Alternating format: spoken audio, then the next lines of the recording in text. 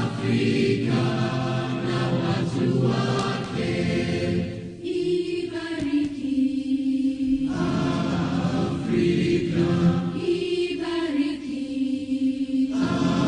Afrika, tubariki watoto wa Afrika. Mungu ibariki Tanzania, dumisha uhuru na umoja wake kwa waume na watoto. Mungu ibariki Tanzania na watu wake, ibariki Tanzania, ibariki Tanzania, tubariki watoto wa Tanzania.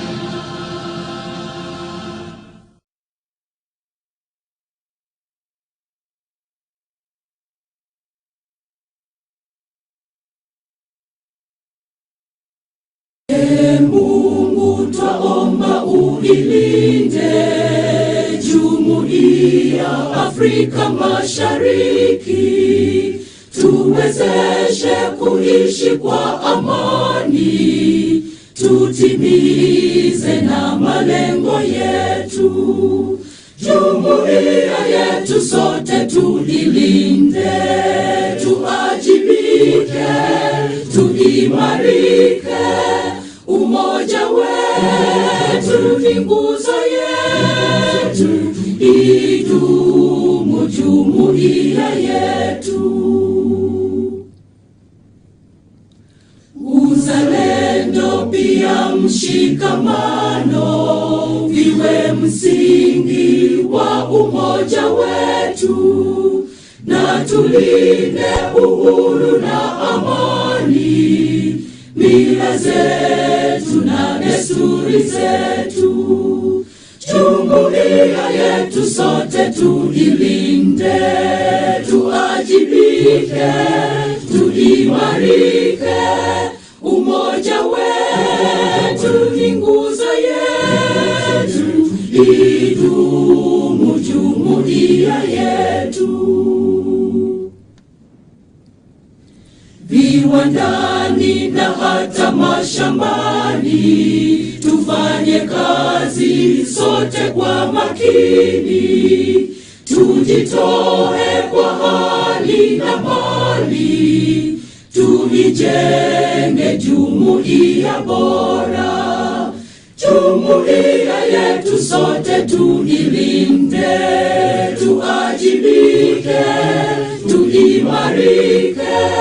Umoja wetu ni nguzo yetu, idumu jumuiya yetu.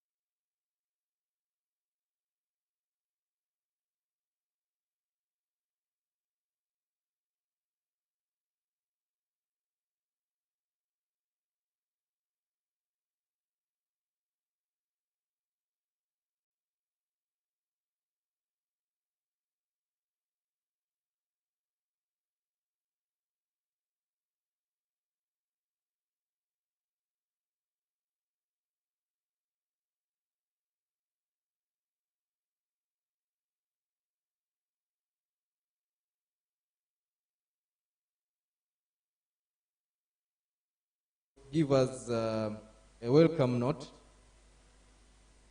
as the owner and the facilitator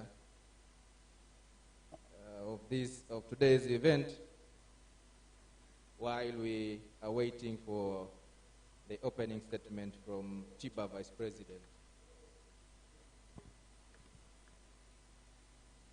Chief Guest Principal Secretary, Ministry of Finance, Mr. Emmanuel Tutuba, Honorable Commissioner of Insurance, Tiba President, Mr. Amir Kiwanda, ATI Chairman, Mr.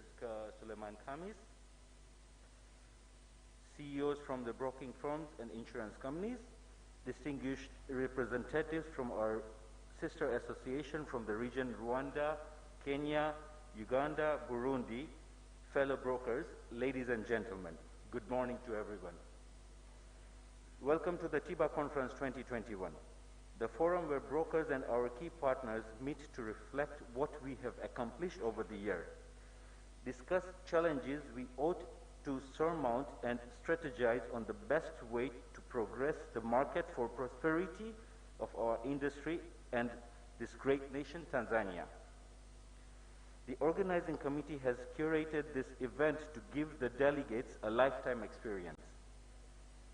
It is with the above background this conference is hinged upon. Our conference theme, Reflection of the Financial Sector Development Plan, Master Plan, 2020-2030 to the insurance subsector, is sure to be engaging and applicable to the development of insurance sector, but also to common issues we face within our respective firms. High-level speakers and discussants will incite our minds towards a journey of discovering contemporary trends in the insurance industry. We will make this resolution that are geared at propelling the brokerage fraternity and the insurance industry at large forward. It is our anticipation you will leave here motivated to take on the challenges and bring innovative solutions that will further the industry into sustainable development. We trust you will get the opportunity to network, engage in B2B meeting to create win-win-win opportunity during this conference. I emphasize the three wins as we as brokers are in between our two clients, the insurers and the insured, and thus our deals must eventually benefit both, especially as we are zooming into the future decade of insurance revolution. Hospitality in this conference is tailored to include cocktail, lunch, medical care, secretariat, shuttle services, and Wi-Fi. Kindly connect with us at the Tiba 2021 conference registration table. We would love to meet you and learn more about how Tiba can support you in your pursuits in the world of insurance brokerage. Lastly, I wish you all the best in this conference and in your future endeavor. God bless you all. Thank you very much, Chairman of the Organizing Committee. Now, I would like to invite the Tiba Vice President, Madam Piki, to give us the opening statement of our event today. Chief Guest, Principal Secretary of Ministry of Finance, Mr. Emmanuel Tutuba, Mr. Hilad Maskini, Director of Licensing, representing the Commissioner for Insurance, Dr. Musa Juma,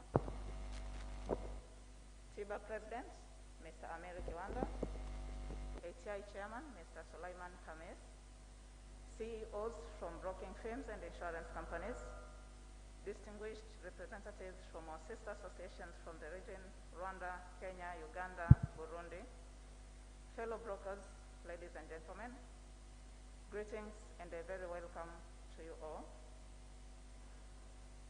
I'm privileged to welcome you to this 5th Tiba Annual Conference Day, a day dedicated for brokers in the insurance industry to meet and talk to each other away from the demanding office environment and away from competing against each other and at times the cutthroat competition creates a very toxic environment in the industry. Friends, I know it has not been easy for you to travel and spare your time to attend this conference. We are living in a very difficult times, as exhibited by what you see here, seating arrangements, mask sanitizers. We appreciate all of your efforts to be here. And I would want to assure you that we have taken all the necessary precautions recommended by the Ministry of Health required to host a safe event to ensure that all our delegates are safe during and after the conference. A brief about Tiba Day. The Tiba annual conference is still a young event for Tanzania, whereas for our sister associations in the region, this kind of event has been taking place for so much longer than us. The inaugural Tiba conference was held in Dar es Salaam at Hyatt Hotel on the 15th October 2015 and attended by very few delegates. This was followed by two conferences that were held at Sea Cliff, Zanzibar in 2016 and 2017. The fourth conference was held in Bagamoyo in 2019. Each year we have seen the number of delegates attending growing, which is a vote of approval from our members. We thank you and appreciate it all. It was not possible for us to hold the event last year due to the pandemic, as people were not able to travel and it was risky hosting such gatherings. The objectives of the Tiba annual conference. As we all know, Tiba is governed by a constitution which spells out our objectives, which basically promote and protect the interests of brokers, encourage and educate our members, encourage and support the growth of the insurance industry, promote ethical values in the industry as we carry our business. As such, we are here so that we talk to each other, detox that competitive, toxic environment. We are not enemies. Rather, we are essential parts of the insurance industry that depends on each other for the growth. Our theme of the conference this year is insurance development for economic growth. It resonates well with the Financial Sector Development Master Plan 2020 to 2030 to the insurance subsector. The 10-year strategic plan for the insurance industry aims to achieve some of the following objectives, among others: increase the insurance penetration rate from the current 0.51% of GDP to 5% of GDP. Growth of the insurance sector to help our country to attain middle income status. Majority of our people have health insurance by 2030. 20% of the population have life savings products. Insurance brokers, we have a huge role to play to ensure that the industry attain these goals. Rather than competing on prices, we need to do the following: develop new products, encourage research and development in the industry on how to improve our service delivery to our clients, eliminate unsolvable business ethics, and enhance professionalism in the industry. We do have the industry challenges that are faced by brokers today. Chief guest, the gross premium underwritten for the year ended December 2017 as per the industry market reports by TIRA is Tanzania shilling 673 billion. Out of this figure, brokers contributed 48.8% only, or Tanzania shilling 311 billion. The previous year, the broker contributed 57%, and in 2018, brokers' contribution were at 41.77%. You can see in just 2 years, brokers' market has decreased by 15.23%. The contribution has been reducing drastically in every year, and the number of brokers has been reduced from 136 to 115 brokers by 2018, and to date we have only 88 registered brokers and only 67 complied brokers. So you can see how much brokers been going down on each year. This has partly been contributed by introduction of VAT. It should be noted that providing laws like introduction of VAT increases the cost of insurance, and it affects the consumers direct. Hence, the uptake of insurance decreases and economic growth for insurance will not be achieved. The young market like ours, where insurance is not known to many, we should create a more affordable insurance cost that can be managed by the majority. This contributed to the fall of general insurance business in 2017, which experienced a negative growth of 5% in gross premium written from Tanzania shilling 5.8 billion during the 2016 to Tanzania shilling 556.3 billion during the year under review. Also, direct premium payment in 2017, this had led to unprofessionalism by insurance taking advantage in misleading clients. In most cases, the insurance has offered low prices to clients for direct insurance and offered more prices for brokers to create the impression that brokers are expensive to clients. To eliminate this and encourage the professionalism, we need to have 100% intermediate markets in which the intermediate will do the consultations with the clients and the insurance do their job of the underwriting. Introduction of bank assurance in 2019 was a commendable move to increase the penetration of insurance in the market, considering the wide network of banks all over the country. However, this hasn't been achieved, as the banks failed to increase the intended penetration and rather has been robbing the same business created by brokers. For the market to reach the target is directed by the Financial Development Master Plan 2020-2030. Bank assurance regulations need to be reviewed, whereby the banks focus on individual line of business to make sure each individual bank account holder purchases at least one insurance product. New Tiramis in 2021.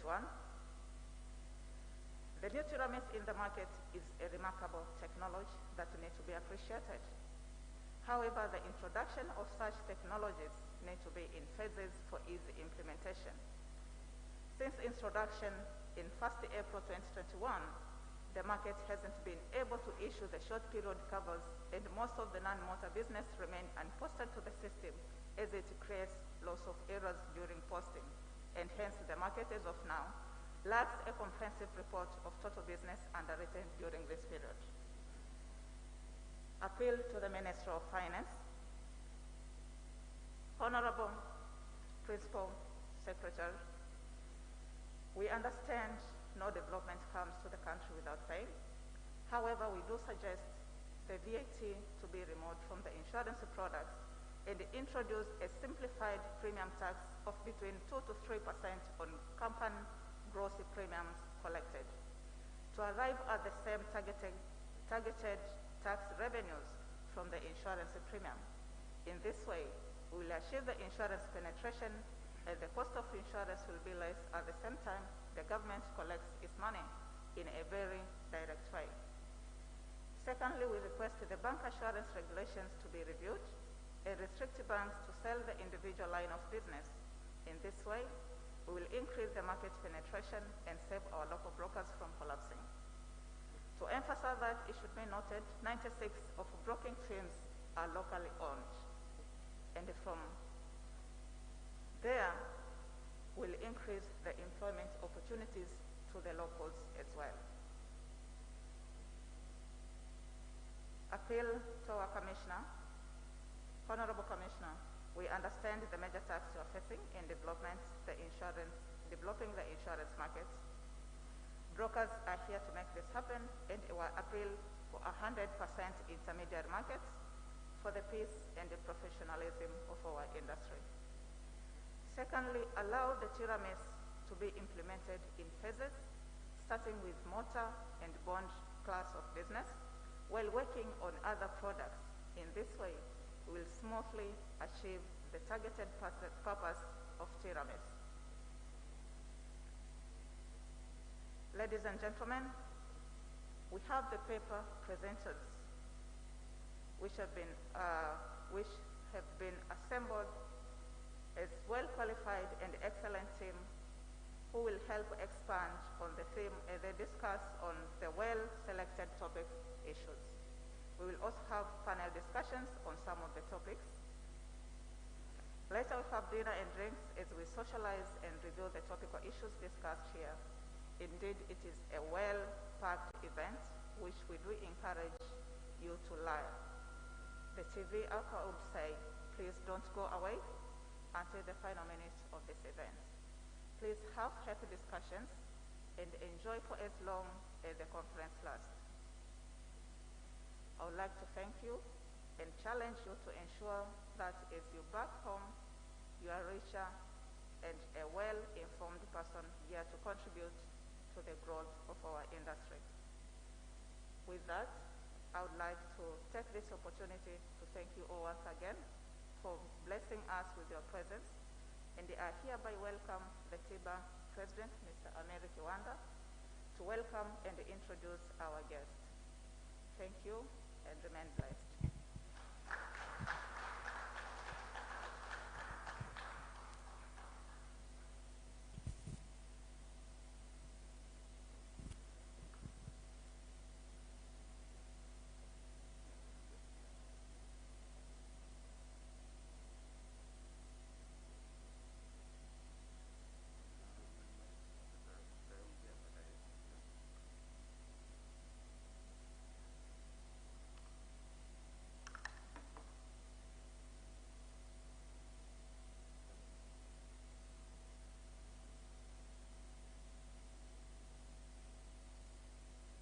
Chief guest, Mr. Emmanuel Tiba, Principal Secretary, Minister of Finance, Commissioner of Insurance, Representative, President of IAT, Chairman of ATI,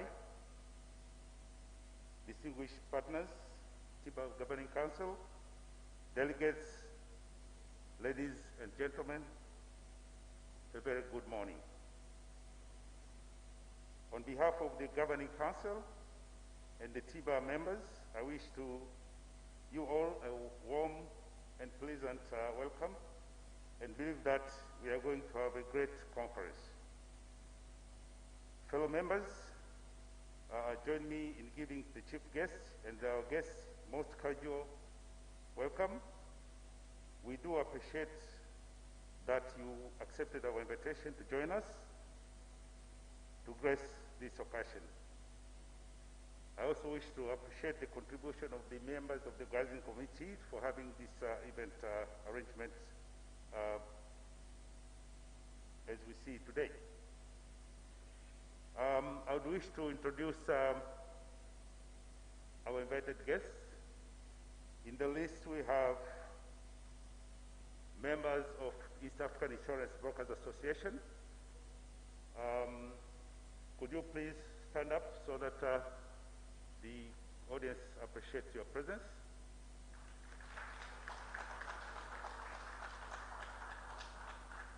Thank you. I would also wish to introduce to you the Secretary General of Organization of East and Central African Insurance, Madam Rose Wanda.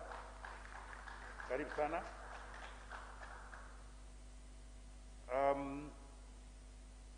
I also wish to recognize the support that we got from our sponsors. Given the time limitation, I wouldn't mention one by one. I would also wish to request all sponsors to stand up so that we recognize your presence as well. Sponsors, please. Thank you. Next, I wish to recognize the presence, the presence of all of you here. Your presence here actually makes us feel proud. You have valued Tiba's initiatives, and we appreciate for that. Could we please clap ourselves?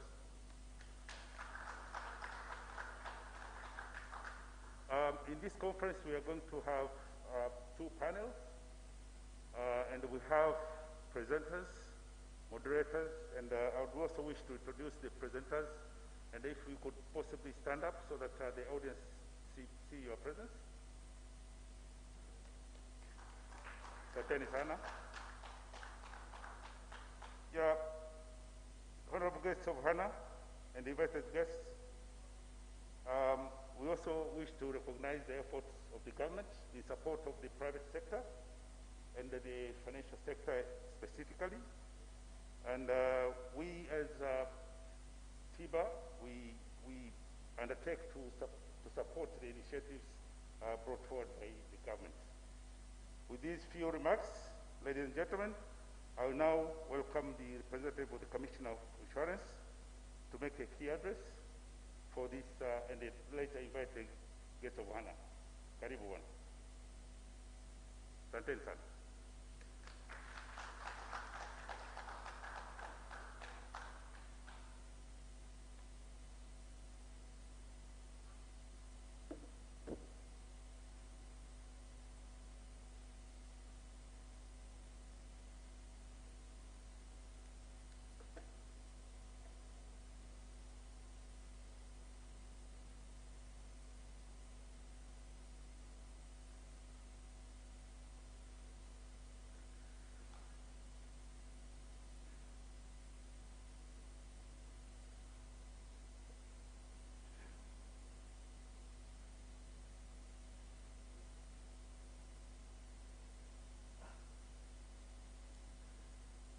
Honorable Mr. Emmanuel Tutuba, Permanent Secretary for Ministry of Finance and Planning, Mr. Amiri Kiwanda, President of the Tanzania Insurance Brokers Association, Tiba, Mr. Suleiman Hamis, Chairperson of the Association of Tanzania Insurers, ATI, and Dr. Bagayo Sakware, Executive Chairperson, Africa College of Insurance and Social Protection, Organizing Committee Chairperson, all members of the board present, CEO of insurance companies, insurance intermediaries, distinguished representatives from the insurance industry in Tanzania and other jurisdictions presence, friends and colleagues from media fraternity, distinguished guests, ladies and gentlemen. Good morning to you all. From the outset, I would like to take this opportunity to thank the Almighty God for giving us an opportunity to meet here today. It is our pleasure to be part of this treasurable culture of the fraternity, to meet every year for deliberating on challenges facing insurance brokers and the insurance subsector at large. And as the authority, we feel privileged to have the opportunity to participate in this crucial dialogue and thus get a chance to share with Tiba on first hand what transpires in the market. Honorable Chief Guest, I am pleased to note that this year's Tiba conference has attracted delegates from Tanzania and beyond. I am equally delighted to note the establishment of the vibrant partnership with the insurance brokers fraternity in Tanzania, led by Tiba's chairman, Mr. Amiri Kiwanda, has taken the lead in organizing this very important conference. Bringing together brokers and other market players, I've seen insurers, bank assurance agents, and assessors in the house to share their business experience and knowledge is not an easy task. Congratulations to you, Mr. Kiwanda, and the organizing committee. Congratulations for a well job done. Honorable Chief Guest, as noted, the theme of this conference is the reflection of the Financial Sector Development Master Plan 2020-2030 to the insurance subsector. It was only last week on the 23rd July 2021, the technical working group of the insurance subsector met in Dodoma to deliberate the progress and the challenges in implementing the Financial Sector Development Plan 2030. Thus, I can honestly say this theme is very relevant and valid in this time. Honorable Chief Guest, let me highlight a bit about some of the challenges that the insurance industry is facing, and particularly to Tanzania. Among the many challenges faced by our insurance industry, of particular note are low consumer demand and uptake, especially in the rural areas, low saving culture, low level of public awareness on insurance products and services, and low financial literacy by the members of the public.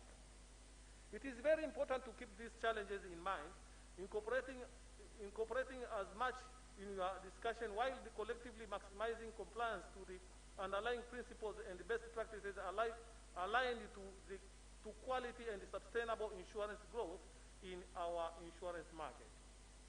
The authority is well informed of the challenges facing the brokerage fraternity in Tanzania and is always open for deliberation on how the said challenges could be addressed for the benefit of our market.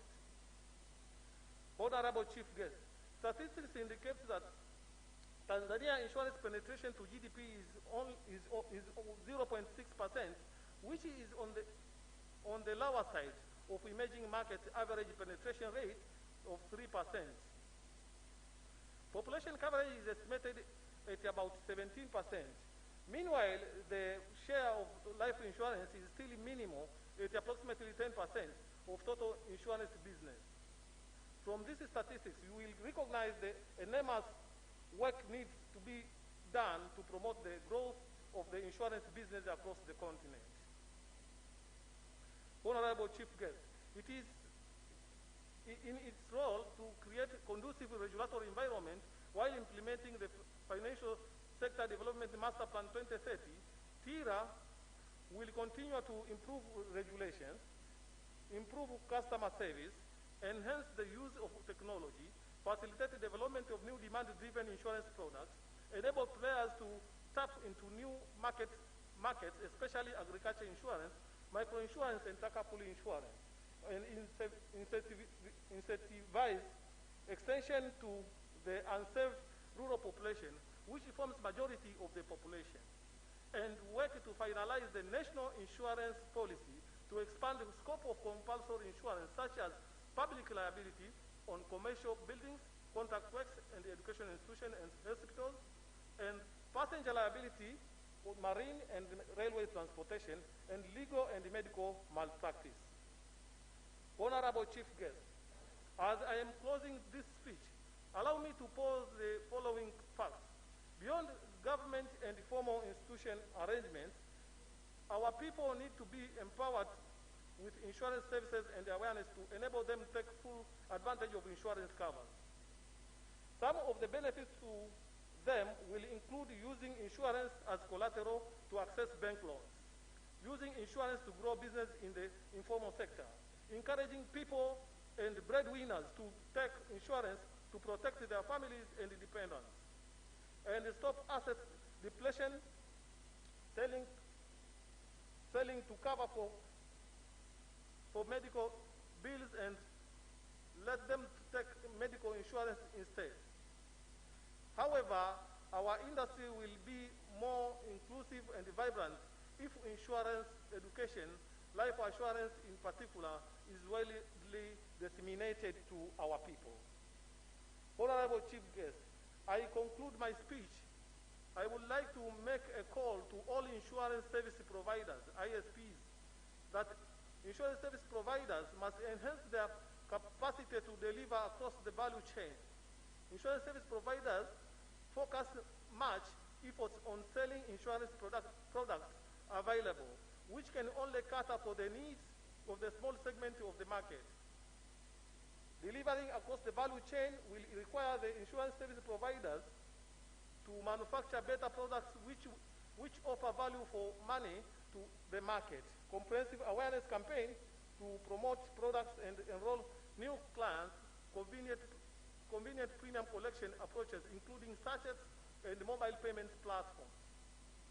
Education to build capacity and the skills of staff and the distribution partners, but also educating the public to enhance insurance literacy, especially measures to redress disputes, offering value-added services to enhance experience the customers gain from insurance consumption, responsive claim intimation, approaches timely and transparent claims assessment, and claims settlement that is fair and fast. Honorable Chief Guest, with these remarks, I wish to welcome you to the floor to grace the official commencement of this Tiba Conference 2021. God bless Tanzania. Thank you all for listening.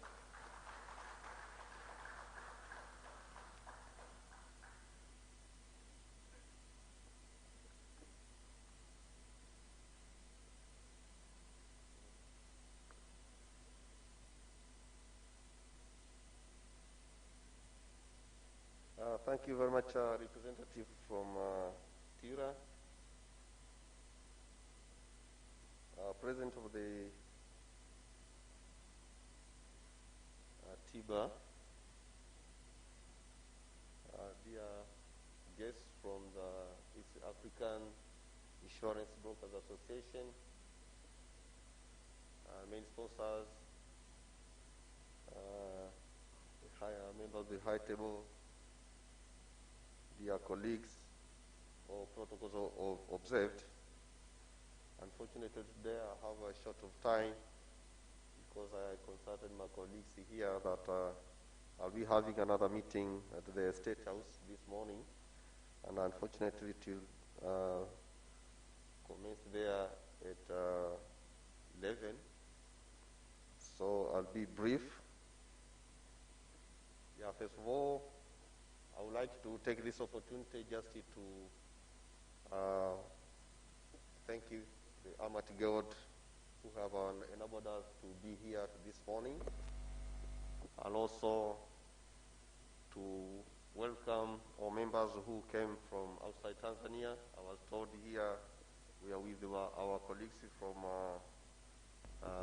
Burundi, Kenya, Uganda, and Rwanda. So all those who traveled from outside Tanzania, you are warmly welcome in Tanzania. And I hope that East African Insurance Brokers, as a government, we accepted it to host them here in Tanzania, since you are also hosting the East African community. So as a government, we are eager to be with you, and we promise that we'll continue to work with you so that we can ensure or enhance the development of the insurance subsector. So colleagues, as a matter of this gathering, I really know that when we meet like this, we always benefit in three main areas. There is one author who wrote a book on total quality management, was emphasizing on the 3 E's. He mentioned 3 E's to be education, experience, and exposure. So I really know that as you are convening in this gathering, despite that you'll be retaining some of the topics which have been scheduled in our timetable, you'll also acquire new knowledge, and so by doing so, you'll be educated.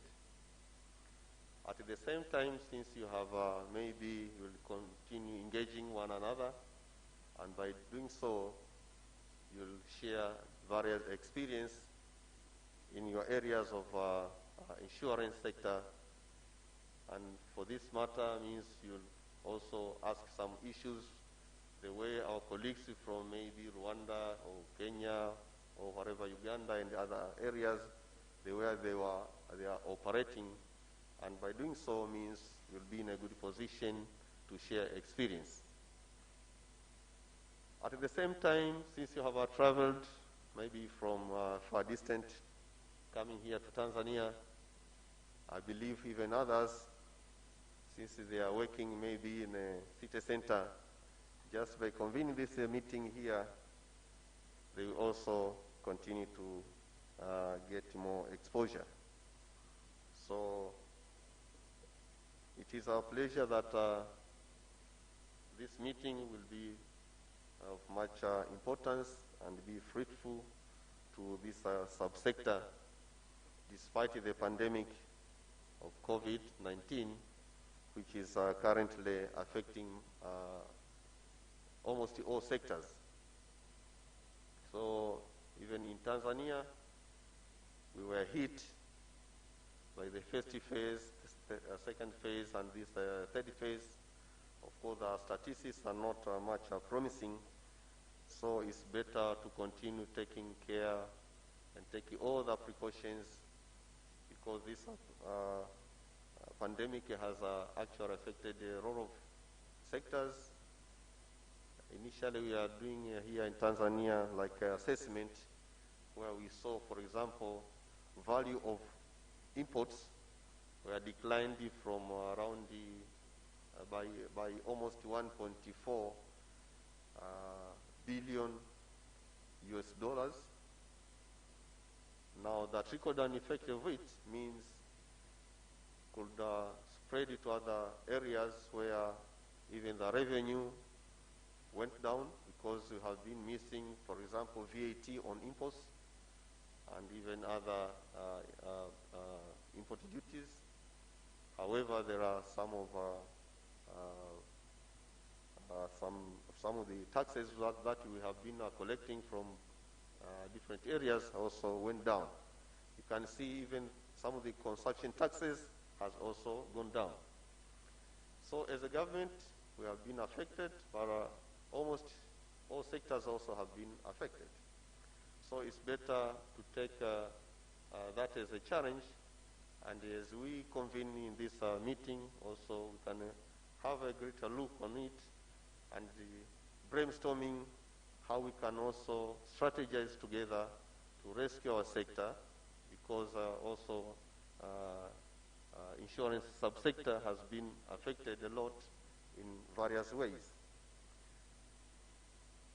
So for us, here in Tanzania, I'm aware that we have an insurance comprehensive master plan, which actually will be implemented up to 2030. It is a 10-year comprehensive program, which is also aligned with a 5-year development plan, because as a government, we have these medium-term plans which are over 5 years, and in insurance subsector, which is a part of the financial sector, for us, we take it as a high priority, and we have been doing a number of interventions just to see this sector also that could improve from one stage to another, despite all these challenges. But as we have heard previous speakers here, there are a number of challenges that are facing this insurance subsector. Of course, all of them have been mentioned by representative from Tiba. And it is now the opportunity for all of you who will be here to see how you could continue engaging one another and see or plan for interventions that will actually address the challenges that we are facing in one country as compared to another. So as you continue to share experience, it's better you can also try to think ahead how we'll continue to reach more customers or more people. For example, here in Tanzania, we are now preparing the comprehensive health insurance. I think the proposal will be tabled maybe in the next parliamentary session. And once now will be passed, it means from next financial year, as a government, will continue to implement that insurance, compulsory insurance, compulsory health insurance plan. Means as a government will continue to provide you like a subsidy for those who are handicapped and the disadvantaged households, so that at the end of 2025 we would be in a good position where all Tanzanians will be having at least the health insurance in their hands. So that is the commitment of the government, but still majority of our people, they are not aware of the insurance subsector. They are also not benefiting from this subsector, but it is now your obligation to strategize how you could reach out to them and see which appropriate ways that you can also continue to provide these good services.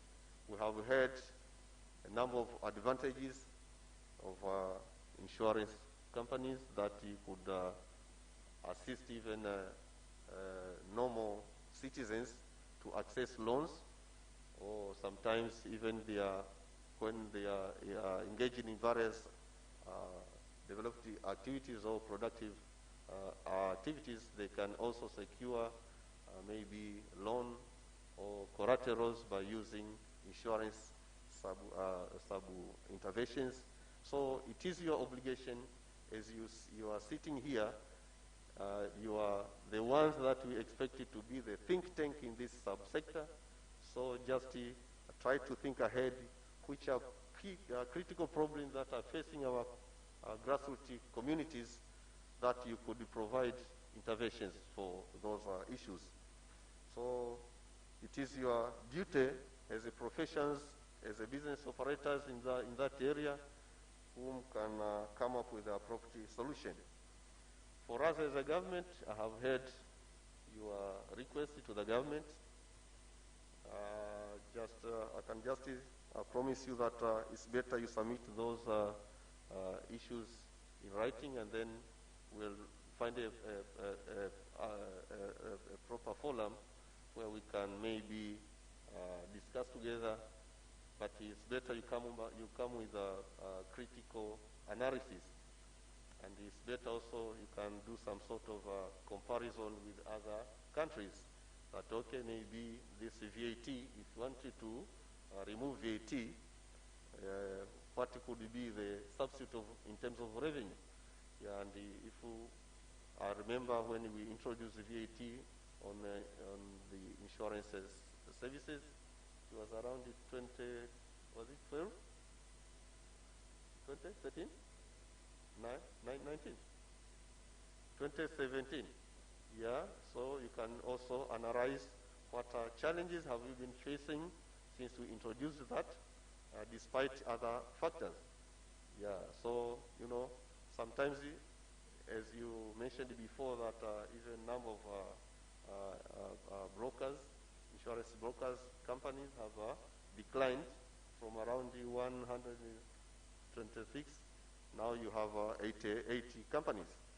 So that could be maybe among other factors, maybe in terms of taxes, but you can also look on other areas, because if we were operating in the environment where the subsector have been hit by COVID, probably there are other factors apart from those taxes. So you need to analyze each and every component, and then once you submit it to us, we'll sit together and come up with an appropriate solution. Because for us, we are a listening government. We are leading a number of subsectors, and we are always happy to receive some challenges where we can discuss together and define the appropriate solutions so that we can continue moving smoothly. So I believe that As a government, even this financial year when I entered the office, I found a number of challenges, but you have tried to solve a number of challenges also. Initially, for example, you had some sort of request for insurance certificates or license on annual basis. But for the moment now, we discussed with your representatives through TIRA, and we agreed that it's better to start issuing perpetual licenses, where we instructed TIRA to set like a monitoring tool where they will be monitoring these companies on annual basis or on monthly basis, instead of continue applying on annual basis. It's better you have a perpetual license for the lifetime, but they set some sort of criteria that they will continue monitoring from time to time, as they are doing, for example, in the banking sector. So that is the instruction we gave them, and we instructed them also to trickle down even to brokers and other, you call it agents. So it's better you set like that in that arrangement, so that you can also set whether you will be having an electronic model that will be used to monitor them, and they can continue just upload some of the information that will fit the indicators which will be exported in that system.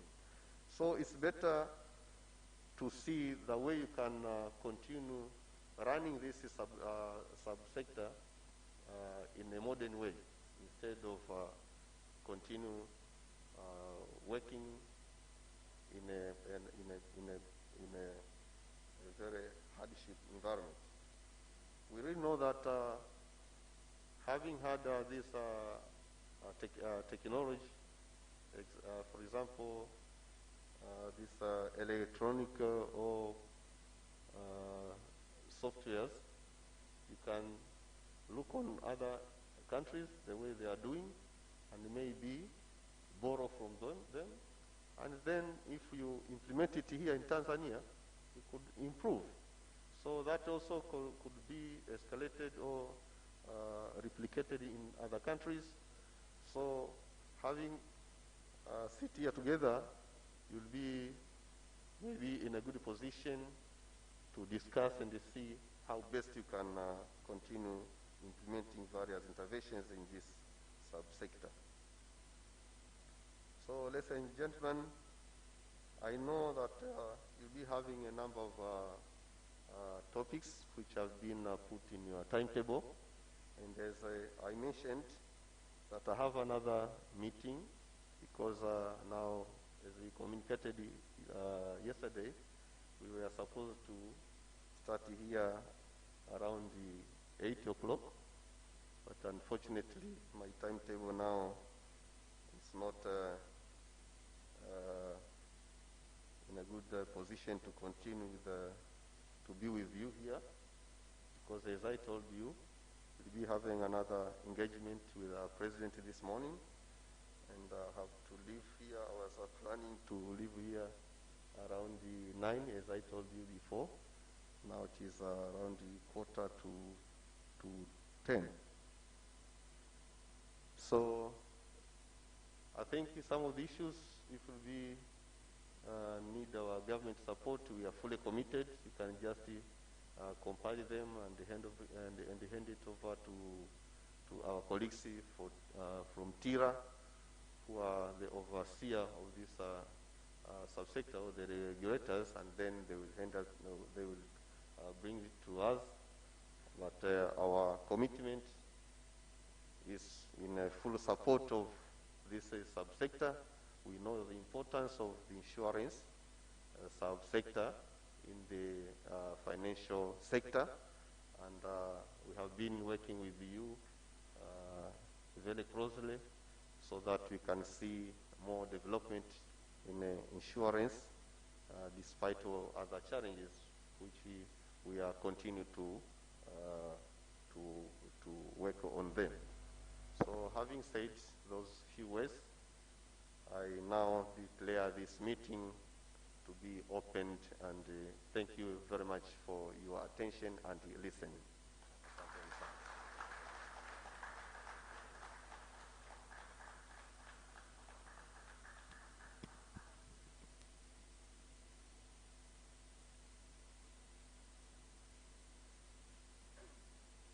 Chief Guest, thank you very much. We appreciate for your words.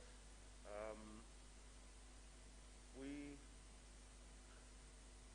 want to reciprocate in a way, in a small way, and we have just to say that thank you for coming and giving us a good, very convincing word. So may I have the small present that we have for the Chief Guest brought forward. Bwana Solomon, could you please hand over the little present to our Chief Guest? So handing over the token of appreciation from Brokers Association on behalf of the insurance industry to the Permanent Secretary, Mr. Emmanuel, done on behalf by the Vice Chair of the East Africa Insurance Brokers Association.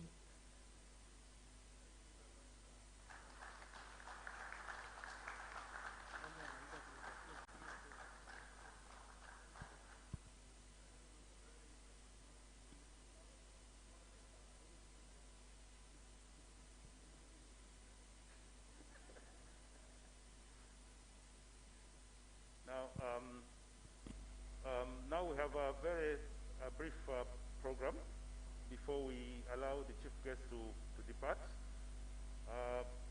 We intend to launch the East African Insurance Brokers Association. May I now invite Mr. Nelson Omolo, who was the immediate past president for the East African Insurance Brokers, to come here, briefly introduce the EABA, and then we proceed to the launch. Karibun.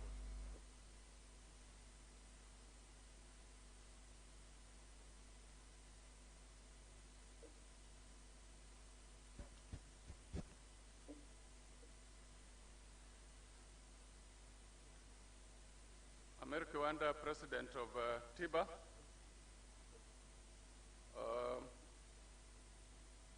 our chief guest, the representative from Tira, honorable delegation from the East African Insurance Brokers Association, fellow presenters and discussants.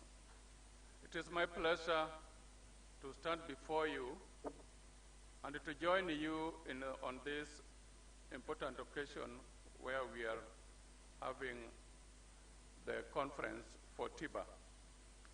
Way back in 2015, the associations of Rwanda, Tanzania, Uganda, Kenya, and Burundi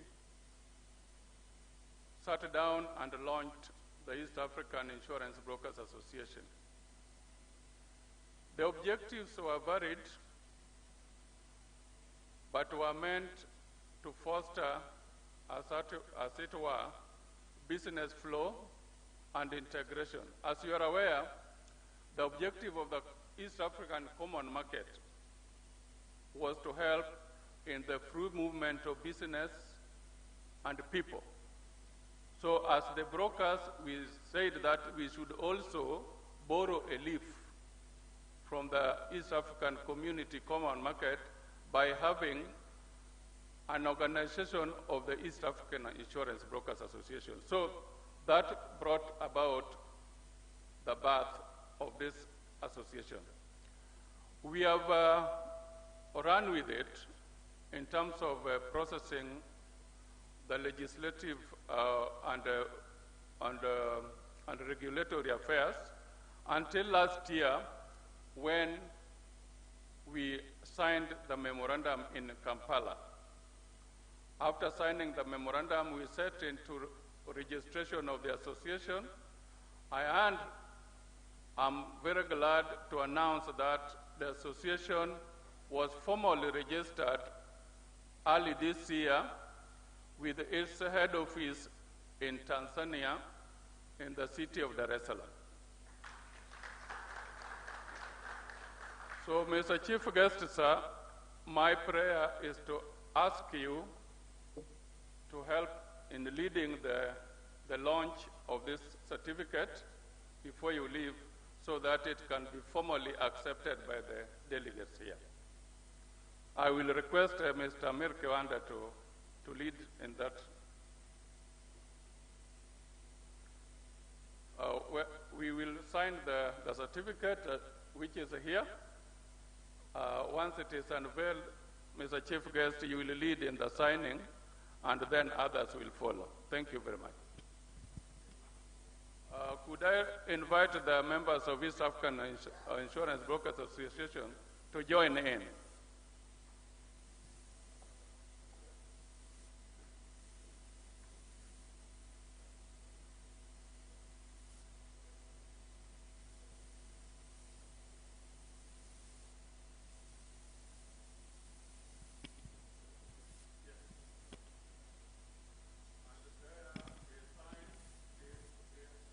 He unveils the plaque. Makofi. Thank you, Mr. Chief Guest. He will now be handed the pen, the golden pen to sign on the certificate. The Chief Guest is now signing on the certificate of EIBI. Thank you very much, sir. It will also be signed by the President of Tiba, Amir Kiwanda. There you go. Very good. I will also put my hands. The Tira representative will also put his hand. There you go.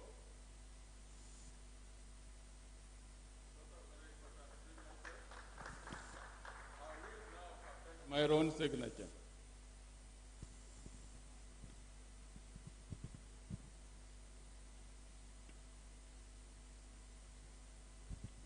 Mr. Solomon has signed also.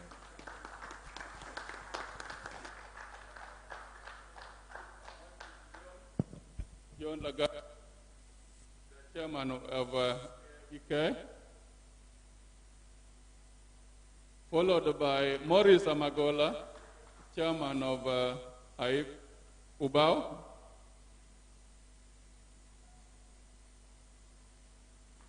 It will be witnessed by Madam Rose Wanda, CEO of OISI. Then Madam Vicky, you will also have the pleasure of signing.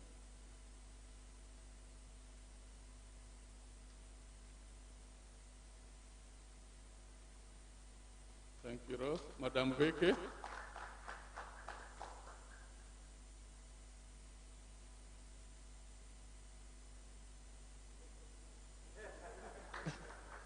Ladies and gentlemen,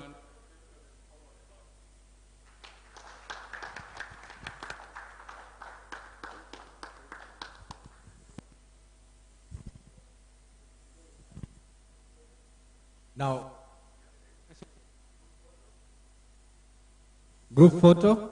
So, Tiba will stand in front of the podium, and then the groups will stand behind the guests.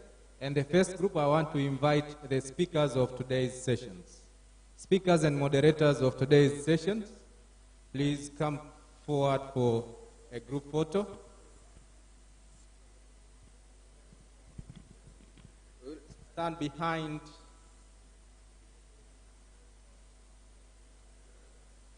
our colleagues from Uganda have arrived, and they are joining also the group photo session.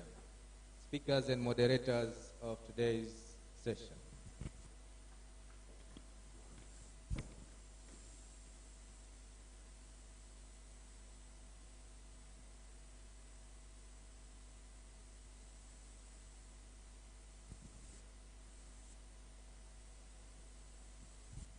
Thank you. The next group are the sponsors.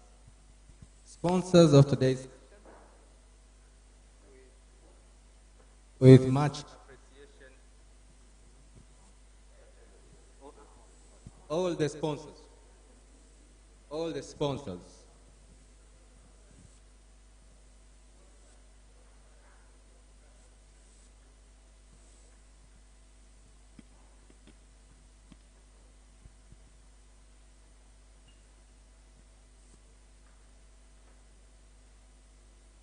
So colleagues from Uganda are also signing on the certificate, in Burundi, while our sponsors are taking the photo.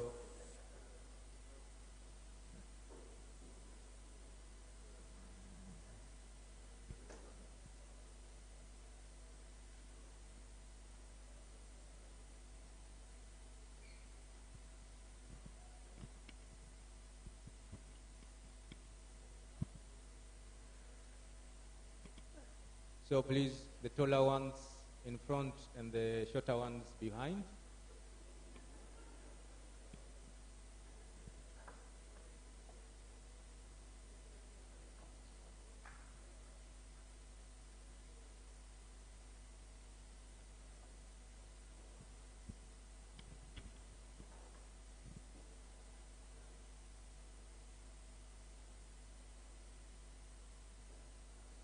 Anyone who is not seen, we can give them a special chance, to have a photo outside with the chief guest when he's leaving. Unfortunately, we don't see the smiles, but we'll have to cope with it.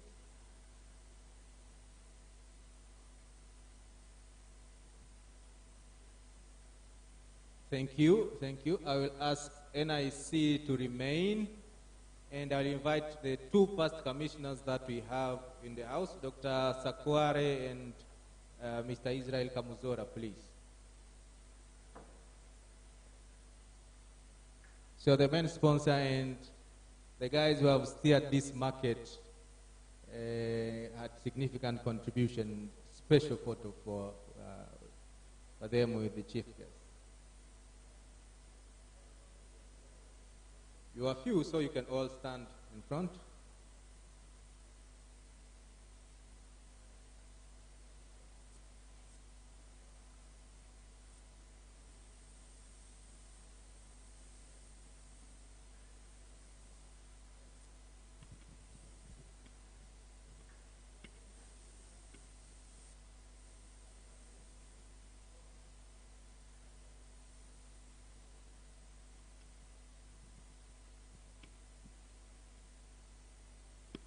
Thank you. Then the organizing committee and governing council of Tiba.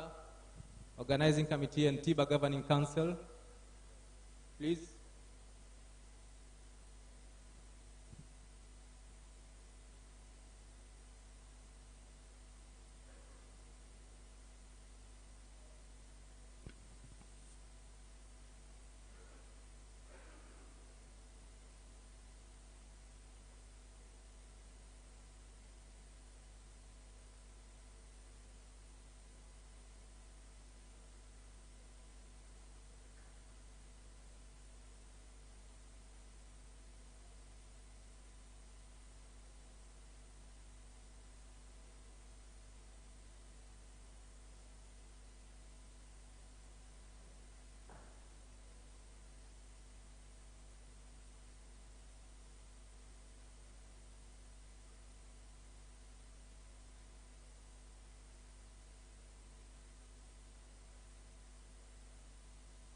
Thank you. CEOs of insurance brokers, houses, insurance companies. Yeah. CEOs, insurance brokers, insurance companies.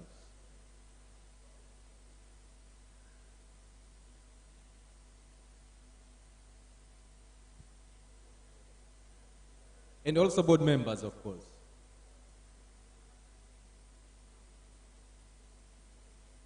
Board members, CEOs of insurance brokerage firms and insurance companies.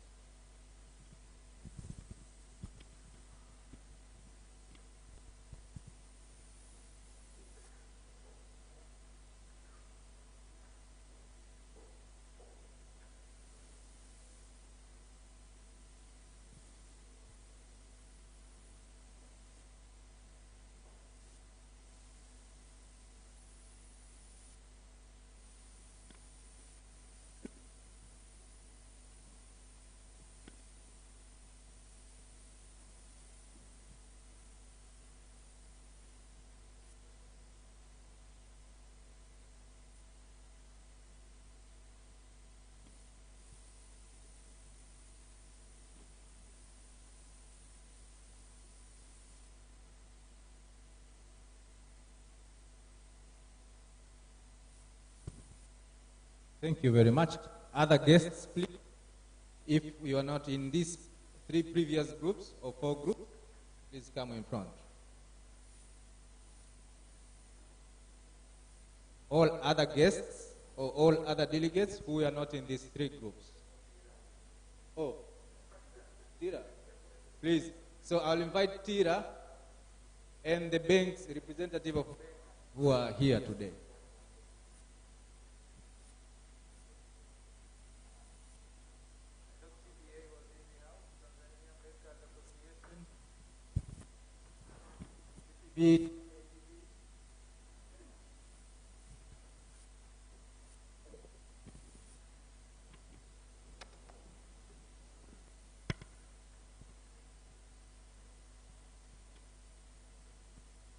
Thank you, Insurance Agents Association. Thank you.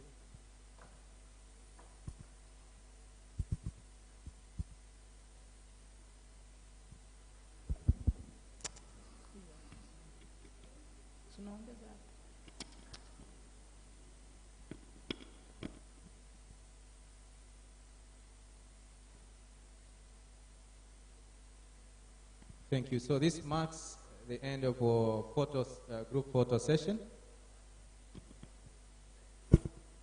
We will allow the chief guest to take leave.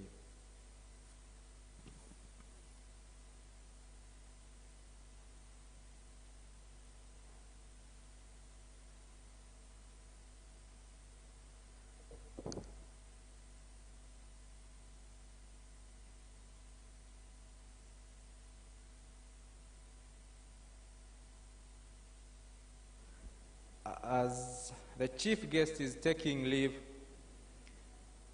I would like to quickly take you through our today's program. We will have a keynote address which will be presented by the former Commissioner, Mr. Israel Kamuzora.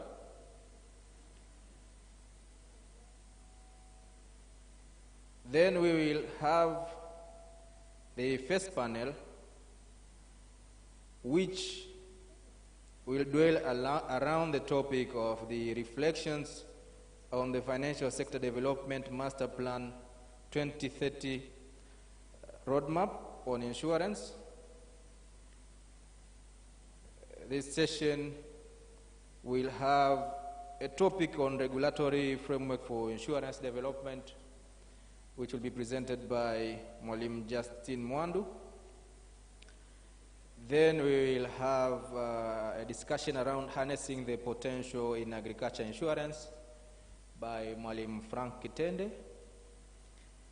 And then we will have a discussion around digital platforms, ecosystems, opportunities to expand access to insurance by Mr. Matthew Ngwahi. And then we will have a discussion around agri-funding and insurance development, which will be led by Mwalimu Jumanne Mbepo, representing Mr. Francis Kaya of Tanzania Commercial Bank.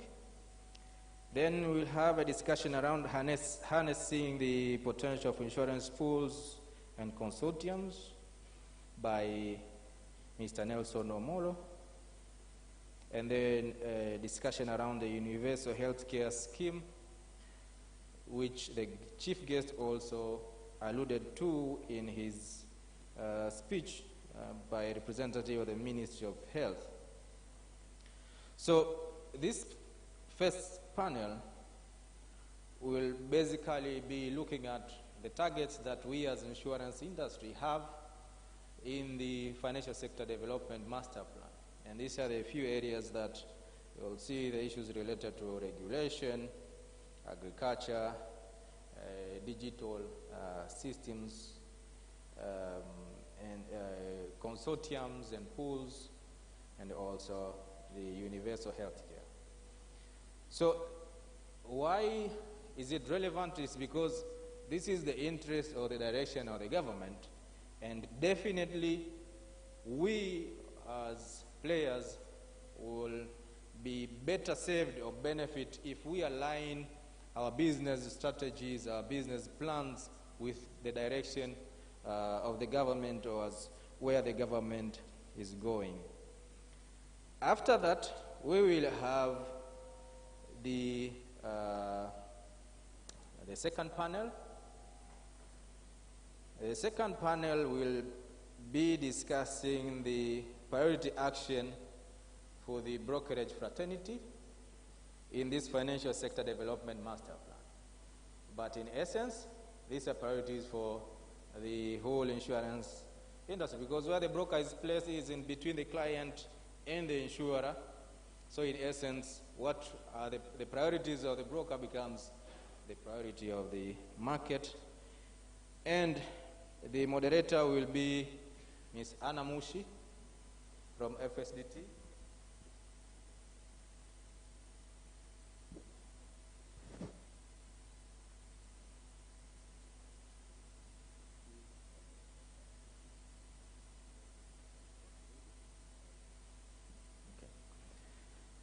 So I'm informed that Ms. Mordecai will be represented by Mr. Suresh Kumar from ATI to moderate the first panel.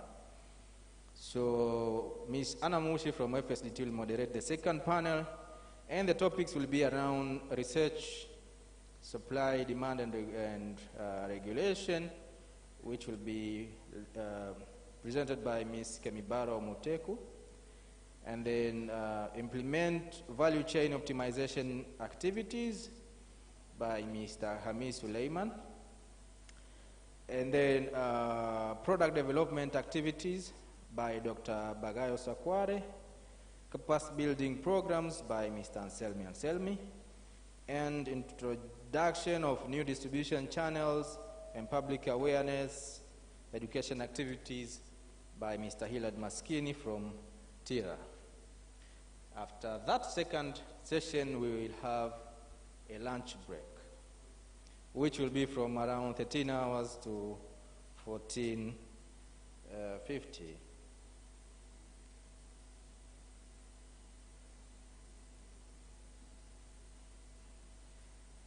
After lunch, we will have an open forum where now participants will be able to bring about question, issues,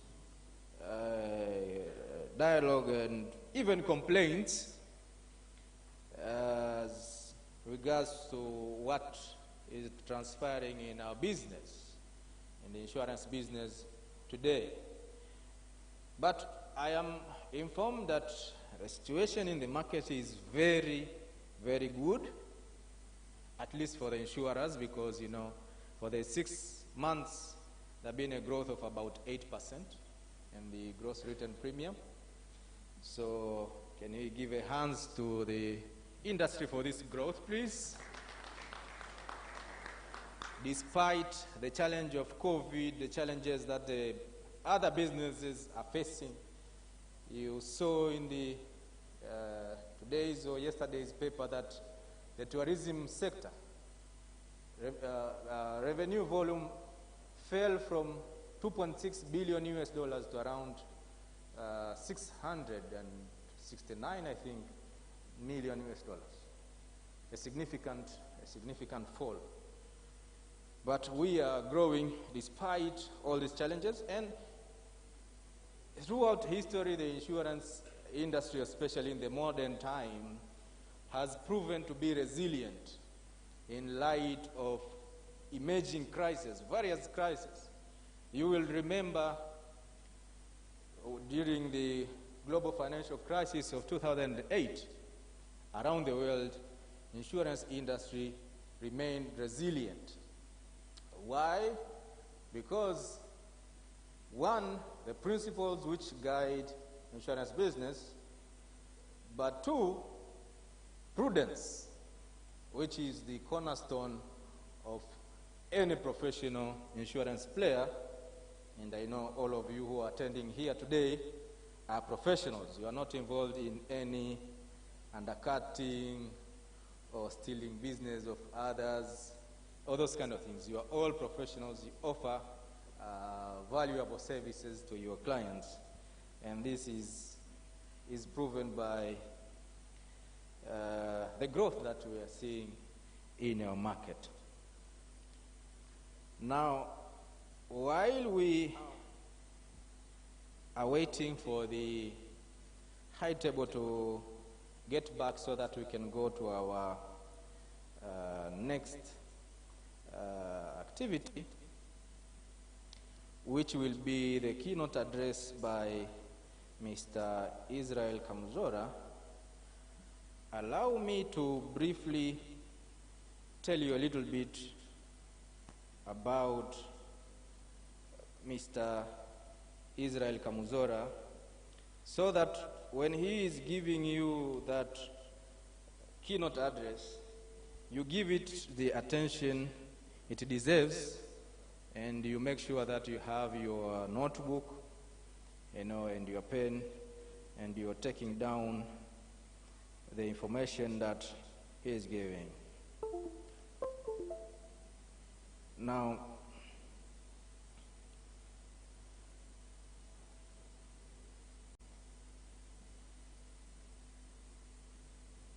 so most of us have met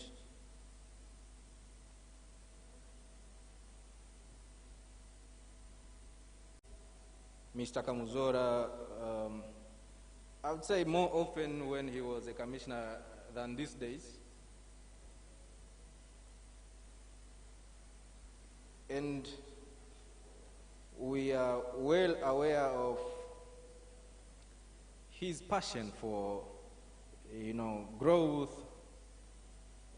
all the industry issues related to professionalism, policy. How many of us are aware that the bank assurance regulation that we launched, was it last year? Was it 2017? 2019? Yeah, that regulation was actually initiated and fought tooth and nail by Mr. Kamuzora since 2009, if I'm not mistaken. That was my recollection. So Mr. Kamuzora is a retired commissioner of the Tanzania Insurance Regulatory Authority. And he has been in the insurance industry for the past 40 years. That means before even I was born, the guy has been there for a very long time. And in these 40 years, he first worked with the National Insurance Corporation as a loss surveyor, then an underwriter, then insurance manager, and then chief manager of general insurance operations of the company. So you see, he has been in claims, underwriting, and then management. Where?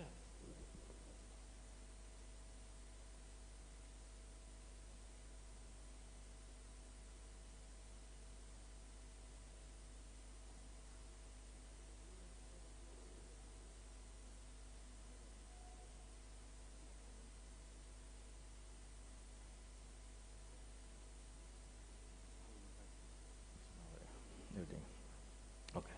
So, in 1998, he went to the Tanzania Insurance Regulatory Authority as technical director.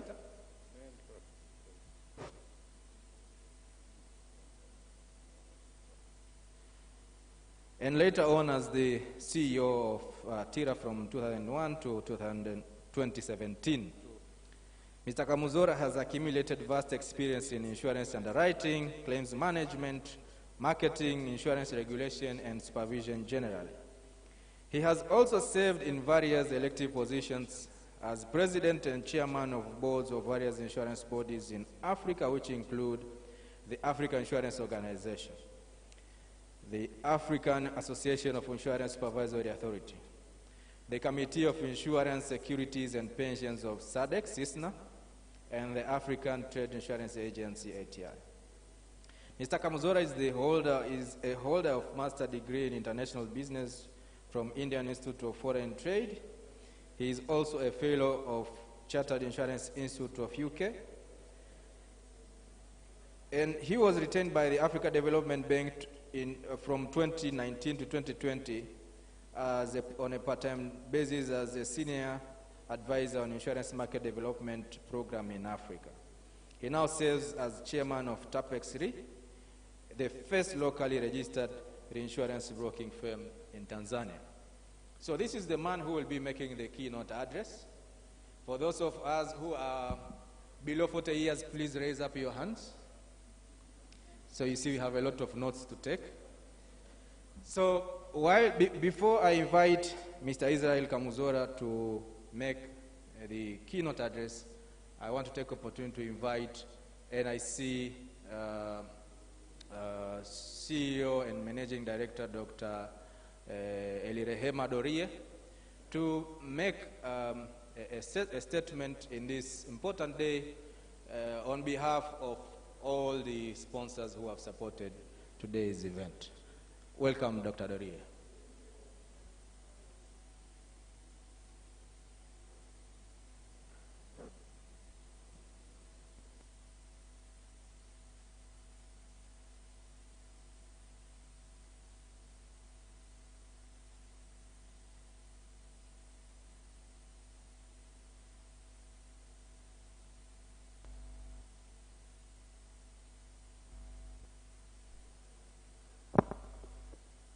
Good morning, ladies and gentlemen.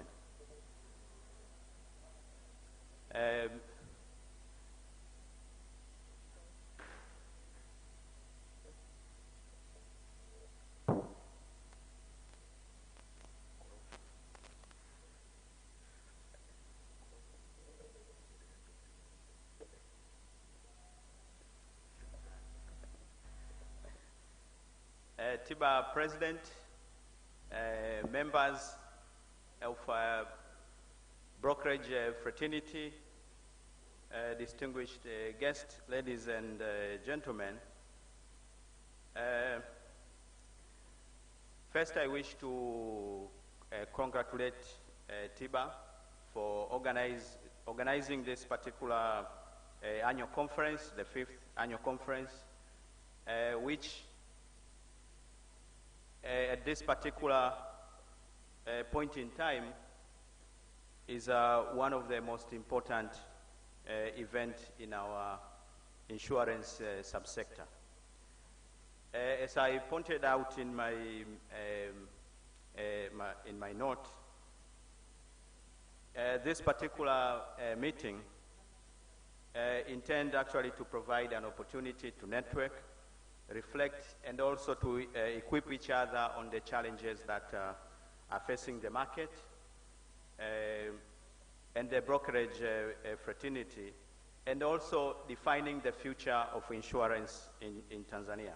So for me, this is particularly a very important meeting. We have seen in the past year that the sector and the customers have faced challenges that have never been faced before, particularly the impact of COVID. And also for the fraternity, we have seen changes in the regulatory environment, particularly introduction of other distribution channels. But I want to re-emphasize and reiterate that the role of brokers, particularly in ensuring the professionalism in the market, cannot be overemphasized. We have seen in the past few days the extent and the level of unprofessionalism in our industry. We have seen some who are not supposed to pay claims are claiming to pay claims. So we need the level of professionalism to be encouraged and to be seriously implemented. So for NIC, we believe that the expertise of brokers is essential, and we encourage, and I wish to put forward some of the changes that we have made as a leading company in the country and as the national insurer. Our financial strength have grown significantly in the past 3 years, which as advisors to the customers and the clients, it is important to know that you are, in your dealings, you'll be dealing with a company that is financially very strong. Our investment portfolio has grown from 84 billion to 245 billion over the past 3 years.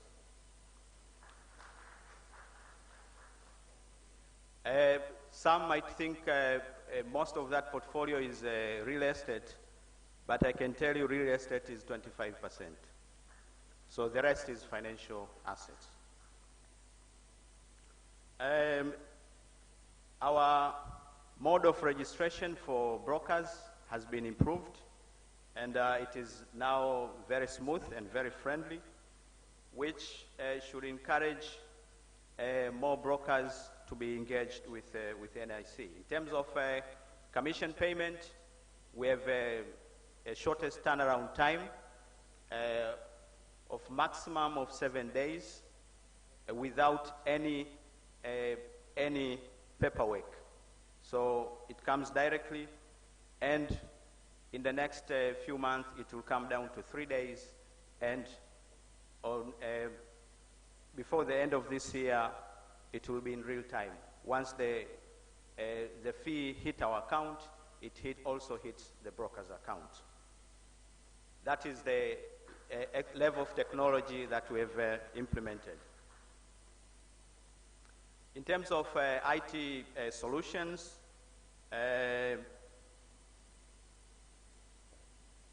we have implemented and automated 99% of our processes, which means claims payment, underwriting, and all the processes are very easy and very smooth and very efficient. In terms of how we do business and our approachability, we are a private-led government institution. So our thinking, our way of doing things is private-led, but the owner will remain the government. So in this particular meeting, I encourage brokers and every one of us to think about the future of the subsector and what kind of direction that we wish to take. And together, we can come up with ideas and recommendations that can change the dynamics of our market.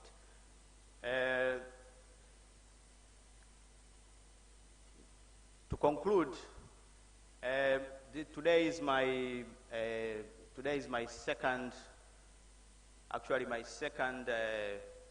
year since the appointment as the Managing Director of National Insurance Corporation. So I wish you all the best, and I look forward to working with you. Thank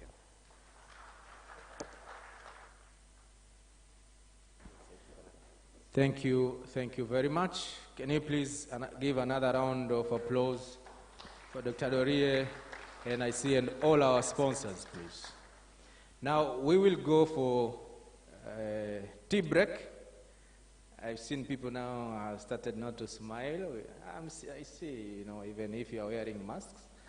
So we'll go for the tea break, and then after that, we will proceed with our program with the keynote address. Now, the tea will be outside.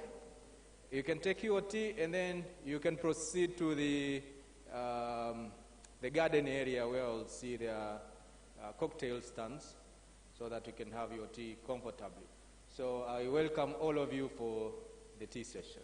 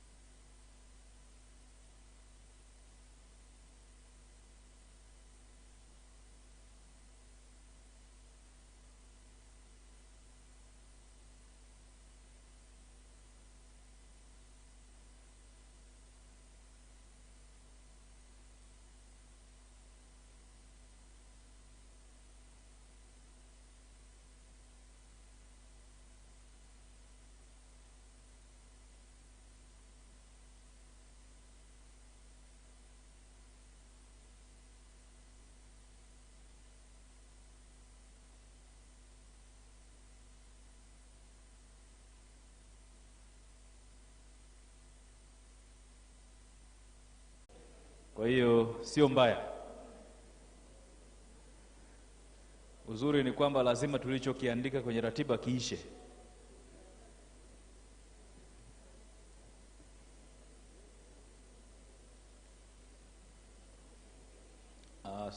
This silence means we are afraid to reach 21 hours.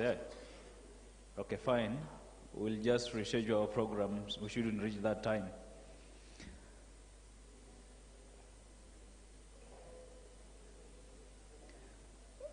The technicians are struggling to put the keynote presentation in order. So kindly bear with us by that time.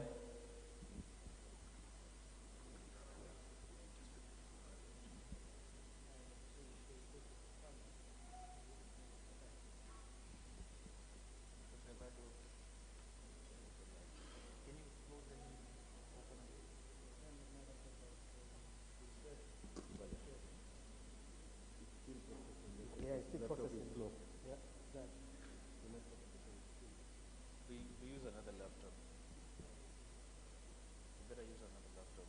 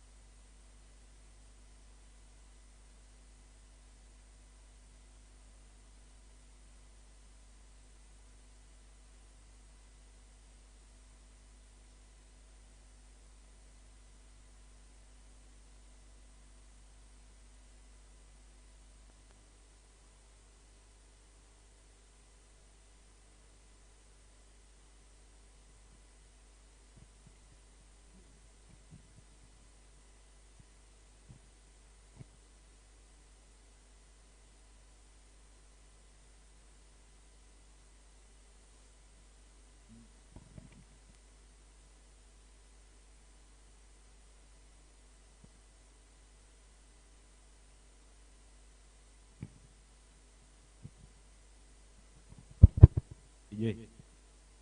Mwenyekiti wa ATI anataka afanye aruke mistari hapa. Hebu weka biti kidogo. Weka biti kidogo. Pindi wanamalizia pale.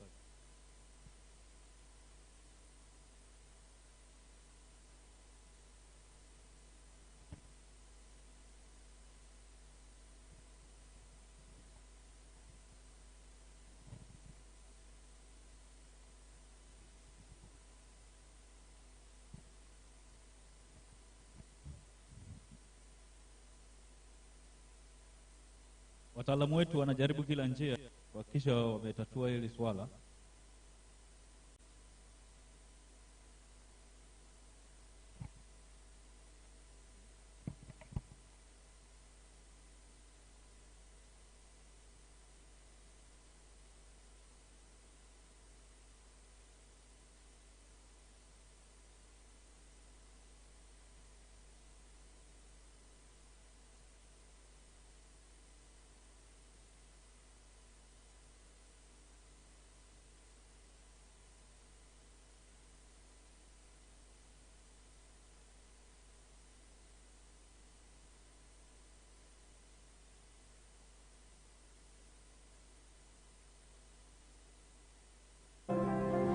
President for Tanzania Insurance Brokers Association. Tiba is an umbrella association for registered insurance brokers in Tanzania. We have the tradition of annual insurance conferences each year, and this year we are holding our 5th annual insurance conference that will be held on the 30th of July at Leisure Bahari Beach Hotel.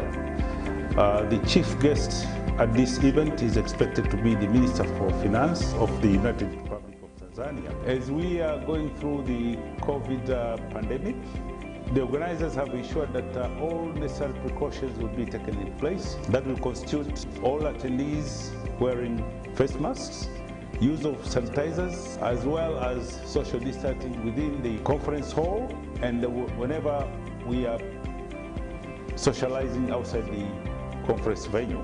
Attending the conference will be friendly associations from the East African sub-region, including the Organization of Western and Southern African Insurers. This event has been made possible through support of sponsors, and I wish to express my sincere gratitude for all the sponsors that supported this event. And as Tiba, we really appreciate that generous support. On attending the conference, there are two ways. There will be those that have registered who will be able to physically attend the conference. But for those that were not able to register but would still want to participate at the event, they'll be able to do it online, and the appropriate credentials to enable them to attend the conference will be released soon. This is Amir Kiwanda, President for Tanzania Insurance Brokers Association. Tiba is an umbrella association for registered insurance brokers in Tanzania. We have the tradition of holding annual insurance conferences each year, and this year we are holding our 5th annual insurance conference that will be held on the 30th of July at Leisure Bahari Beach Hotel.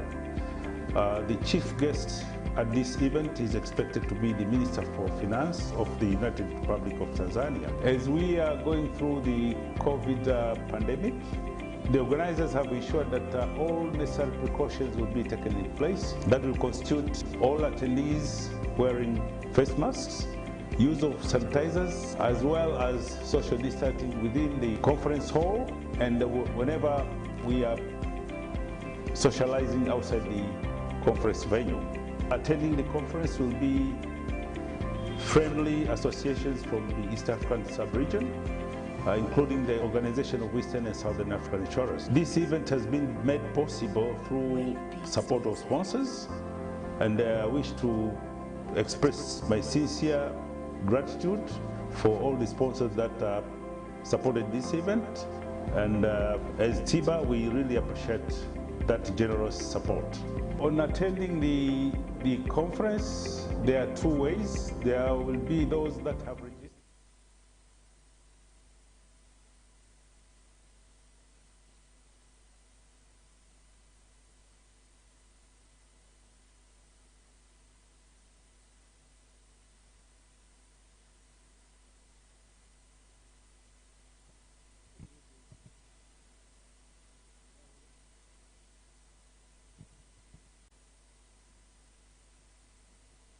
For all the panelists, kindly, to avoid this kind of embarrassment next time, please help us with your presentations so that we can just put them in the same center.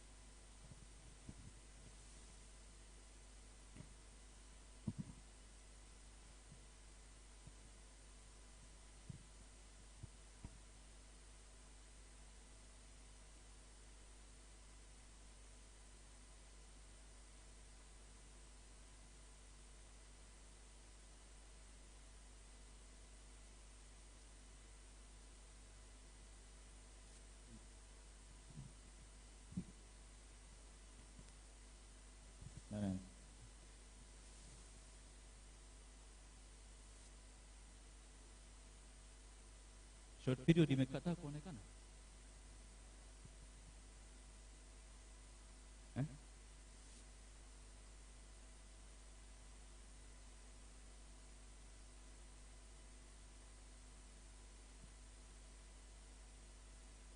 Tuna wataalamu wa IT hapa, lakini inaonekana bima za muda mfupi zimekatika kukatiwa bima. Tiramis, hapana. So you have your system which you rely, and everything is in that system. Just it decides to, I'm not accepting any business that you are posting into that system. Let's say, for example, short period. What can you say about that, madam?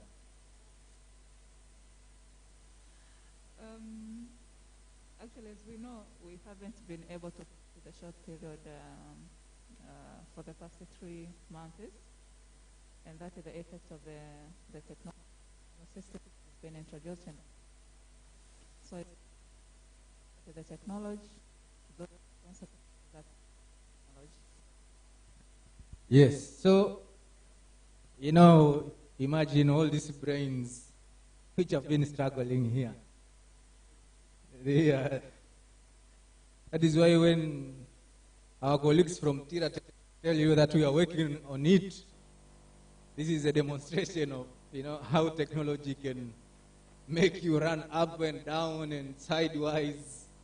A very small thing takes, you know, your energy and your time. So, in the old days, you know, we could have done this manually.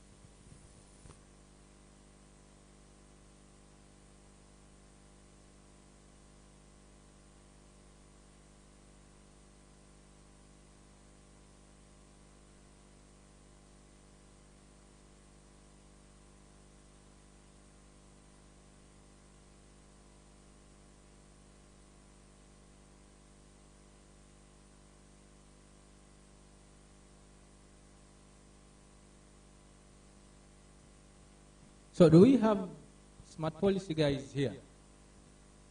Anyone from smart policy? Axiva here. Axiva, this is a good time to tell us about PDF to PPT and PPT 2025 Corona version XL. So I'm just waiting for feedback. So Chairman is saying that he had to text Tanvir that we are stuck with the PDF PPT conversion problem. But it's time to think about technology and its miseries.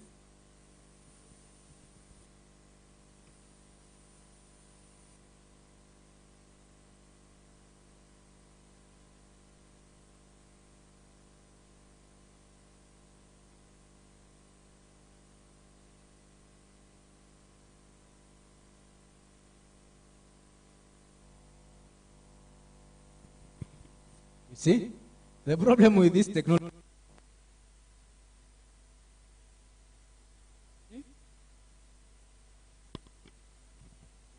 Mr. Kamuzora amekubali atafanya presentation kavu na kwa sababu yeye ni mwasilishaji mzuri atakayetoka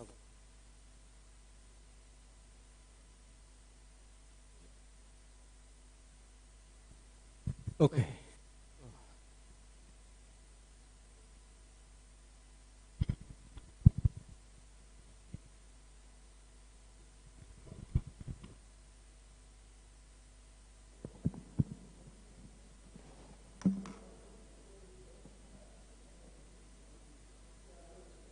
So we will start with the lecture and then the notes will come on later while we are trying to figure out the technology issue.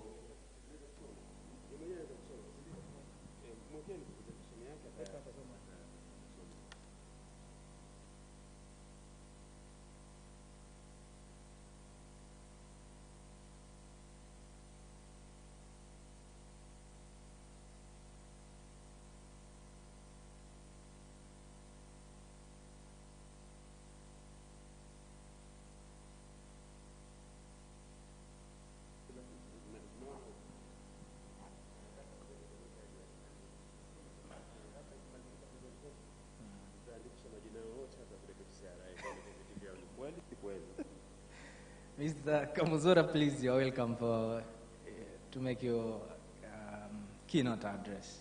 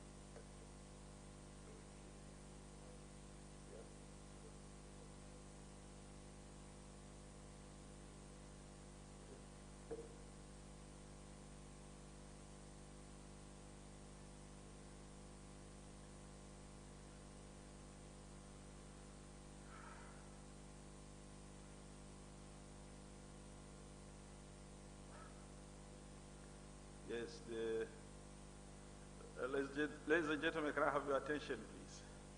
Let me start by offering my apologies for the hitch that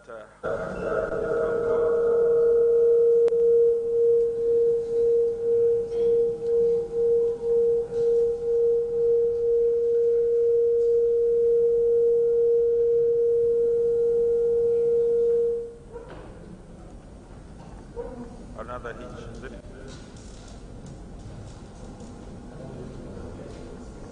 Yes, Mr. President, Tiba, distinguished conference participants, ladies and gentlemen, I wish to start by recognizing the presence of some few individuals. Although in the interest of time, I have skipped the protocols. But I think it would be remiss of me if I don't recognize my old friends, Bondo, you don't mind if I stand up? Bondo and I started about in Nairobi, from Kampala, veteran insurance industry. Thank you for coming. Mr. Molo, you've been recognized, and the rest of the broking fraternity, those that are represented in that association. It is indeed a pleasure for me this morning to be asked to make the keynote address. When I received this invitation letter from Tiba asking me to do that, I was a bit hesitant because in the room I think I'm the youngest broker.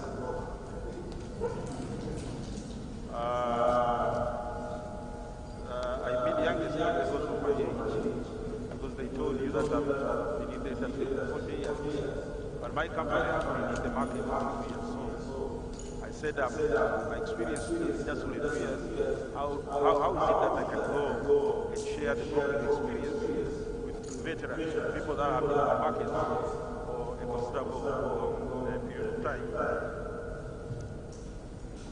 We are discussing about economic development in Tanzania through insurance sector. Those that spoke in the morning, including our chief guest, they all alluded to the importance of what insurance can do in developing the economy of our country. And I've given more science title to my paper. I wish you could see it, and it did not be because of the technological reach that is important. It's called Insurance Development for Tanzania, the role of an insurance broker. I'll be taking you through an agenda that is divided into 2 parts. The first part of the agenda, that's part 1, we will look at the government blueprint. The government has pronounced itself that it has a seal, it is ready, it is willing and able to take us from where we are today to a middle-income country, whereby Tanzania will be a semi-industrialized nation that is harnessing the competitiveness in the market and therefore improving the human welfare of Tanzanians, and that for it to be able to achieve that level whereby we move, or rather graduate from a low middle-income country to a middle-income country, we need to have two roadmaps. And these are what I call blueprints. The first roadmap is the 5-year development plan, called National 5-Year Development Plan, which started from last year, 2020, and it goes to 2025. It is part of the larger, or rather a bigger plan called Tanzania Development Vision 2025. Then another blueprint in the same meaning is the financial sector development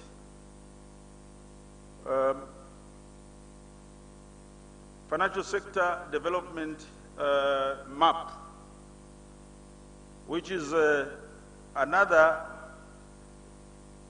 plan that takes us for 10 years. This one is for 10 years. It goes up to 2029/30. The annual, the government, the annual years normally, they start from this year, they end next year. They are half year. So it is from 2021 to 2022 to 2029, 2030.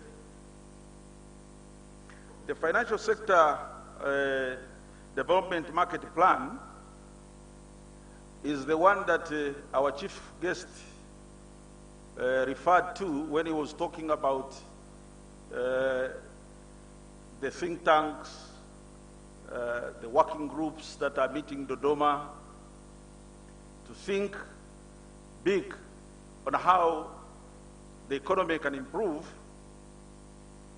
by having clear roadmaps and defined timeframes within which the government can define that this is the economy, it is growing, and it is growing in what direction. So part one is basically about the two documents. The first document, which is called the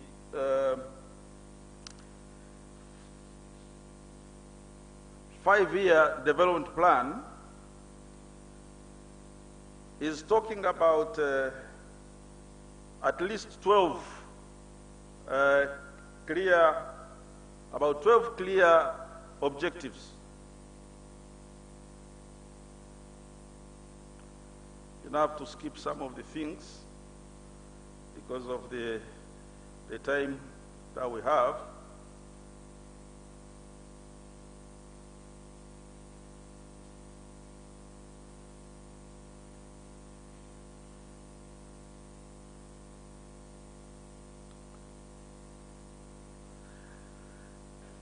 As I said, the first objective is to make Tanzania a semi-industrialized middle-income country by 2025, to strengthen capacity building in the areas of science, technology, and innovation, to enhance competitiveness and productivity in all sectors.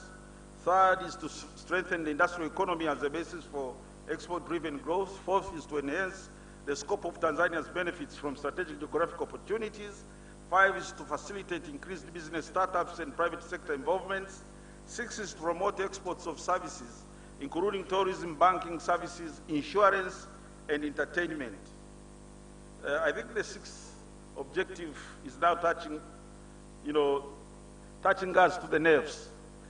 That by the year 2025, the insurance sector of Tanzania must have promoted its services in the export of these services that we are rendering in Tanzania to the neighboring markets. In other words, How do you export insurance? I think those that have come down to put down an objective like this one, they were thinking of seeing a broker who is seated here listening to me this morning, opening his very business in Nairobi, Kampala, Rwanda, Burundi, South Sudan, or even Zambia in the SADC region. That you don't only operate in Tanzania, you have to have offices opened outside Tanzania by 2025, if at all we have to grow the economy. So they are saying, and I agree with them, because already we have brokers here who have got offices in other countries, and we have insurance companies who have got offices outside. We have got those, I don't know about loss adjusters, but I think we have got those two brokers and insurers that are operating across the borders because they have exported insurance to those borders. But the other way, the other form of exporting insurance is to make sure that we are capable of insuring the activities, goods and services that cross our borders. That they cannot go to buy insurance from where they are taking the goods, but they can buy insurance from here on CIF basis if the goods are exported. Therefore, there's an element of insurance for those goods that are leaving the country. So it is a target, it's a specific objective that the industry has to work on to make sure that 2025 we export the services of insurance from Tanzania. The other objective that is specific to the financial year development plan is to strengthen the implementation of the plan to accelerate inclusive economic growth through poverty reduction, to ensure that regional and global agreements and commitments are fully integrated into national development for the benefit of the country, to strengthen relationship between the sectors that are endowed with natural wealth, to strengthen the role of local governments, increasing income at the community level, and to strengthen the country's capacity to finance development by ensuring access to domestic revenue and the effective management expenditure.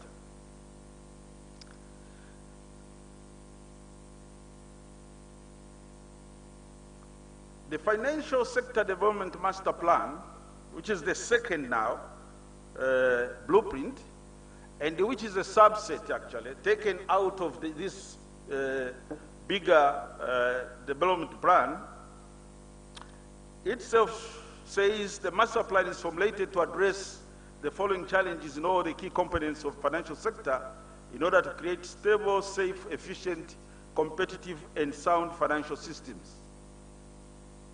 These challenges are inadequate access and usage of financial services, financial system vulnerability, limited long-term resources, advancement in technology innovations, inadequate legal regime and supervisory framework for financial consumer protection, inadequate policy and legal framework to foster innovation, which hinders development of appropriate products and models that offer effective solutions for for consumers, meaning fintech. There are terms or words that keep on coming back. If you read through these two documents, they will be talking about competitiveness. They will be talking about industrialization. They will be talking about innovation. They will be talking about poverty reduction. They will be talking about financial services. I think all these will be touched on as we move along with the other presentations that will come. But I'll try to define competitiveness as it relates into insurance industry. Competitiveness is where nationals and firms are able to sell goods and services under free and fair conditions. The economy is said to be competitive if we can sell goods and services under free and fair conditions.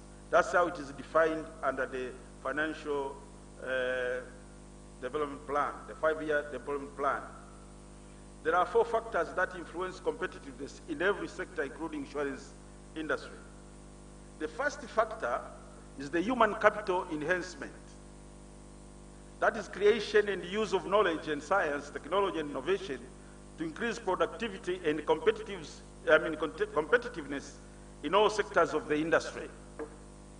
If in insurance industry there is an initiative to increase the use of science, technology, and innovation, then the insurance industry is becoming competitive, and it is working towards the competitiveness level that we want it to be. Innovation differs from creativity.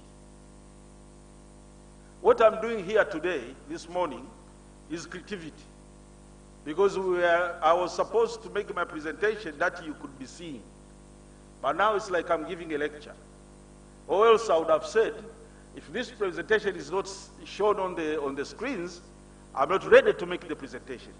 But I've, jumped on creativity to be able to deliver my paper. This is creativity.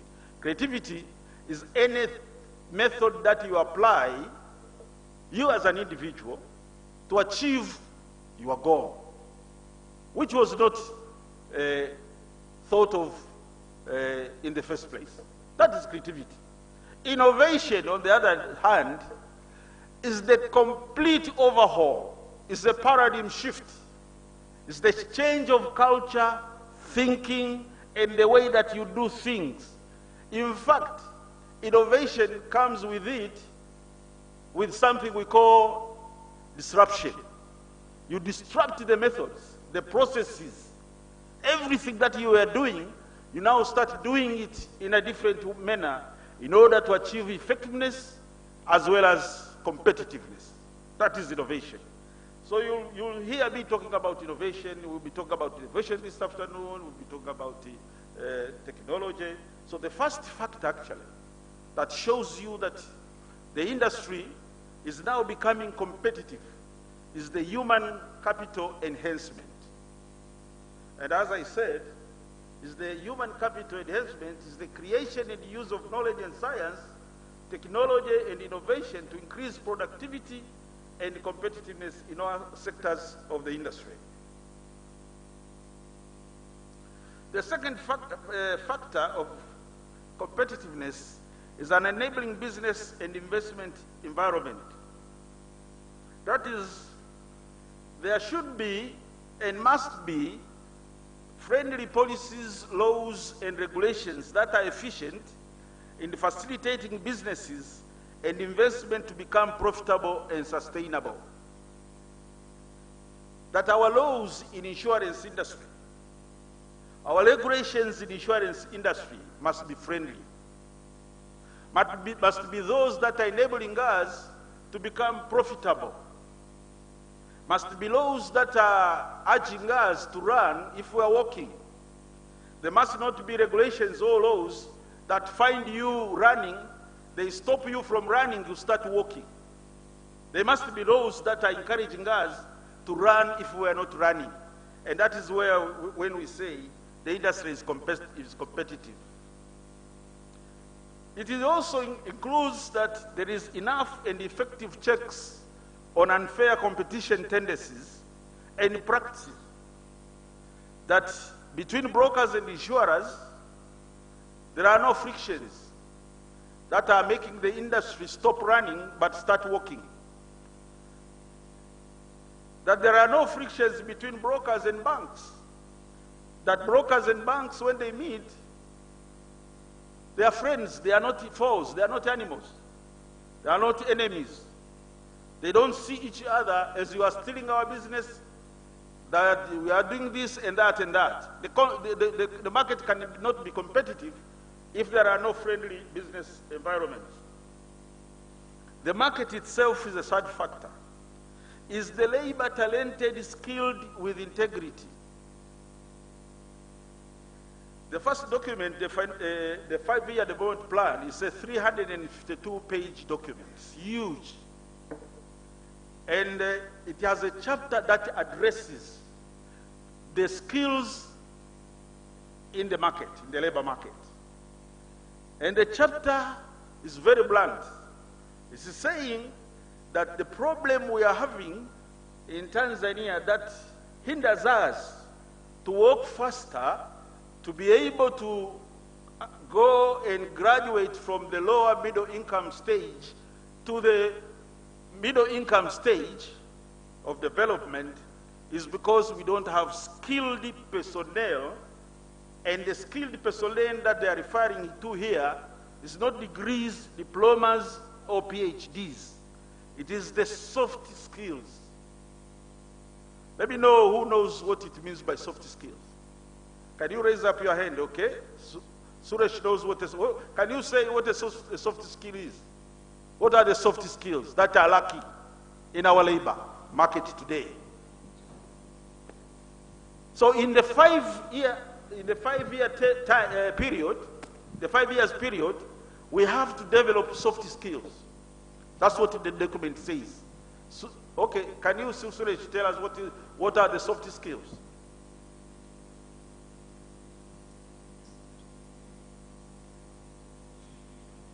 Quickly, please. My time is up. I've only left you 10 minutes.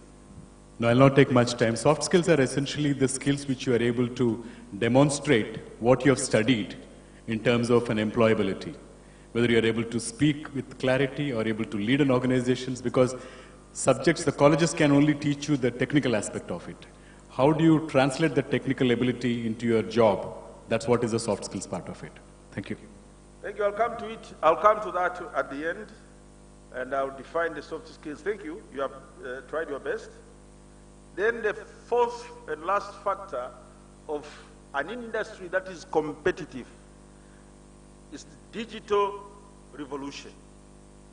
If there is a revolution taking place in the insurance industry today, if every broker is embracing digital applications that are accelerating efficiency in production, services, and governance systems, then the broking industry and the insurance industry, for that matter, will be becoming competitive.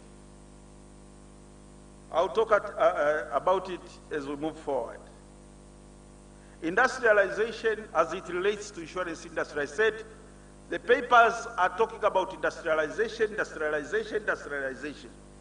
And the problem with the Swahili language, when you talk about industrialization, because the Swahili language has got only 200,000 words.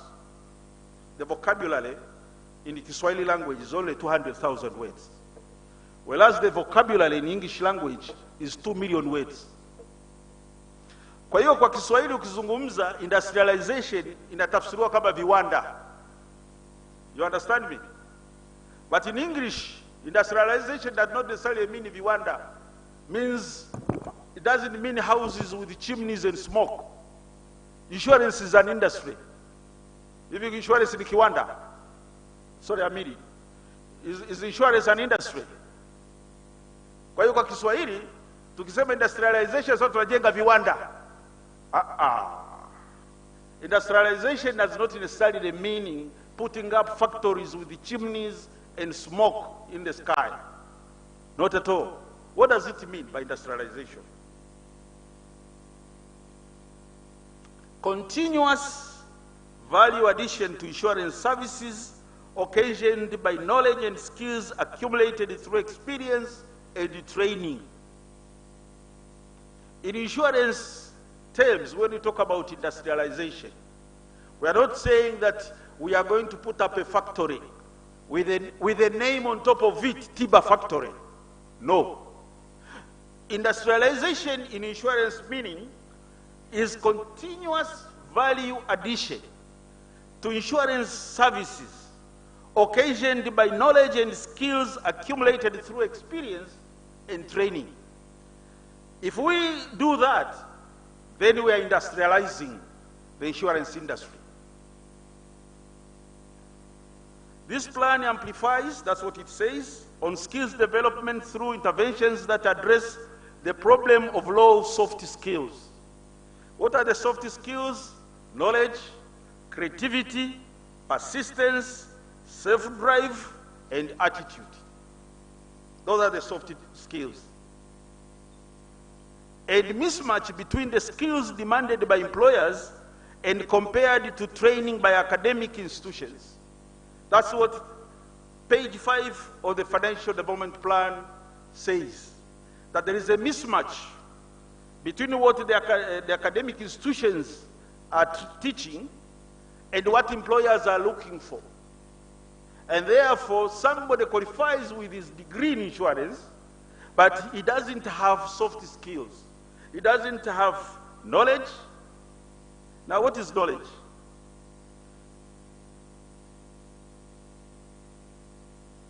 I'm reading a book. I'm about to finish it. It is called Knowledge Management at Place of Work. The author of this book is saying that many of the employers or companies fail to grow and therefore become profitable because they don't know how to manage the knowledge within their companies. If you want to know that this insurance company or this broking firm has, the CEO knows how to manage the knowledge, go to the reception.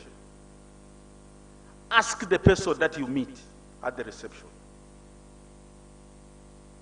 She will say, these things, me, I don't know them.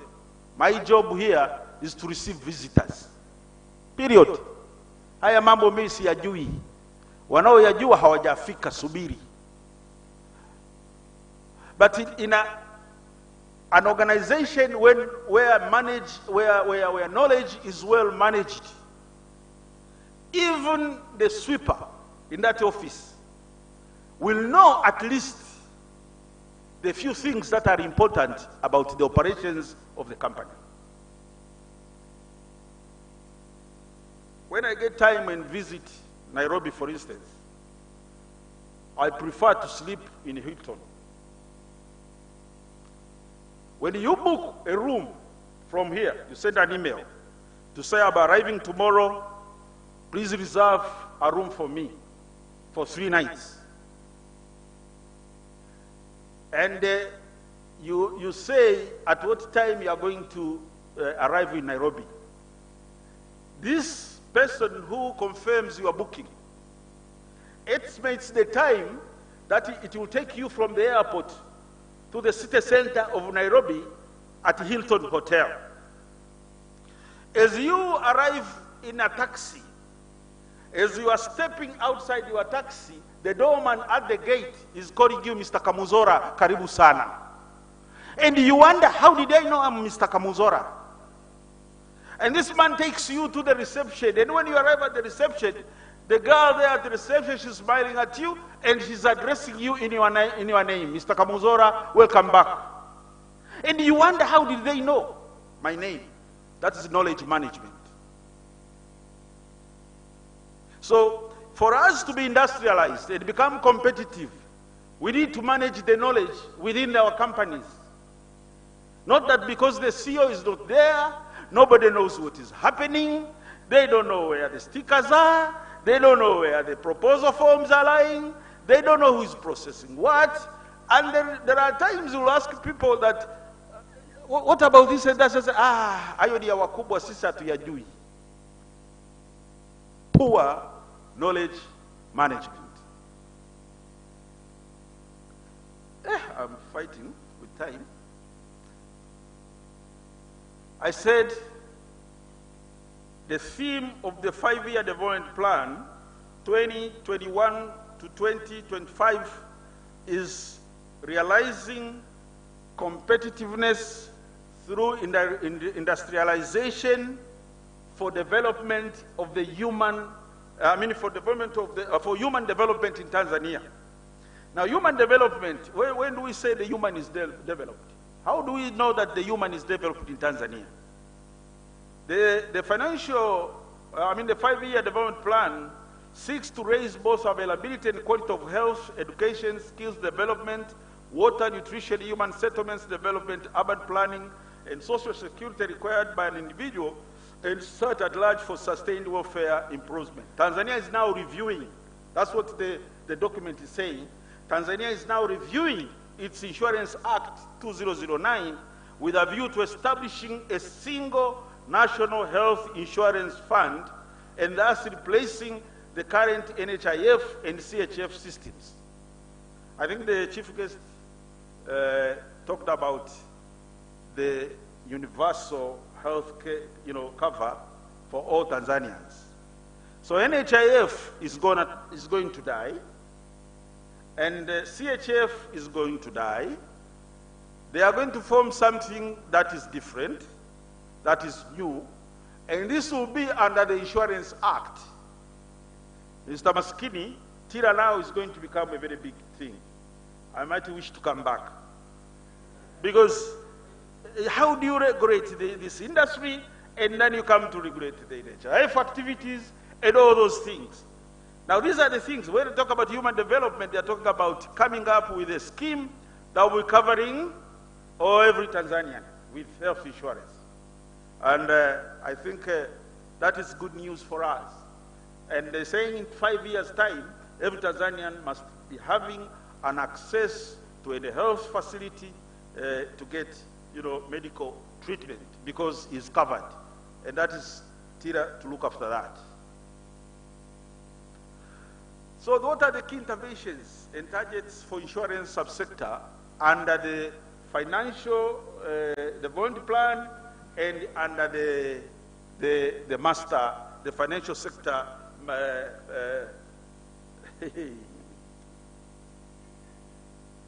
He says I've got 20 minutes remaining. Thank you. 2 minutes.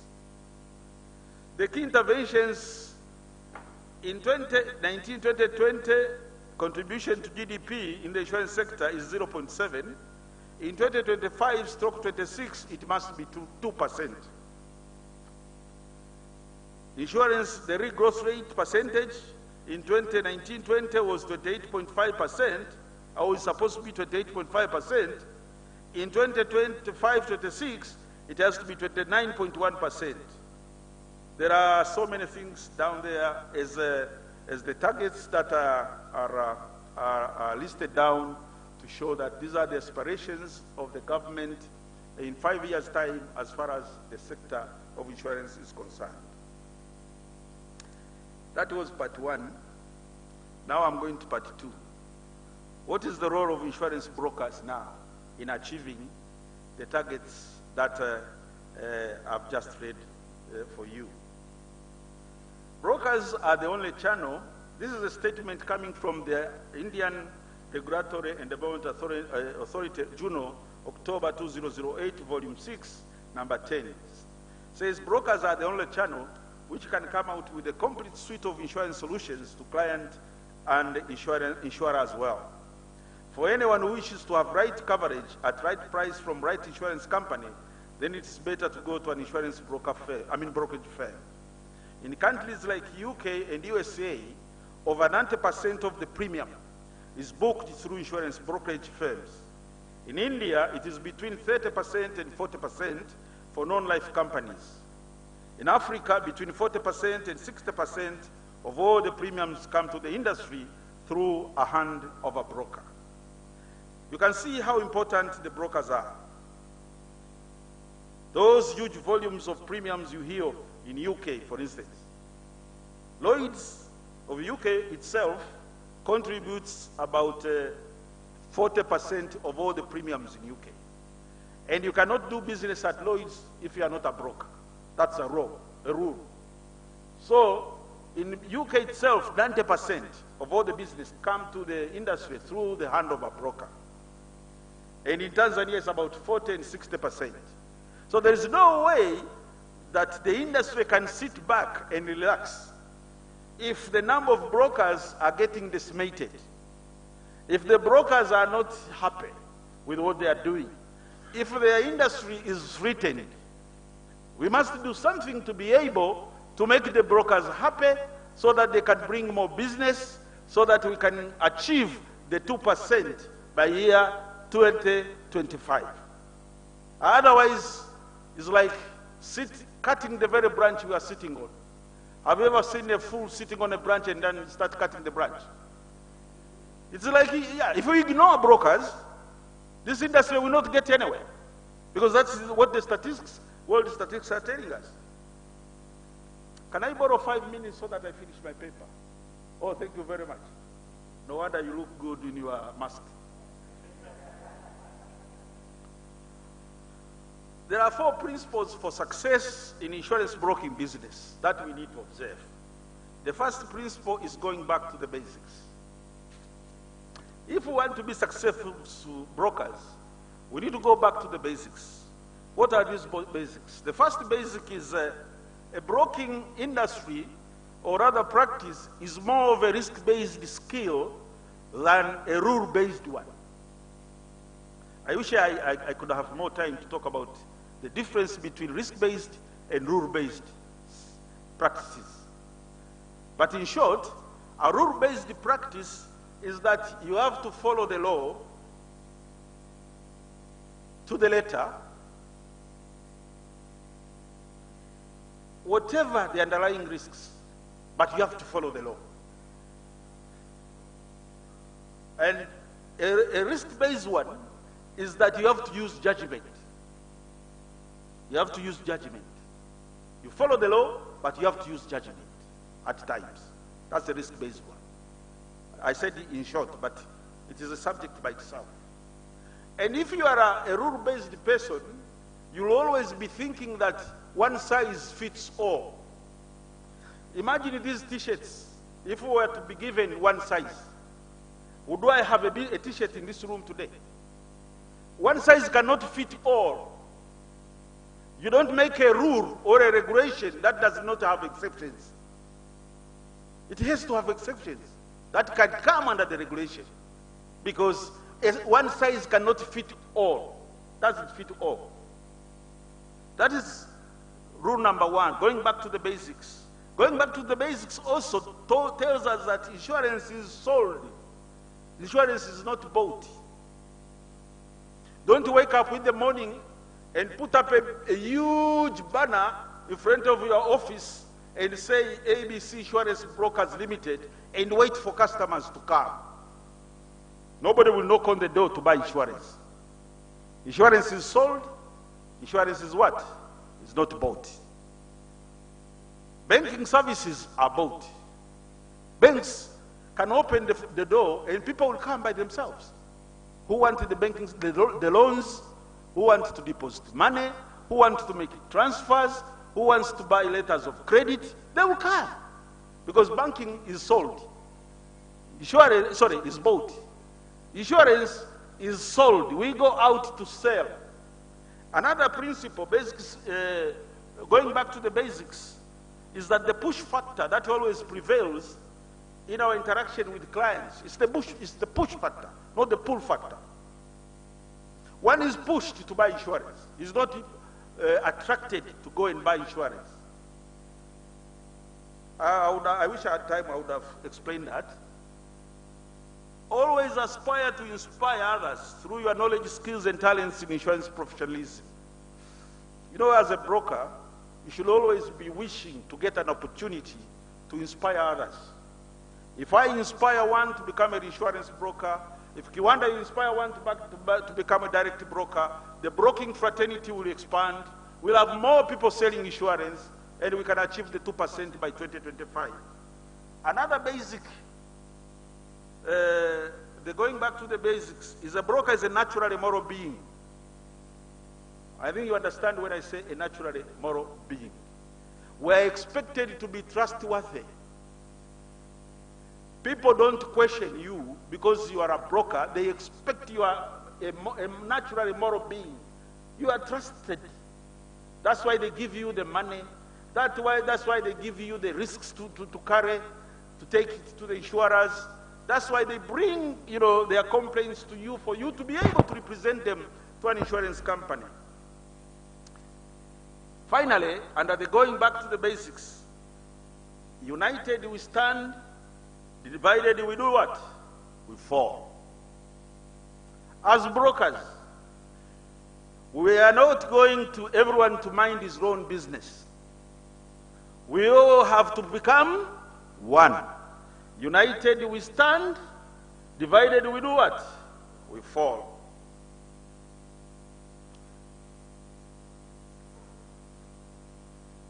The second principle, I said there are about 4. The second principle is consumer delight, is the buzzword in insurance broking today. In the banking and telecom sectors, the buzzword is no longer consumer satisfaction, but consumer delight. There is no reason why it must not be the same in the insurance industry today. In India, Mr. Mahatma Gandhi, the Mandela of India, said these words: "The customer is the most important visitor on our premises. He is not dependent on us. We are dependent on him. He is not an interruption in our work. He is the purpose of it.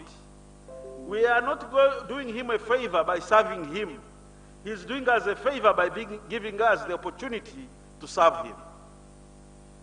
Let us not treat customers as nuisance, as people who have come to bother us in our serious business.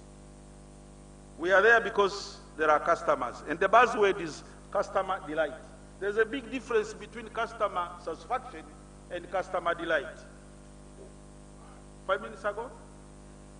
Let me conclude now. The third principle is be properly organized. I've shown you the pictures of a broker who is not properly organized. And the fourth principle is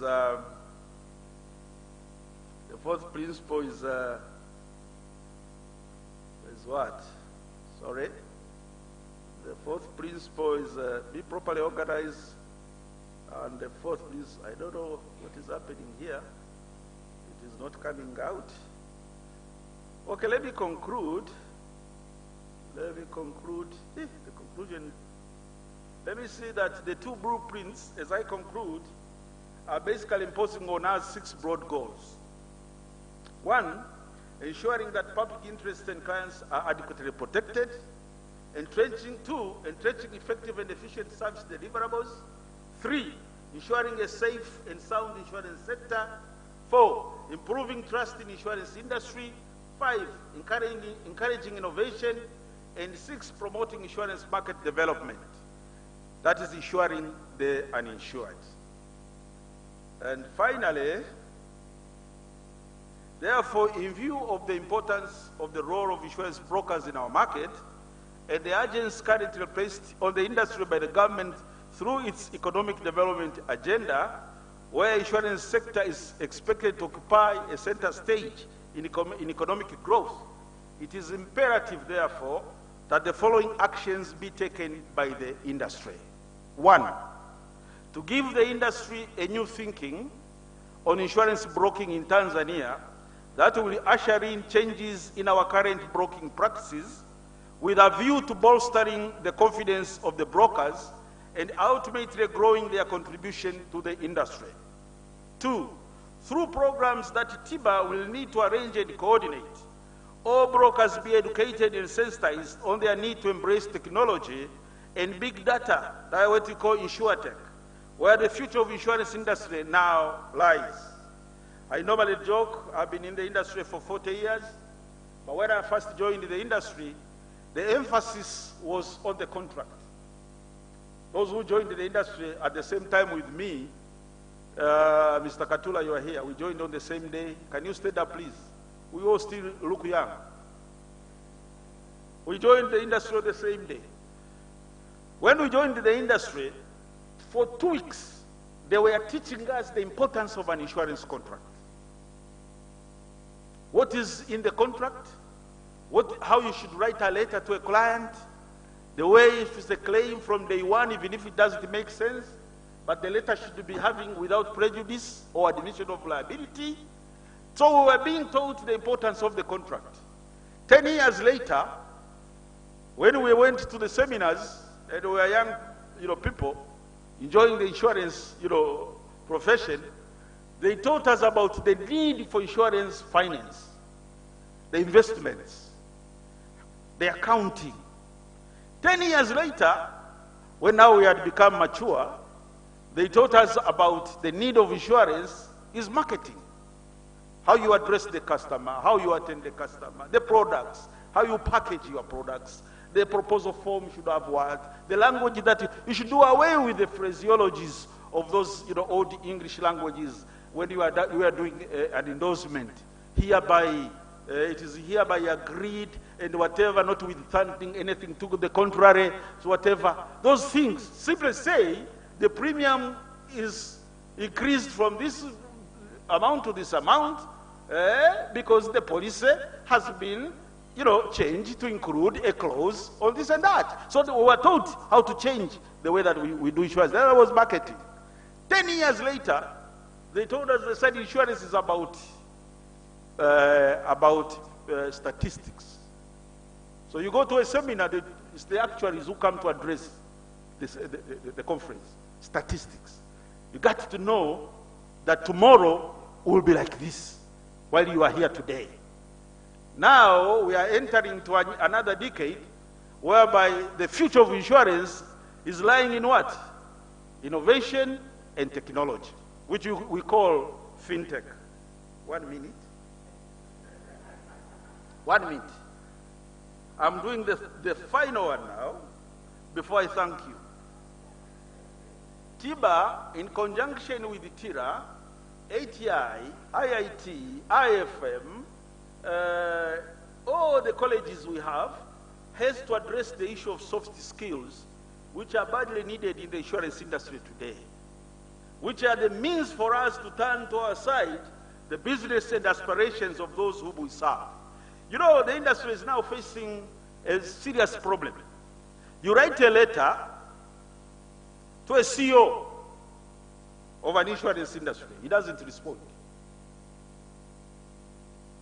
He doesn't respond. You write another letter.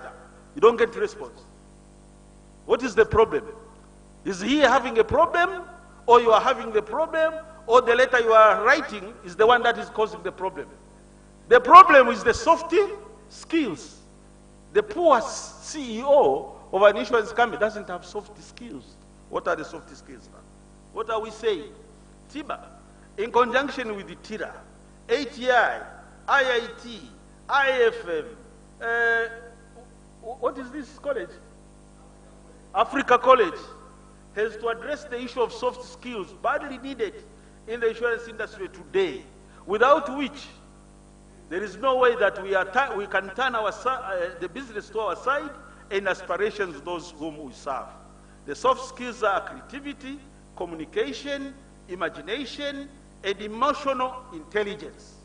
Emotional intelligence is self-motivation, self-awareness, self-regulation, empathy, and social skills, without which it is difficult for the industry to live up to the expectations specified by the government under the two blueprints, that is the 5-year development plan and the financial sector development master plan.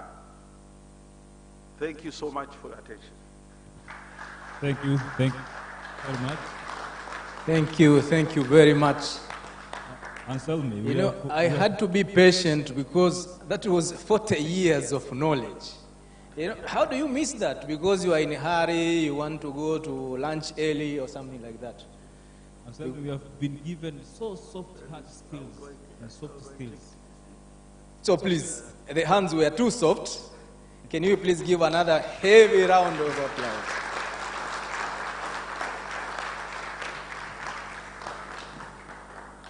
So while I am about to invite Suresh Kumar to lead us in the first panel, I want to congratulate the president of Tiba Insurance Agents Association for having a new member. Shirika la bima la taifa limeingia makubaliano na jeshi la polisi nchini kuwa mawakala wa kuuza bima kwa wananchi. So next time we will have IGP as, a member of brokers fraternity or insurance agents fraternity. Now, the presenter touched a very key issue about trust. Usually when I teach the principles of insurance and principle of utmost good faith, I tell my classes that the guys in the insurance are at equal level with either priests, or sheikhs. Them they preach promise of, a better life. next life, right? They promise you a better next life. And we promise you to return you in the position that you were before you suffer a certain problem. So we are both selling promise, and therefore trust is key. Now, Mr. Suresh Kumar is the CEO of Meticulous General Insurance Company, formerly Metropolitan Insurance Company. He has over 30 years of experience in the field of insurance in various countries, including East Africa and India. He also assisted setting up of Greenfield Insurance in Rwanda, Uganda, and Namibia. He is also the chairman of General Insurance Council of the Association of Tanzania Insurers, vice president of the Insurance Institute, and chairman of the Indemnity Club.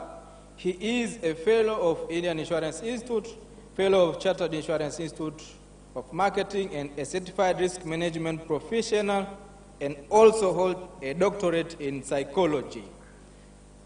Welcome, Mr. Suresh, with hands, please, for him. So, Mr. Suresh, maybe on your behalf, I will invite your panelists. Please take a seat. Maybe there or there. Now, in this panel, can you tell me the panelists, please? The panelists are Justin Wandu, Frank Tende, Matthew Ngwahi, Francis Kahaya, and Nelson Omolo. First, on the platform.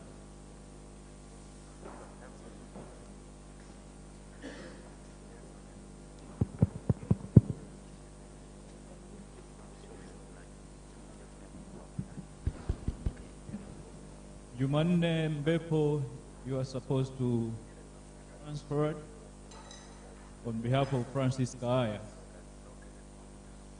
because you are hailing from the same nature of business, World Bank Assurers.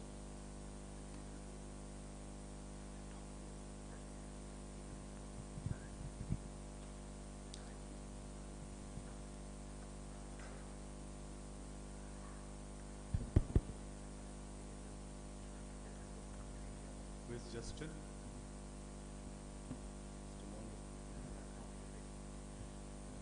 Thank you very much. Thank you, MC. I think my job as a moderator has been made very easy because, as you know, a moderator's job is to set the tone for the day. Because of the wonderful speeches we had since morning by the Tiba executive, by the Ministry of Finance, TIRA, and just the concluded speech of Mr. Kamuzora did set the tone in terms of as to the exciting developments which we are likely to see in the next decade in Tanzania and in East Africa in general. So we have this exciting roadmap which has been created by the ministry in terms of the financial sector development master plan. Obviously, as all of you know, a journey of 1,000 miles starts with one step. Similarly, nation-building activity is not something which can happen overnight. It needs meticulous planning, it needs implementation of the plans, and only then it can really take shape. So I have here with me a panelist of very, very experienced and very well knowledgeable team who will be sort of giving you a guidance in terms of the various challenges and the tasks which we have ahead for this financial sector master plan. While their knowledge is unquestionable, my only request is that because of the time, I would request everybody to keep it brief and as brief as possible without losing the quality of their presentation so that we can still make up for the lost time because of the technological challenges which we had. And as a deviation, possibly we will not take any questions from the audience, which we can do it at a later date. I hope it's all okay with you. Thank you very much. So the first panelist is Mr. Justin Wandu, who's actually a very well-known insurance professional in this country. He will be talking to us about the regulatory framework for insurance development. Mr. Justin Wandu.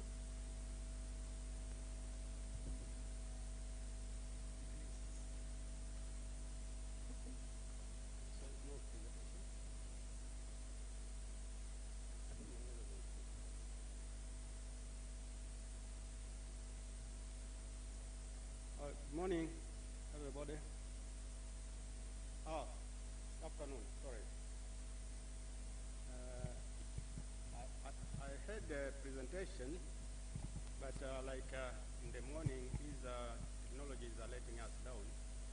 I sent it before, sometime 1.5 weeks ago. I thought they could bring it. I didn't carry one. But as the moderator said, my task here is to look at the legal and regulatory challenges which are facing the industry and how they may affect the development of insurance. Now, to start with and to save time, we all know that our markets are developing, or rather they are still in a developing stage. So there are a number of challenges which are operational, and just to recap a few, they include lack of insurance awareness on the part of the insuring public and even policymakers. Lack of adequate number of qualified personnel. I think there is a paper which is going to deal on that. Also, stiff competition because many players are competing on almost the same sector market. And for that matter, there are a lot of sometimes abuses in terms of mis-selling and price cutting. There are also the question of undercapitalization of companies or players. The limited distribution channels is another problem. Lack of, for example, policy. I know the TIRA are working on the policy, insurance policy to guide the operations of insurance. And a lot more. For example, tax incentives are not there, or they are not very developed to encourage uptake of insurance, especially life insurance. Now, the combined effect of these is that the penetration ratios or levels are very small. Now, Tanzania, we are talking of penetration ratios of, say, less than 1%. Now, because I prepared some statistics, but I'll just mention, I took the statistics from TIRA reports, and this was from their website, which from the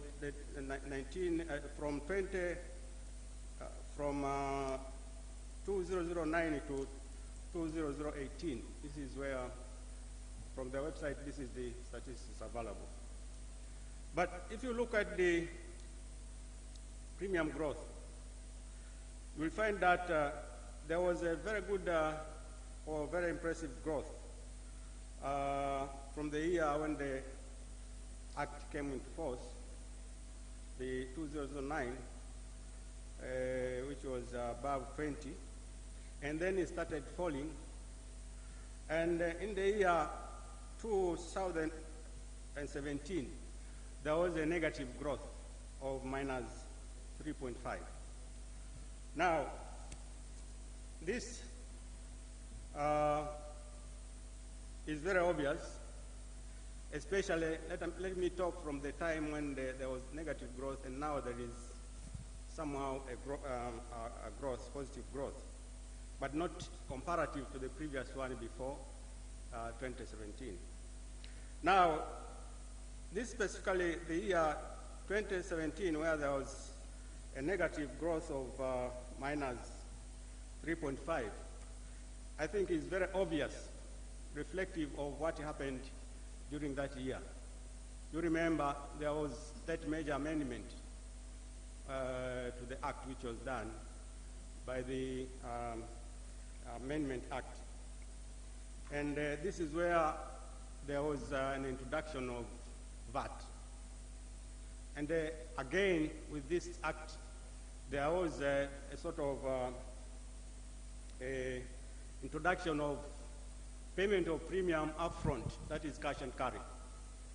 Now, this is definitely, if you remember, those who have studied some economics, even at elementary level, the law of demand, that when you increase the price, when you increase the price, definitely it is going to affect some of the services. Now, especially those which are not very important, the luxuries. Now, this is the time now when these two things came at the same time. The payment of premium upfront, and at the same time, cash and VAT. Now, because of the shock in the rapid increase of premiums, then it tells exactly why there was a negative growth. I assume that. But at the same time,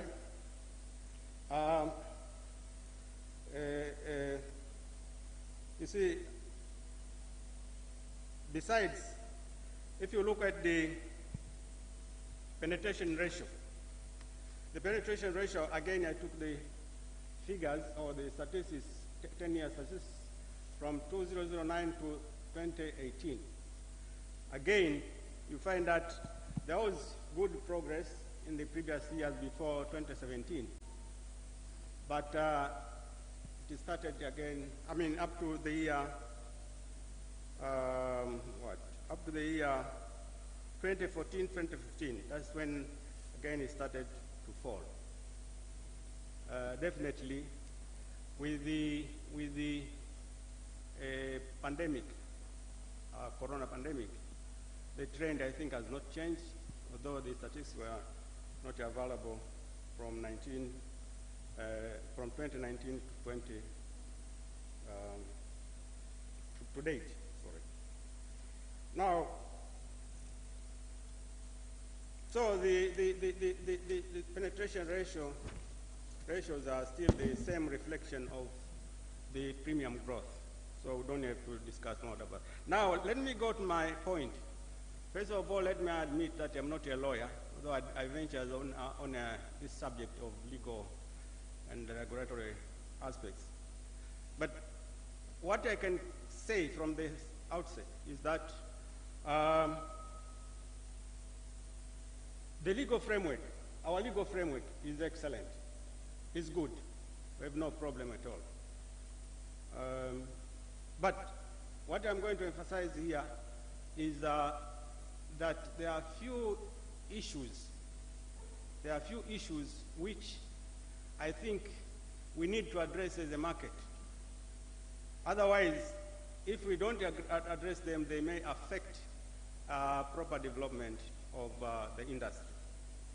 Now, the few issues are either arising from the current act and its regulations, and I'm just going to point a few of them.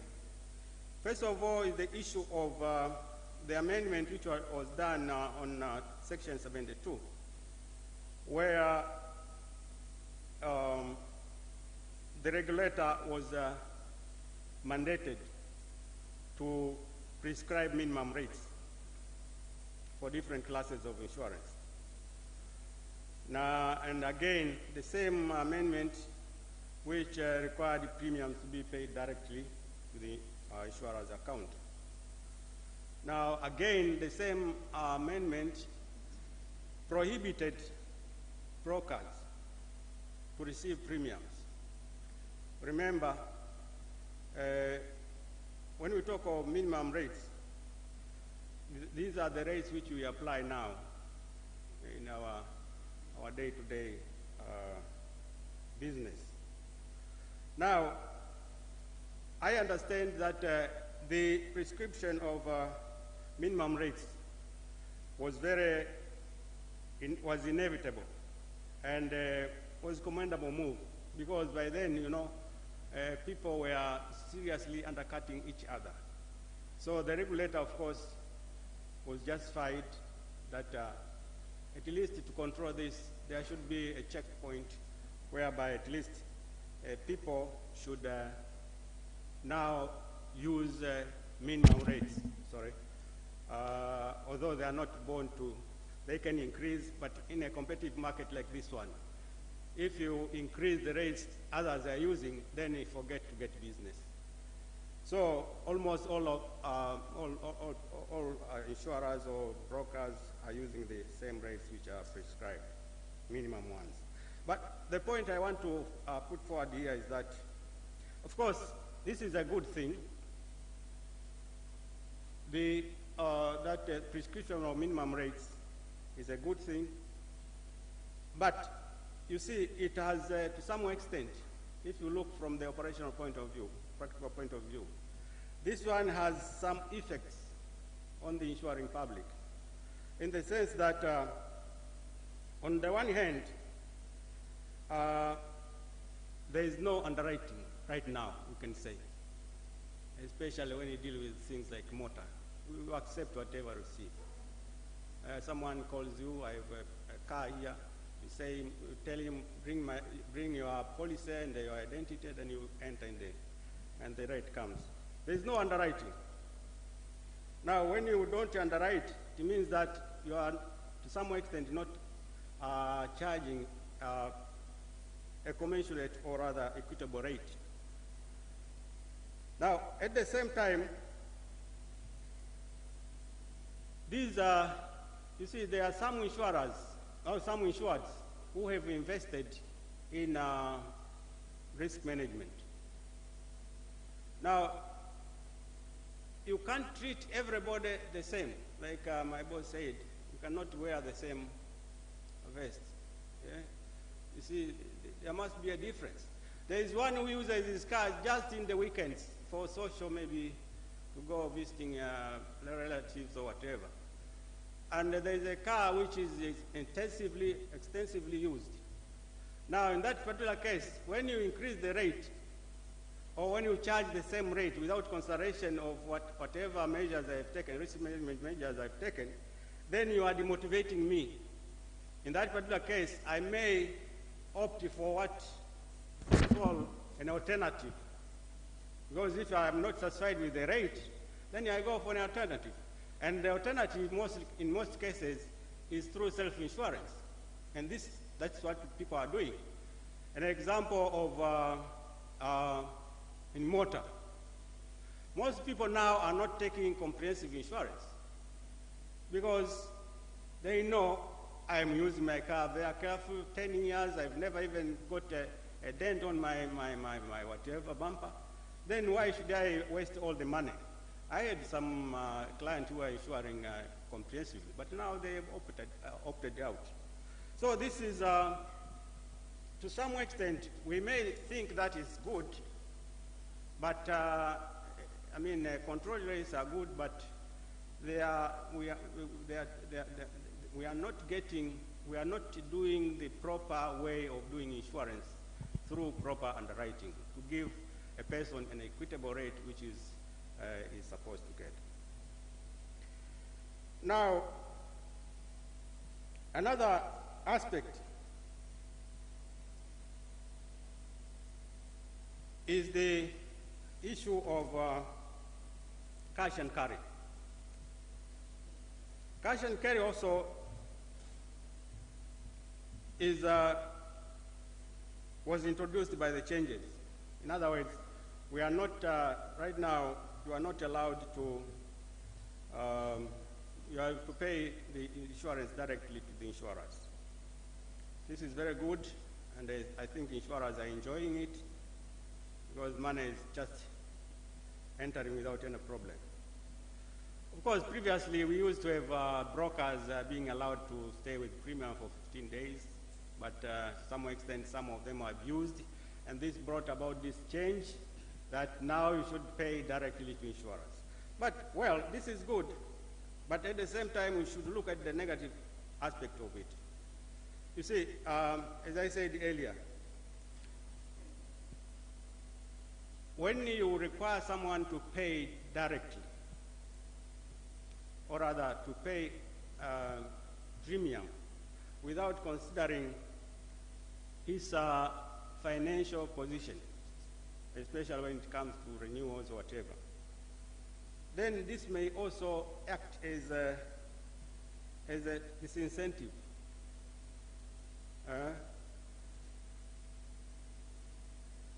Because no one can pay a huge amount of premium, especially when it has a lot of assets. It needs some sort of leeway. Oh, 3 minutes, sorry. It didn't tell us how much minutes we have. Okay, I will try my best. Let me leave this one. Cash and carry also has got its own problems. The problem of, okay, there is a facility, premium financing, but this again is just a business on the part of the banks. And the end result is that when you borrow, you just increase the cost of insurance because you have to repay that loan and with interest. So, and most people don't have that access to that facility, especially individuals. So cash and carry has to be reconsidered, maybe, to my opinion. At least give some leeway of how people should do it. Now, the other aspect is the placement of insurance outside the country. You see, the law has also, in 2017, made some changes. In other words, all the risks which are originating in Tanzania should be insured locally, and where there is a need, there is no capacity, then insure outside. But the law now requires the insured to, with the insurer, to pay, to pay that premium. Now, brokers are not allowed right now to do that particular business. And this is in line with because they have repealed it, and brokers can no longer now place insurance outside. I don't know, maybe Mr. Kamzora, who is an insurance broker. But the others, according to the law, they are prohibited. And again, there is a paper which I prepared, maybe they will send you by email. But the other aspect which I want to talk about is the issue of retentions in the insurance arrangements. I think this is another issue. This is under Section 1. It's just a matter of implementation. It's just a good piece of law that the regulator is normally empowered to control retentions and the insurance arrangements, in the sense that he has to see whether a particular retention is too low or a particular retention is too high. And now, the problem which has arisen, and there is some complaints on the part of some insurers and reinsurers, me and Suraj sit in the Tanri board. There is always a complaint that there are some insurers who are excessively retaining the risks. In other words, they are retaining far beyond their financial capacity. Now, this is very dangerous. This is very dangerous in the sense that if you retain so much, when a loss occurs, then it will hit you hard. Because imagine you are insuring a Dreamliner and you are retaining maybe 75% in your net. Then see what will happen in case there is a loss. Now, this of course may involve even the government to intervene on this, because some of the properties which are insured belong to the public. And for that matter, I think this is the matter of the regulator to enforce, to ensure that this particular section of the law is adhered to. Now, the other one, maybe the last but one, because I'm just rushing. There is the issue of participation in decision making. There is this section 13 and 14 of the law, which mandate the President of the United Republic and the Minister for Finance to appoint board members of the National Insurance Board. Now, the law is very specific in that in one of the categories of people who are mentioned who can be eligible to join the National Insurance Board is representatives from Association of Tanzania Insurers, one representative from Tanzania Insurance Brokers Association, and one representative from the Tanzania Insurance Association. But experience has shown that in most cases, when the appointments are out, members from the industry, as required by the law, are forgotten. They are not appointed. I don't really remember. If you look at the current body, I don't know whether there is a representative. Now, I think the spirit of this particular section was to enhance or to encourage stakeholder participation. Now, if you leave out the one who is really concerned in that particular industry, then in most cases decisions which are made will not in somehow reflect the interest of those whom the market is serving. So I think there is a need now for appointing authorities to at least consider at least one from these categories, either brokers or whatever, insurers, at least to be in the board, so that they participate in decision making. Right now there are complaints about that sometimes decisions from the regulator are issued without consultation. But if they take part in this particular board, maybe they may advise in a proper way, and for that matter, involving them. Now, the last one is on regulations, that the amendment to the provision 72 of the Act, the corresponding sections were related to minimum fidelity guarantees, brokers guarantee, and I think whatever other payment of premium.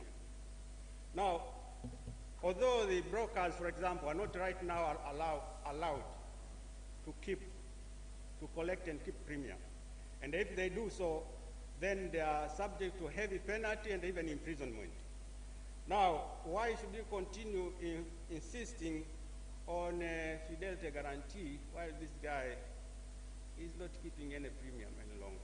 Okay, there might be reasons, I don't know, but right now, I think they need to reconsider this so that at least brokers are exempted from fidelity guarantee, and at the same time, even the capital which they normally keep, which is increased from year to year, I think there is no need to do that. There is very little risk. The broker is almost the same as the agent right now in terms of collection of premium. So at least there should be a consideration that you reduce some of these restrictions which were there in terms of capital, just charge a risky capital, which is commensurate with the business which is doing. Now, because I have no more time, and I respect my moderator, I did a lot of things. You can have some of these things which I was talking about in a paper which I presented, which can be sent to you later, maybe by email. Thank you very much. Thank you, Justin. It's really unfortunate that we had to rush through the presentations of the moderators who are quite well experienced. For instance, quite a few points which he had mentioned is very valuable and really needs discussion. But I'm sure the organizers would circulate the full paper at a later date. Thank you, Justin. Agriculture in all over the world is fraught with so much of risks, and yet there are many countries which do not have sufficient agricultural insurances to manage that risk. So to speak on the harnessing potential in agricultural insurance, we have Frank Kitende. My only request to all the panelists is that, again, my apologies, but then because in view of the time, if I would request that please do not take more than 5 minutes. Thank you. Frank.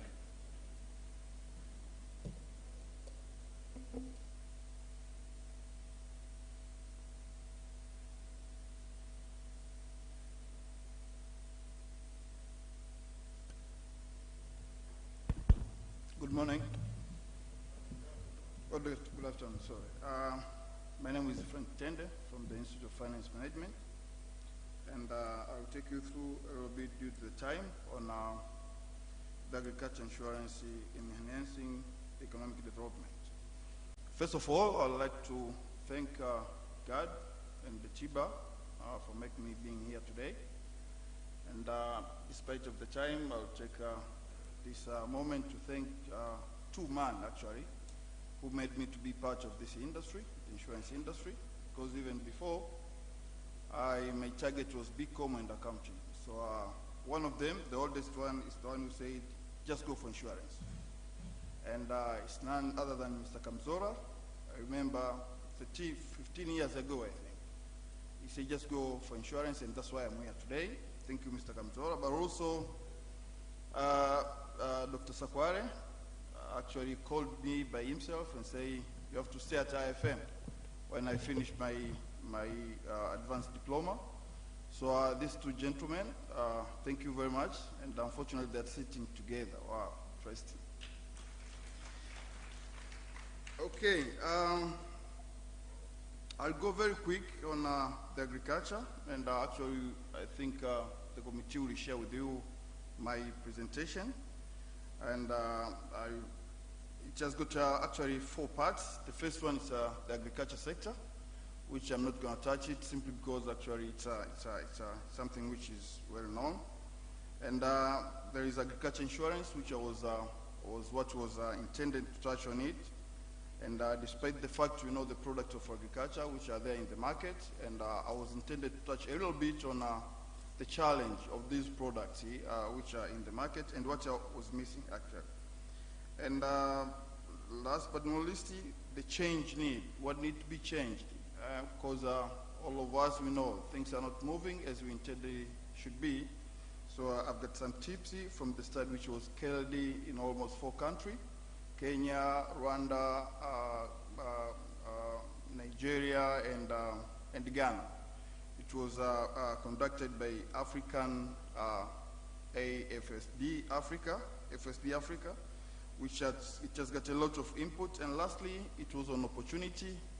That was how does these 2 documents, which was touched by the previous presenter, the 5 years plan and the master plan, where does the insurance could touch on. So I'll rush straight on the market itself, the performance of insurance industry, especially in agriculture. We have been seeing the deterioration of this industry, of this subsector. Looking on number of the policies has been decreased by 93% from 17 to 19. And number of the policies deteriorated also by 66% from 51 policies in 2017 up to 17 policies in 2019. And the premium underwriting also dropped by almost 64% from 609 million to 218 million in 2019, as well as the sum insured also has been deteriorated to 33% from 16 to 11 billion. So you can see how this market is going down. And unfortunately, from the modulator, he talked a little bit on the performance of the market. That's now starting to recover. I don't know on the side of agriculture if it has recovered as well. But otherwise, things is not moving as expected to, or as the government is intended on agriculture aspects. Based on the company, the first company, it was underwriting almost 10 billion in 2017 with a premium of 368. But the least one, it was 1.4 billion with a premium of 96 million. But there is a wide gap in 2019, looking the first company with 6.5 billion and the least company with 39 million underwriting sum insured, with a premium of 83 and a premium of 3 million respective. So that doesn't give us a good picture as agriculture is concerned. On the product, I was intended to talk a little bit on the product offered by the Jubilee, having good number of products, almost talking almost 8 to 9 products by 2019, and followed by National Insurance Company almost with 4 products, and the MGen 1 product, MPCI, Reliance 1 product, MPCI as well, and UAP with 3 products. Despite the fact of 3 products, I think it's the company which is performing well when it comes to agriculture insurance. And then based on the agriculture insurance product profile, we got almost 4 types of agriculture insurance products: indemnity, area yield, weather index, and satellite index. These products, they are not well performed in our country due to several challenges. But however, if you compare the product by product itself, based on the aspect of basis risky, the cost efficient, the easiest way to design by the product itself, and the easiest settlement of the claims, actually the area yield, it's performed by 62.5% from ISD study of 2018, followed by MPCI, which the weather index and satellite index has been affected by the data, the variability of weather stations. So despite the fact that still the product which we do offer in our market. So from the slide, you're going to see the challenge and weakness of each and every product. The presentation also, I was intended to talk a little bit on the agriculture value chain actors and challenges from the insurer perspective, the insurers, the intermediary, the aggregator, talking of this, the middleman in agriculture, and up to the farmer. What are the key challenges by each sector or by each part as insurance is concerned? One of the main indicators, it has been noticed that 70 to 90% of the agriculture risky has been ceded to the insurers, of which the insurer retain around 10 to 30%. So in that regard, it means simply because it's the only line of the market having high risky, and then all of it are ceded to the reinsurance company. And it gives the insurer a challenge on a low premium volume due to the number of the coverage or the extent, and actually limit the investment as well.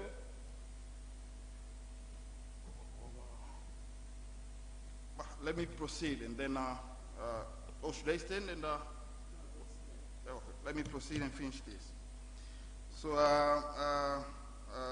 and the insurer actually cede almost 10 to 30% of the business, and that's why it's simply because of the risk nature of the business itself. And the other aspect which was my key area of presentation was what is not working and what need to unlock to make it working. And what is working by now, it doesn't give us a good picture, so why it's not working. First of all, it's the traditional business model not geared for innovations. We have seen the way we run our business is based on the traditional model, which limits the innovation aspect of it, which could come up with the demand-driven product. We keep selling the same product, and unfortunately, we are very certain on short-term return. So our underwriting strategy is actually the challenge for making the market to move. But the other aspect is the compulsory cover. You can look on it, 22 to 48% throughout. It came from the compulsory nature of insurance cover. So that's make us quite very limited as an innovation is concerned. We keep on our traditional business. The other one is a limited lull in ERM. We were doing very well when it comes to corporate risky management. But if it came back to the individual and SMEs on risk management aspect, we haven't touched that much. And this could be maybe as a result of insufficient information of risk management is concerned on that area. High cost structure, that's another aspect. Is the underutilized customer database. We don't have that much data that could make us to have a competitive product, but this gives us the product itself, the cost of managing the product to be high, as well as the outdate of the system which we are using, but without forgetting the top-heavy management structure which we have in our companies. It makes almost the management or expenses ratio to go beyond, and that has been impacted the agriculture at large. There is other aspect of large insurer compete on the same product. That's pricing and compulsory. Everyone is looking for motor, everyone is looking for workman compensations, health insurance. So this has made the agriculture insurance actually being lagged behind. Another aspect is customer market remain untapped, as now we just covered only 6%. So you can even imagine the 6% for the past almost all years. That's a very, very small number. So a lot has been done, and this has remained a challenge as our market is concerned. What's supposed to be done? From vast of research, there is a lot to be done to untap these challenges which are actually affecting our market. First of all, from my presentation, is ensuring feasible and proactive policy leadership to unlock the changes.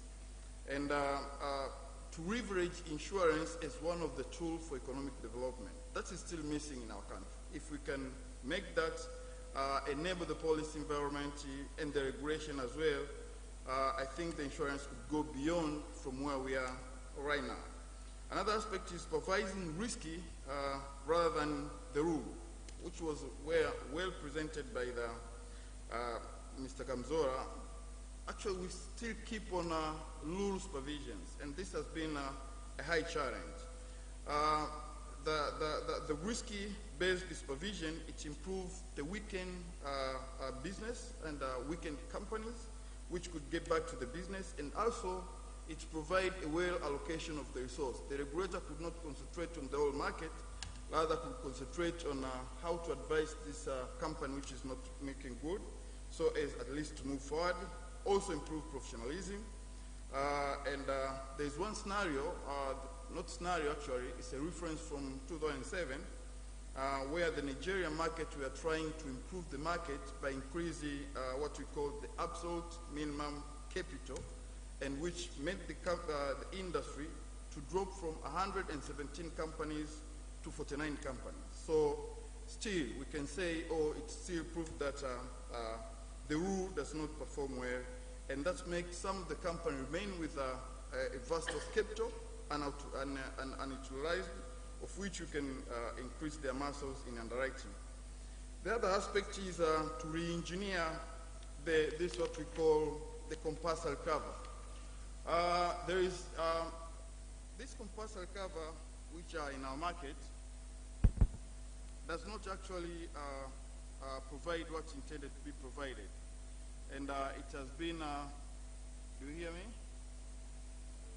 It has been actually represent a negative incentive in the market itself. And some of the beneficial for this compulsory third-party cover, they have seen as one of a taxing way of life of living. Take a case of compulsory motor insurance. The intention of the government based on this compulsory motor insurance has never been met. The way we handle our clients, the way we take or handle their claims, so it still doesn't answer the objective of the government. So what I think we need to re-engineer is what we call a third-party property. Driving innovation to strengthen the reliance, the 6% of coverage is not sufficient enough, and actually it's a very minimal for the market. Customer data challenge, we need to see how we can have this information in time, and I think that could improve on our product development as concerned. So looking on what is not working and what needs to be done so as to unlock, this could give us the picture as an insurance broker or an intermediary where to position ourselves as an insurance market and the agriculture is concerned. And lastly, it's the opportunity and initiative which has been derived from the two documents, the 5 years development plan and the master plan financial of 2020 21, 29, and 30. If you're looking this target, which has been stipulated in these two documents, it gives us the picture that we have a lot to work on or to do so as to make sure that we are moving forward. Back to the agriculture sector itself, the target is the club contribution to GDP to increase from 5.1% to 5.7%, so a lot has to be done. And where could be the role of the intermediary in bringing this gap? The livestock, 5.20% to 6.5% contribution to GDP, the fisheries. So all of this, it's need a lot to be done. And actually, the government have seen the potential in this sector by increase what we call the research and development expenses from 0.8% to 1%, around to 40 billion. So the research has to be carried so as to see on how we can enhance. So get back to the indicators of the insurance industry itself. The contributions, the 5 years plan, it's 0.7, looking to be 2% by 2005, but it goes to 5% by 2030. And the adult using insurance now 6%, looking to go to 18%. And where can we capture this change quickly? It's just getting to the sector which employ a large number of the country. And actually, there is a general target there, which you can find in my presentation. But all in all, what I can say is there is a lot to be done to unlock or to tap this and tap the market. And from this role, the broker, the industry itself, the broker cannot be aside of it. We got a lot to work on it so as to make sure that we bring this. And the research and development is another aspect which is needed. And we were actually behind of this. We need at least to set aside a fund and at least on each and every annual conference to have a VVD or to have something which is tangible from the previous or from the market itself, telling us what is going good and what is not going good. Otherwise, thank you, the moderator. Thank you, the audience. Thank you very much. Thank you, Frank. I think Frank thought in between I switched off his mic. One of the KPIs for our financial sector master plan is to have adult population using insurance services from 15%, which is in 2018, to 50% in 2030. And obviously that can be achieved only when we are able to use technology to its best. Discussing about the digital platform ecosystems and opportunities to expand access to insurance is Matthew Ngavi. Matthew?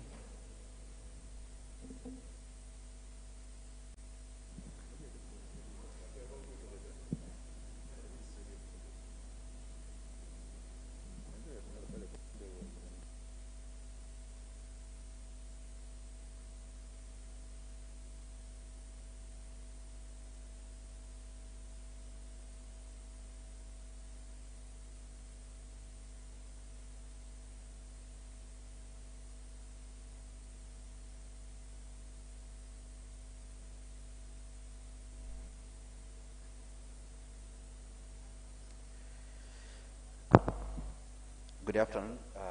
So, my name is Matthew Ngwai. I'm from Kilimo Management Enterprises, and I'm here to share a few things about what's happening in the agriculture sector and in relation to the building up of the new innovations and technology of digital platforms and ecosystems that can provide the opportunity for you as people of insurance on how actually you can partner up and be able to access these new markets that our colleague has just said is very hard to reach. So it will be very quick, but my presentation will be available, and I wish everybody to have a copy of it because it has some very interesting information.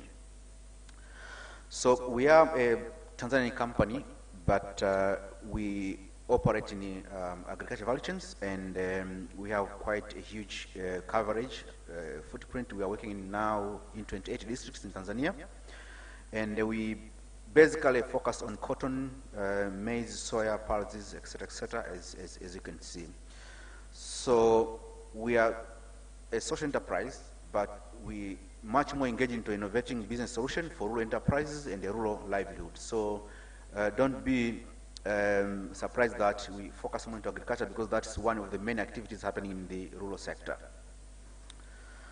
Okay, so our platform is called Kilimo Maendeleo Digital Platform, and it's a value chain integration. So it integrates different players. So those who are selling fertilizer, they can do it through our platform, selling seeds. Those who are actually want to sell insurance, those who want to sell some financial services like loans, etc., they do that in our platform. So we integrate that, but our focus really is to get a farmer. We prep the farmer in terms of business profiling, so how much land they have, acreage, what are they cultivating, etc., etc. We make that data available for partners to be able now to exploit and develop products in partnership, and then they can now be able to sell that through the same platform. So, in relation to our topic today, I will start with a statement from McKinsey and Company. It's one of the global consulting firms. This is what they had to say in 2018. An ongoing drive towards digitization has put the insurance industry on the verge of a paradigm shift. The pace of change has accelerated thanks to tremendous increase in the volume of electronic data, the ubiquity of mobile interfaces, and the growing power of artificial intelligence. In the early years, companies that digitized were at the forefront of the industry. Today, digitization has permeated every level of the competitive landscape. Society's growing reliance on digital technologies is not only reshaping customer expectations, but also redefining boundaries across industries. Insurers cannot avoid this phenomenon. As traditional industry borders fall away, the future of insurance stands to be greatly influenced by platforms and ecosystems. This is a global consulting firm making observations in 2018. So I think you understand where we stand right now. So I just wanted to get into accustomed to understand each other. Digital, whatever you are using in terms electronically, when you're sending emails, that is sort of a digital thing. Your systems for management in the office, that is a digital thing, But a platform, by itself is a business model whereby multiple participants actually can connect to it. So, for instance, if you have a software that is being done by Tira, whereby all brokers or insurers can connect to it, that one we call a platform. But an ecosystem it connects different services. So it's not just sector focused. It has so many other sectors coming into it. So you can have insurance, you can have banking, you can have seed, etc. So that becomes a platform because it connects different services from different sectors, servicing a particular number of clients. So this differentiation are critical because at number one, almost everyone here, I believe, is already there. At platform level, I know TIRA and the other, the government is also doing a very good job into putting platforms whereby you can ask for licenses, you can do all these things. But at level of ecosystem, at that level, we are still very young in this country to be able to do that. We have seen a bit of work around other platforms like the mobile platforms that we have, M-Pesa, Tigo Pesa. They are now connecting to other services, like insurance, loans, etc., etc. So that is kind of evolving in the market. So let me just set the scope. FSDT in 2016 said we have almost 10.6 Tanzanian adults that access finances formally. So almost 10.6 million. So formally meaning that probably they have a bank account. That's the major thing. But 78 of Tanzania populate, about 40 million live in rural areas, and almost 80%, about 35 million of those are smallholder farmers, and they depend on agriculture for their livelihood. And this is the category that we are going to discuss a little bit that our platform actually is servicing. But less than 12% of these have access to formal financial services. It means banking, SACCOs, etc., whereby they can get these services. and the only 1.9% they have access to insurance services, particularly health insurance, and this is the community ones. So, FSDT was saying, for financial and insurance services, Tanzania adults, about 72%, that's 36 million, have been classified as hard to reach. So, they were observing that the bank and the insurers will have to find specific well-capacitated small aggregators. This was the remark by FinTrust, in order to reach this, because they are hard to reach. So you need to build partnerships and to build capacities of aggregators so that we reach this particular population. And this is the rural space that we are operating. Now, if you look at the percentage in terms of banking sector penetration, inclusive of the insurance sector, in the rural space is very minimum up to now. Actually, the mobile money is making much more better penetration than the banking sector or insurance sector also. So, based on this, if you observe global trends when it comes to platforms and reaching clients, right now, customers wake up to a world which their every need can be addressed through their smartphones. So companies like the telecom companies, Vodacom, Tiba, etc., what they do actually, they have a very aggressive strategies to reach the rural population. And that actually, it includes the data, access to data, using the internet, through the mobile phones. Now that actually gives an opportunity to a lot of these people to access information. So, now everybody is trying to put a customer at the center of every digital activity. So in order to not only to scale the adoption, but also to allow companies to capture previous and emerging value. So 7 of the 10 largest companies right now, in terms of market capitalization, are ecosystems. Okay, look at Alibaba, Alphabet, Amazon, Apple, Facebook, Microsoft, all of them are ecosystems. So this is something that is not reversible, is moving forward, and as insurance industry has to look on how they can basically exploit this. How you can look at these platforms, whether agriculture platforms, whether mobile telecommunication platform, on how you can basically be able to push your products through this platform to reach that population that under normal circumstances traditionally you cannot reach. So, ecosystem typically provide 3 types of value. They act as a gateways, reducing friction as customers switch across related services. For example, enables users to shop. In our platform, for example, farmers, they can order fertilizer, they can order seeds, they can order a loan product, like I wanted this particular loan product from Bank A or Bank B or Bank C. All these players, they just register or onboard their products, and then farmers, they decide which ones they need. So this reduces friction, because now here you are like, how many brokers, a number of brokers. Everyone can have their product or the same product from an insurer, and then you as a broker, you can register it, and people can pick who is their broker without the other broker to know. So it reduces friction, and it's open.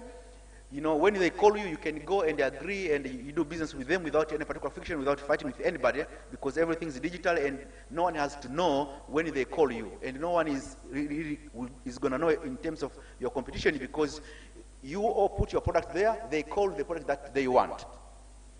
So the other advantage or value is that they harness network effects. An ecosystem like ours, the Criminal Minded Digital Platform, provides its customers with a monthly report card that illustrates their performance. So for instance, if you insure a number of farmers, let's say 1,000 farmers, you'll be getting a report every month on how they perform, when they bought seeds, if they bought the right seeds, when they planted, you know, if the plants germinated, etc., etc. So these actually are very comforting information, you know, as you move forward in terms of assessing your risk, you know, and how actually you can, you know, better your product as you move forward. But also, platforms integrate data across a series of services. So can integrate productivity vis-a-vis the type of seed that they use or the type of fertilizer, so that when you get another client who want to do the same business like the one that you have done, you know ahead of time that I provided insurance services to farmers X, they use this type of seed, it didn't germinate. So you are ahead of time to say, no, this provider of seed, usually they don't germinate, and now you can try to cover, to lower your risk as you move forward. So this is how the platform looks like if you touch on top of it, like very superficial. So it connects down here, Cremo Maendeleo digital platform, but just like other platforms, this is specific for agriculture. We have connected a bank to the platform, so we have a number of banks. The biggest partner here is Azania Bank. And then we have off-takers. These are guys who have factories who are buying from farmers. So, for example, in the cotton sector, we have Ginas, huge Ginas. They're buying products worth of maybe 40, 50 billion in a season. And then we have AMCOs. These are farmers that have been aggregated at association level or at a cooperative level, so that it's easy to work with them and easy to reach them. And then we plug in, we have different actors that they have plugged in their products. Okay, so we have people who are providing tillage services, they have tractors, they are doing this for the farmers. We have people who are actually selling inputs to the farmers, they have plugged in. We have blended financial services together, like we provide loans, through our partner banks and the other neo banks. We have soil testing and the weather services that are provided by third party, but are in the platform, etc., etc. So you see now we are able to pull all these multiple data and then to stage an analysis which actually helps, to develop products for the future, but also to look at the risk and how now to map that one. So this is, we have, for instance, for the financial sector, now we are covering 27,000.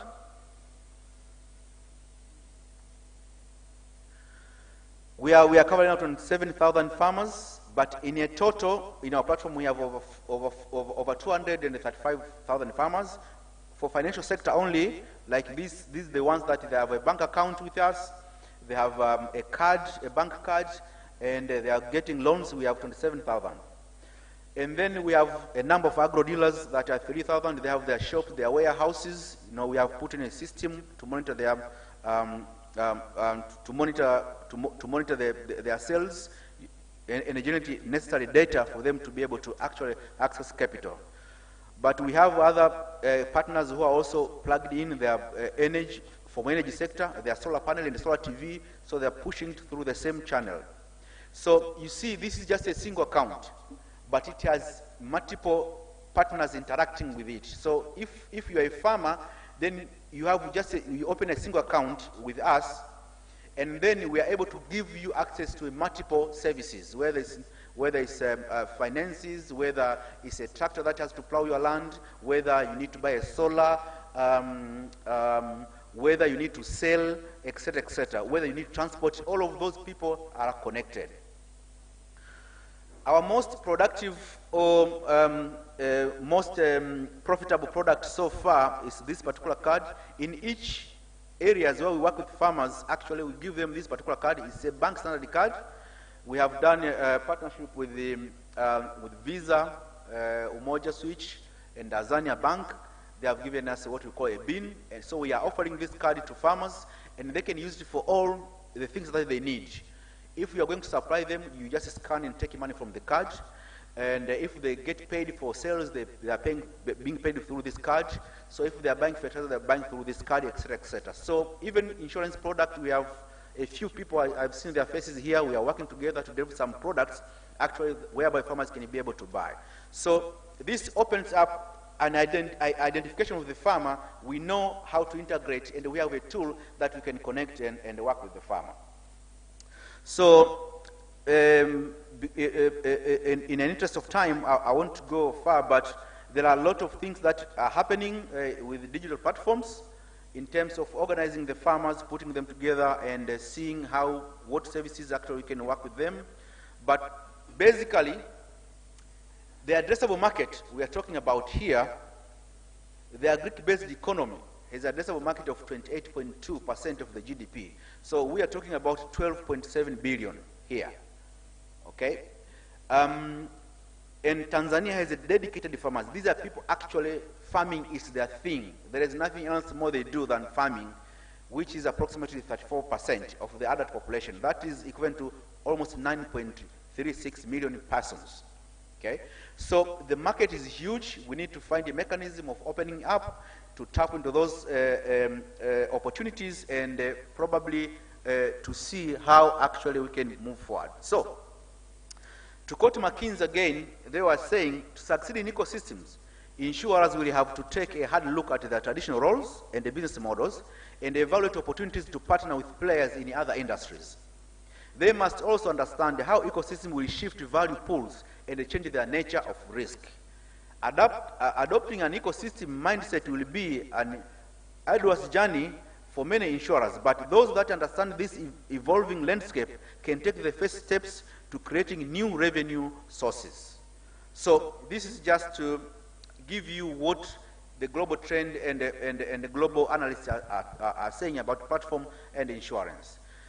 I will end here. Some of these things are just data that you can check yourself once you get this presentation in your emails. Thank you so much.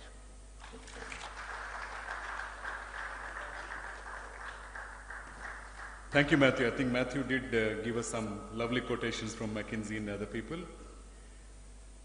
The next speaker is Francis Kaya, who will be speaking to us about agri-funding and insurance development. Please, Thanks, Mr. Suresh. Actually, I'm sitting on behalf of Francis Kaya. Okay. So your panel is left with 8 minutes, please. So please spend this time wisely, 4 minutes at least for each remaining speaker. Actually, mine won't take that long. My name is Juman Mbepo. I usually say I'm an insurance specialist, but also I love insurance.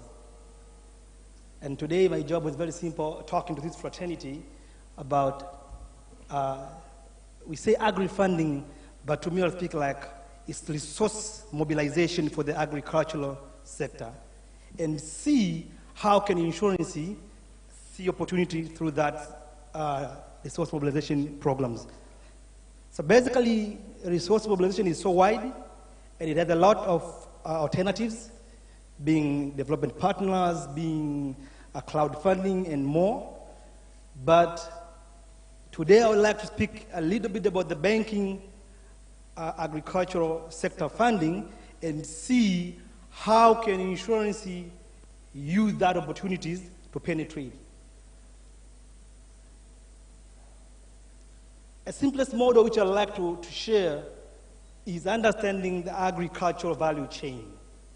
Because if you all understand the agricultural value chain, we'll understand that insurance is not only on agricultural insurance, but there are other opportunities on the agricultural value chain. This is the simplest model which we have in Tanzania, and basically it speaks about the banks and how the banks can leverage on the value chain from the farmers, the farms, the arm courses, the value addition and processing model to the shops where they're selling agricultural products. How can funding be done in this simple model? It's not working, actually. So we are looking on the 6 mentioned value chain and see how can you leverage it. The number one, thank you. The number one is the agricultural inputs. We understand that a lot of seeds, fertilizers are not coming from here. They are imported. Banks also are using this as a part of funding, giving LCs, giving loans to get these materials. When they come from outside the country, there's a possibility of getting marine insurance on these products. So as an insurance fraternity, we need to look more than that. I've heard debate from morning today, they're speaking about agricultural insurance, but not looking the other way around, that how can the value chain give us more option of insurance rather than the agricultural insurance only. The second part is the farming machinery, tractors and the like. Banks are financing a lot on this sector, but how can insurance fraternity look on the opportunity to partner with the banks and see when these opportunities come? When you speak about distribution channel, we understand agricultural material from the farm to the warehouses, they have to be transported. Banks are giving lorries and trucks to the armed forces on how to distribute these materials. How do we see opportunity to go to the funding sector and see how can insurance develop the solution in that picture? But also, we have warehousing facilities, Stakabazi Galani and the like. We know that NMB are doing very good with Stakabazi Galani. How can also insurance provide a solution? So what I'm trying to create here or to bring it to this community today, that there are solutions on insurance which can be seen from the funding perspective and relating to the insurance solution to make sure that in the next 10 years, funding and insurance can create a synergy which can make a development of the insurance sector and insurance market. Because of time, I won't go further. There's a lot of examples on this page. But what I want to pose today, I call them call for action.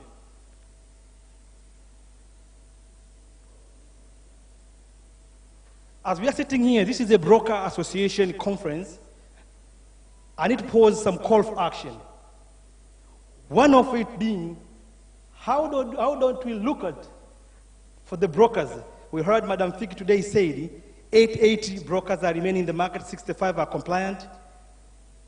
And if I'm not wrong, 90% of those brokers are sitting in Dar es Salaam. Why don't the brokers, who we call them, they are financial consultants, go to the jungle, look for the problem and come with a solution? And at the end of the call for action, we'll get a solution on how they use their solutions. Brokers need to leverage with partnership with the agriculture sector. If I may tell you, whenever there is annual conference on agriculture, all banks are moving to that side. I haven't seen a broker or an insurance company going to the Keshonati annual forum, going to the Sisemi annual forum. Brokers are sitting in Dar es Salaam in the boardroom waiting to do solutions which they're not viable while going to the jungle and see these agricultural people and leverage on the value chain. The next call to action, we heard about how can you use technology to leverage on distribution and awareness.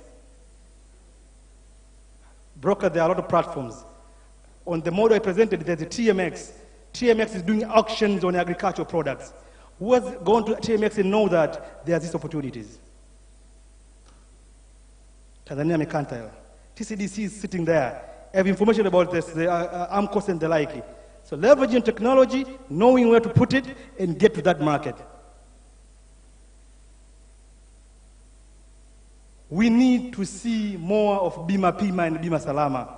We have less agricultural product in this market, less solution in this market. And the last call to action, partnership between insurance industry and banking industry. I heard today morning people are complaining that bank assurance is taking us out of the market. But I know a broker in this room who has partnered with an insurer and the bank is selling his product. I think you understand me. A broker has partnered with an insurer, developed a product is sold by the bank. How can a bank take you out if you have solutions? Bank assurance regulation does not allow bank to develop product. They are selling as an agent product of the insurers. Brokers, as a solution developers, as financial risk consultant, get to the market, bring solution, partner with insurer, bank will sell for you, and you won't get out of this market. Thank you for listening to me. Welcome to the questions.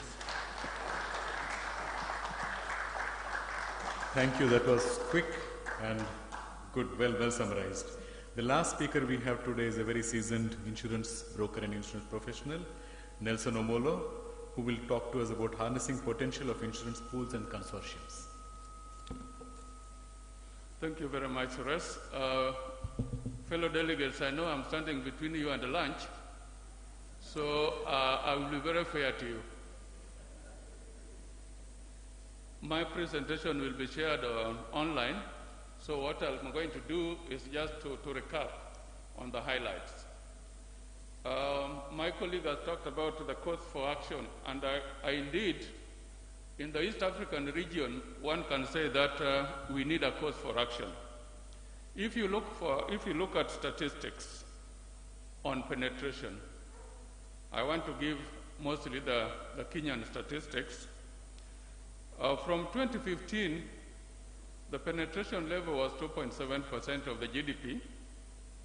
As of 2019, it had gone down to 2.25. I'm sure Kenya is the leader in this region in terms of penetration levels. So we need a call for action as the insurance industry. Some of the factors affecting the insurance penetration are lack of awareness, lack of insurance education, but more importantly, trust deficit. This is something that as an industry, we need to work on seriously. As the brokerage community, we need to work on it seriously so that we can turn the tide from that deficit to a more favorable position for us. Insurance growth under the 2020 outlook. In terms of long-term business, there was favorable growth of 4.5% compared to 11.9% in 2019, which means the COVID impact is really impacting negatively on the growth. Both the general business and life had some minimal growth, but mainly because of health. Somehow, the health sector of our insurance defied the COVID pandemic and showed some growth. What are we saying? What are some of the factors impacting the insurance in our country? Insurance in our country has been impacted seriously by bancassurance, and thank you for mentioning this, my colleague. We are not really complaining as brokers that bancassurance is eating into our territory, but what we are looking for is fair play, that there should be definite regulations that can help in selling bancassurance to avoid situations where there are intimidation and coercion in sales, because we have learned that bancassurance is not encouraging penetration, but is encouraging transfer of business from brokers to bancassurance, and that is not what the original intention was. So we need a call for action for our regulators and our supervisors to come up with the regulations so that we can operate on the right footing. Legislative environment and the tax laws of 2020 introduced for us VAT on insurance, and this also affected our insurance sales and marketing. But as a country and as players in our country, we challenged that in court and got injunction, which is still pending in court. Implementation of the act was actually halted. Section 156 was another of the legislative introduction that was brought in our country in 2019, which required that brokers stop handling premium.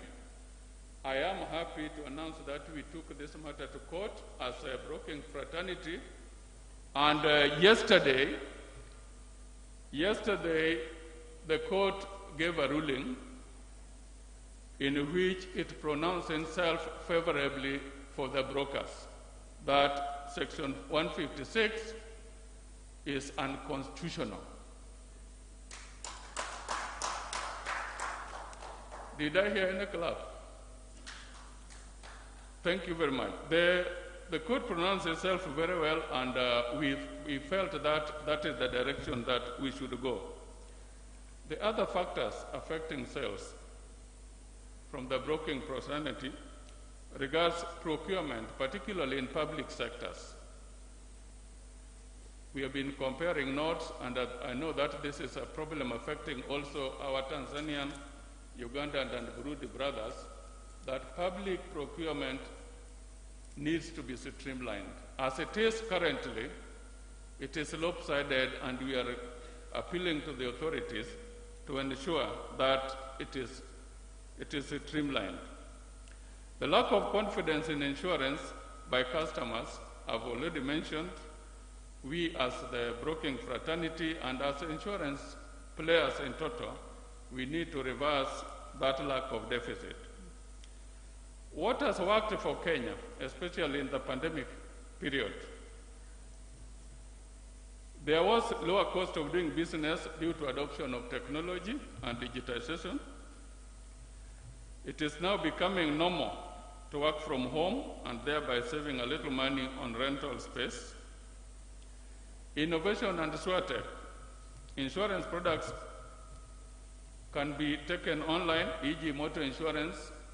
You can send motor certificates through the phone or by email, and the same can be renewed through the same media.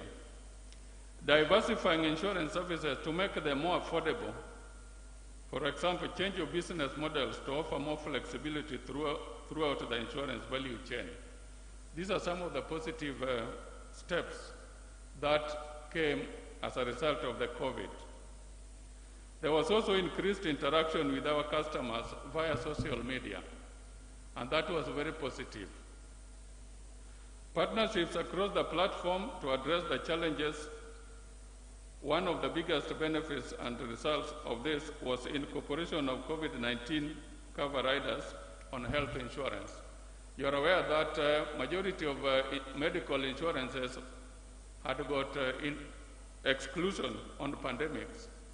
But now with the ravages of COVID, underwriters went back to the drawing board and incorporated that rider to the medical policy, so that insurers, customers can now have that as a rider. Rethinking of business models and simplifying insurance was also another benefit that came from the COVID, and working with the public to emphasize the importance of insurance and show value of insurance in cases of unforeseen circumstances such as the pandemic. So in conclusion, because I know you are really eager to go, I'm saying that we thank the President, Mr. Amir, and your organizing team for organizing this forum for us to come and compare notes. Although we had challenges with the technology, but these are expected, and we are happy that it did not interfere so much with our program. I want to conclude by inviting the delegates here to the AIBK. AIBK is the Insurance Broker Association for Kenya, which will be having their conference in November, the month of November, at the tourist town of Mombasa. So, Mr. Moderator, with your permission, I take the opportunity to invite all the delegates. My colleague, who is the chairman of AIBK, is here. Maybe you can just extend the same invitation on behalf of the organizing committee. Mr. John Lagat.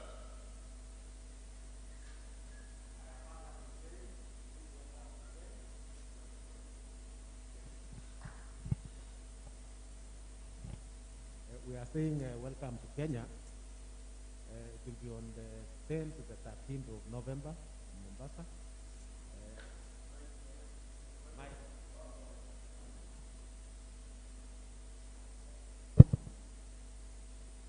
Neighbor is saying, is it okay now? Okay, so I'm affirming what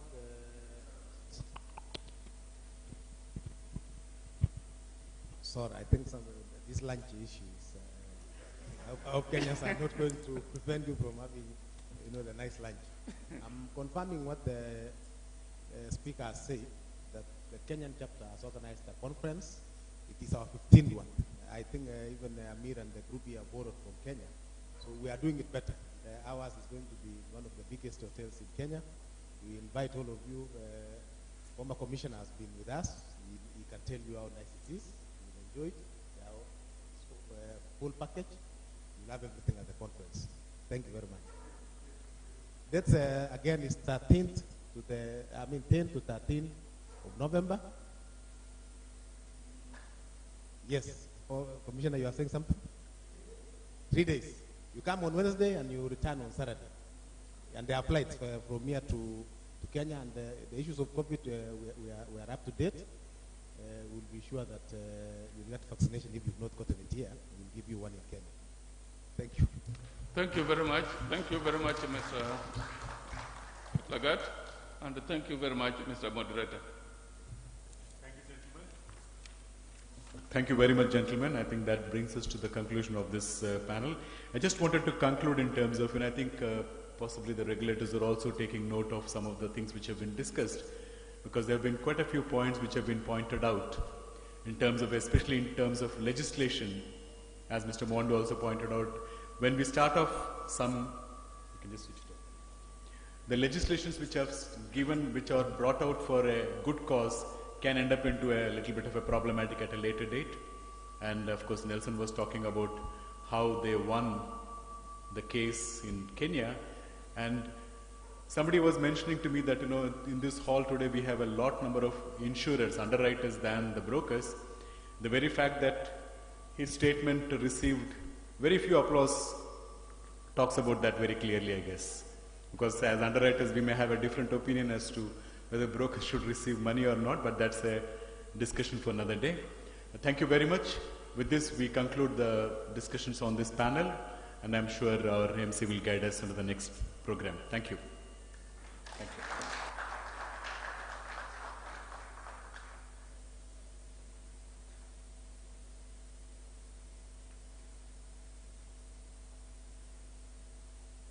Thank you very much, Dr. Suresh, for a very well-coordinated session, though you ate more than 45 minutes of my time. But I thank you. I thank the panelists. Can you please give them a second round of applause?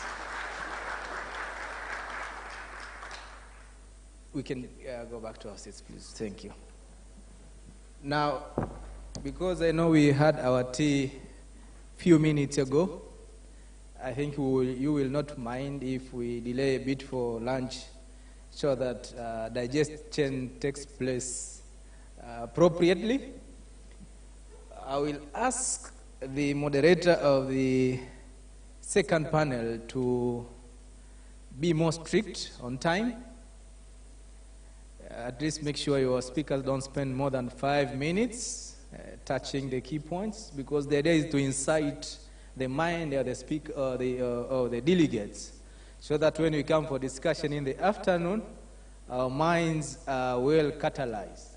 So I want to invite Anna Mushi from FSDT, who will be moderating this panel for the coming 45 minutes.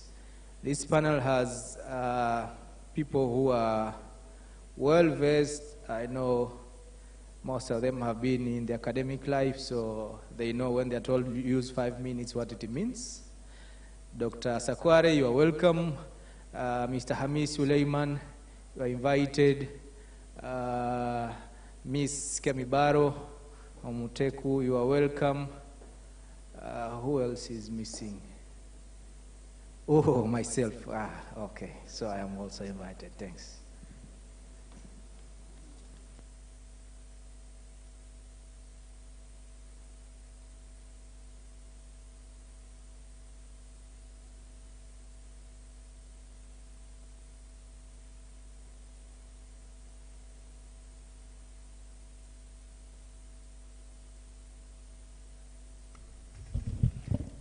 Yeah, good afternoon, everyone. I want to assure you that I'll make sure my panelist members are going to be very brief, and we won't take much of your lunch time. So while we are waiting for the last, okay, he's here. So welcome to our second panel session.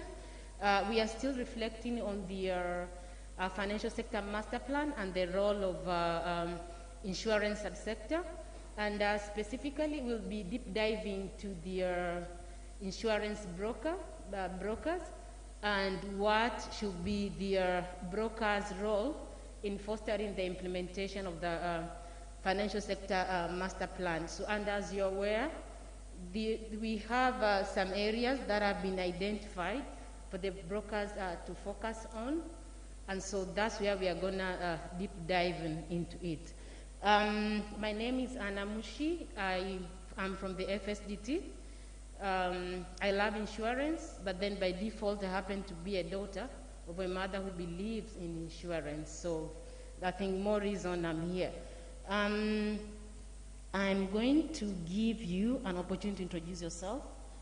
I want the audience to be able to start capturing strategic areas of engagement with you, but then it's going to be very brief, otherwise I'm going to cut you short, yeah? So very quick, 1 minute, and I mean 1 minute, but introduce yourself meticulously. Karibu.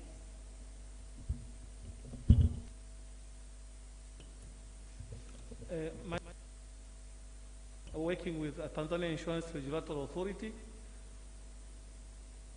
I'll be here to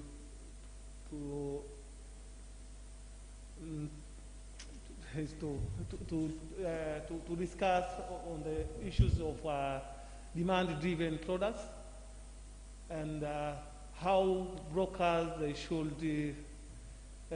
should design their products so that they have to push. It will be easier for them to push their products in the market. Thank you. Thank you, Ilad. Next. Okay. My name is Dr. Bagayo Sakware. I work with the Ministry of Health currently under the Department of Policy and Planning. So the issues of universal health coverage, we work on that department. I also chair the Africa College of Insurance and Social Protection, which is a Pan-African institution. Thank you. Thank you. My name is Anselmi, and for the purpose of this panel, I am Mwalimu at the Africa College of Insurance and Social Protection. I have significant interest in inclusive insurance and particularly microinsurance. I am also have significant passion in writing, so I write books, poems, and things like those.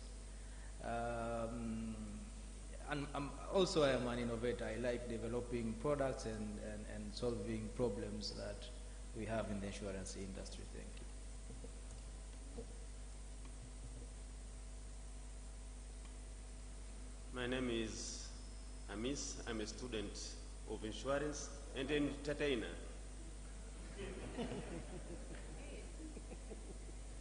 Good afternoon, everyone. My name is Kemibaro Muteku. I am passionate about insurance. I've been in the insurance industry for close to 20 years in different areas. I'm happy to be here again. This is my second invitation to Tiba, so thank you again for inviting me. Yes, and I'm happy to be here and consult, and more recently, part of the Financial Sector Deepening Trust. Thank you so much. Yeah, thank you. So we are going to have 3 rounds of questions. The first question across all the panelists will focus on the high-level insights on the areas identified for the insurance brokers, and what should be the role of every stakeholder in the insurance fraternity. And then the second question will be very specific to the role of what are the role of the insurance brokers, and what are the key issues they think brokers should capitalize on then to foster the implementation of the financial sector master plan as part of the bigger action plan of the microfinance subsector. And then the last question, which will cut across, will be the key takeaways from this panel. So I'm going to start with Kemi. Kemi, you know, I'm sure you're aware that research is one of the key strategic areas that have been identified for the brokers to focus on. And even in the previous panel, so the issue of research was coming out across, although not very visible, but I could see it. So Kemi, being with that vast expertise you have in the insurance subsector, and very cognizant of the challenges and opportunities existing in the industry. So how can we ensure the data-driven industry, and what should be the role of different stakeholders, including the insurance brokers and regulators? Over to you, Kemi. Thank you, Anna. I think it's quite broad, but I think there's one thing we need to recognize, that we need to change our habits as a sector, as an industry. When it comes to research and development and data-driven, we need to be very intentional about it. That's the first thing that is so important. And I'd like to define it as this. When it comes to data and research, to say data aims to understand and also deep dive in order to address problems or constraints that are in the market, in the hope of analyzing, finding solutions, and these can be used for decision making in whichever way, whether it's for your respective businesses, in terms of which approaches to take, which new solutions to look at, if it's microinsurance, or if it's just doing things differently. And the reality is, on the ground, is that it's a bit like marketing. Unfortunately, research doesn't have enough provision of funding that is dedicated specifically for that. And as insurers, we know within the budget and pricing of the products, there's an admin component. So why not have a bit of the admin component or the marketing component be also allocated into the research side of things? So to go a bit deeper, Anna, and also to share in terms of that intentional approach, it's important to look at what we've also seen in the financial sector deepening master plan. There's a lot of reference to data and research. In fact, I was trying to go through it and see there are about 8 specific references when it comes to research. So this is very intentional, and this is what Tanzania has looked at and the insurance sector has agreed to in terms of endorsing, to look at the research areas and providing information before coming up with deeper solutions that will be addressed. So looking at the problems, which we know several of them have been mentioned in the previous panel and earlier on this morning, in terms of the demand side, I won't repeat them. In terms of the supply side, I think just to add a few more to the ones we know in terms of skills, and also skills within the insurance space, but also innovation in terms of products. But there are new areas that are quite key in terms of environmental insurance, climate insurance. We talk a lot about mining and, of course, pooling in terms of being able to have sufficient capacity, but those are other new areas which also need to be considered. And also on the enabling environment, which is the regulatory space, how does data fit in? Maybe we don't look at it that way, but it is so key, because these decisions are driven by information. There's stakeholder engagement, but there's also data. And it's very comforting to highlight the fact that our regulator does have a specific department that deals with market development and research. So that intention is there, and it has been for as long as I recall in terms of Tiba being there. So there is someone who's holding that position and having a team to push that. So cost is an aspect. Intention is an aspect. So how do you go about it? One thing that's important to recall is that there is data available and readily available. Of course, being an ambassador for FSDT, I will talk about studies that are there, and specifically for insurance. And I would encourage brokers and the insurance market at large to continue tapping into that, because that's information that is readily available. Rather than looking out and setting up big researches to find out solutions, there's some information that is there that can be triangulated and put into to be able to answer the questions that you may have. So there's FinScope studies for about 4 different years, the most recent 2017. There's FinScope studies in terms of financial education. And then there are landscape studies, 2015, and more recently 2020, which I believe will be coming out soon, with information as well, and very specific in terms of what kind of products are there, what is the market saying, and specific questions answered, which as businesses, as insurance and other intermediaries, you're able to tap into that and use that to inform decisions. But more importantly is, what do you do with the data? You need to make sure that it's relevant to what exactly you're trying to solve and the problems you're looking at. So it has to have a human-centered human-centered design approach. And what exactly does that mean? These solutions need to be relevant to the customer. They need to be able to address their needs. They need to be able to be accessible. They also need to be able to be affordable, but also relevant. A study was done some years ago by FSD to look at the number of solutions in the market. The insurance sector in total, general and life, had close to 100. But if we look at the landscape right now, we know that very few of those solutions have actually been used. So it tells you one thing, without digging deeper, that these are not human-centered solutions. These were solutions that were most likely created in the boardroom or by a team of 2 or 3 who said, this is a good solution, we think it will work. You go through the whole process of developing, get the reinsurer to agree to receive that risk. And when you roll it out, you're surprised that it's not being picked up by the market. Maybe the brokers were not even able to sell it because they looked at it and they said, no, this doesn't make sense. So that's where also a broker's role comes in. How are they involved in the whole process? So relevant players, TIRA has been quite key in driving this in terms of supporting the researchers that are there, the efforts that are there, and engaging the market. And as TIRA, looking at regulation, I think the key areas in terms of the role of the regulator, without taking Hillard's spot in terms of what he'll be speaking about, let data insights provide direction when it comes to creating laws. So how are guidelines created? How are regulations, circulars, and laws, and revisions of that, and even looking at policies? So where do we know the gaps exist, and how are they being addressed? But now, looking also at existing laws. Yes? I have a follow-up question, and then you'll be able to expound on your last point. All right. But thank you very much. Thank you. Kemi is telling us to be intentional, use the data that is available in the market. The data should drive our insights. The data should drive our innovation, yeah? So, Anselin, building from what Kemi has said, especially on the issue of skills and the need of capacity building. So I really want to hear your insights. Who is supposed to pioneer this? Who is capacity building for who, you know? And who is supposed to do it? And what should be the role of the insurance brokers? Thank you very much. Capacity building and capacity development. I am very glad that the keynote speaker underscored the significance and the importance. He touched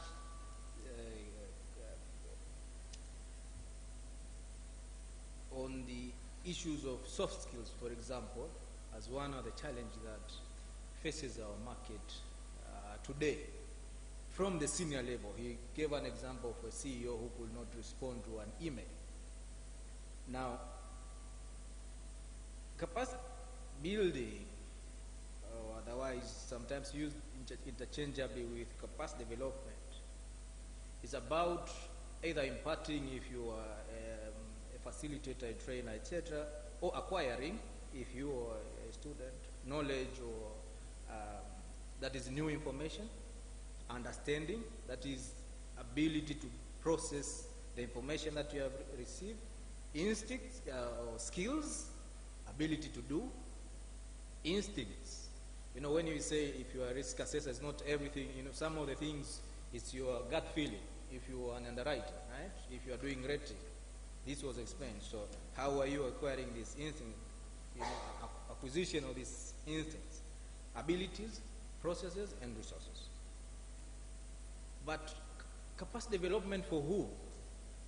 Capacity development is either for individuals or organizations, institutions, but also the society at large needs to receive or be imparted on capacity development. Now,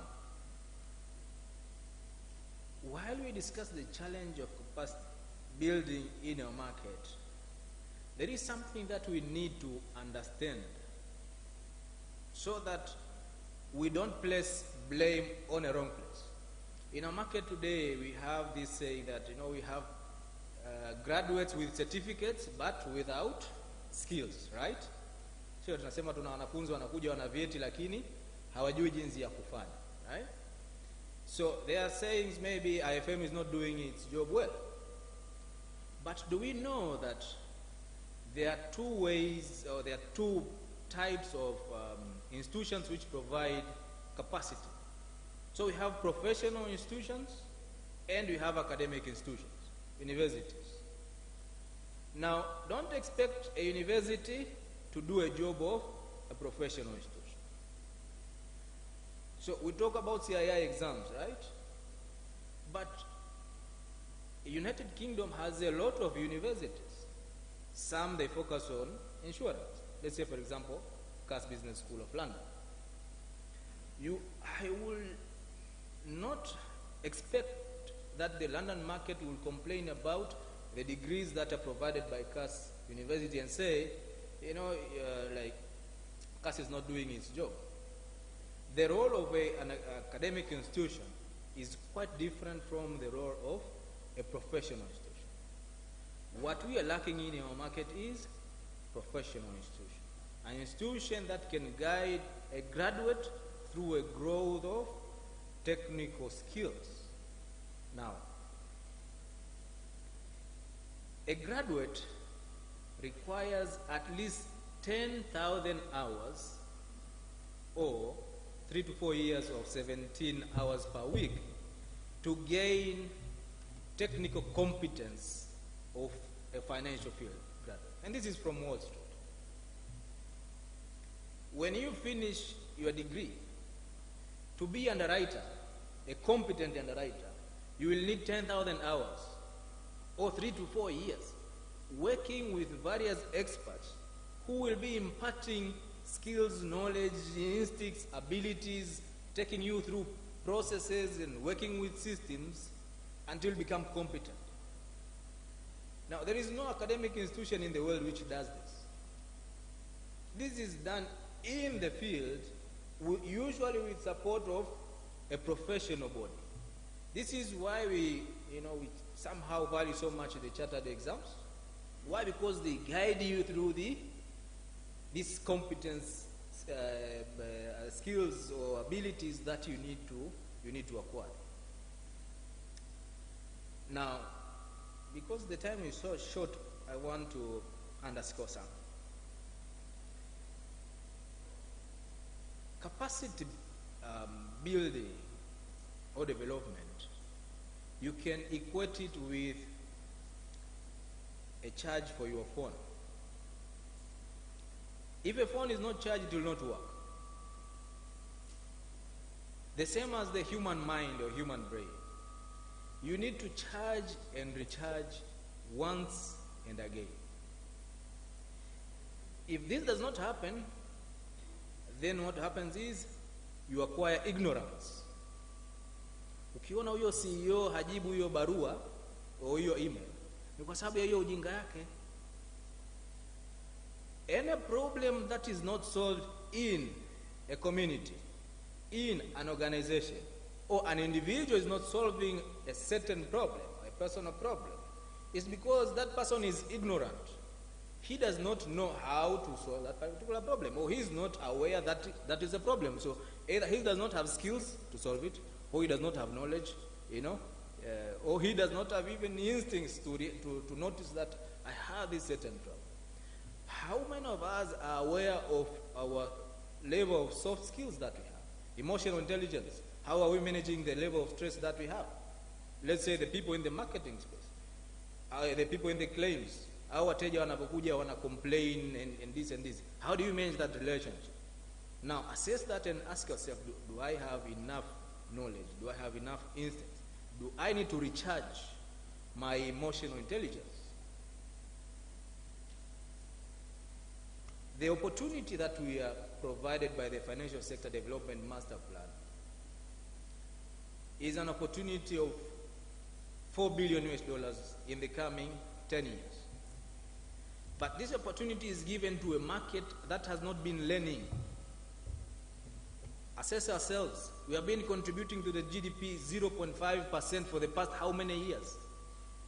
If this market is not growing, it's because we are not acquiring skills, knowledge, instincts that are required to solve the problems that we have.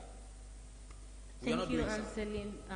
A very good response. I have a follow-up question for you, but then I want you to, like, you're putting forward the need for professional capacity building. Like, are you saying we need to have those institutions? That's the gap you have mentioned. But then when you're talking, I was asking myself, is it an end itself? Is the approach you're proposing able to address the capacity gap? Because you have kept saying there are these capacity gaps. So I just want to start thinking about that, and whether is there a need to embed teachable moments within the that journey of the capacity building? Is there the need to embed behavioral changes and nudges?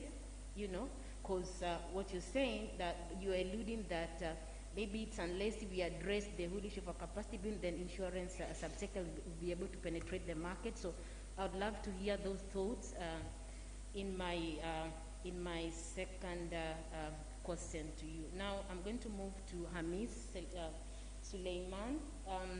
Hamis, there has been a call, like a huge call from the market, on the need of the microfinance subsector to capitalize on the strategic value chains, you know, such as agriculture value chain, manufacturing value chain, trade value chain, tourism, etc., etc. And we have heard from the previous panel, one speaker spoke about the existing pain points in agriculture value chain that are hindering insurance to penetrate. We had another speaker speaking about the opportunities, and he used the Kilimo Maendeleo platform as a case in point.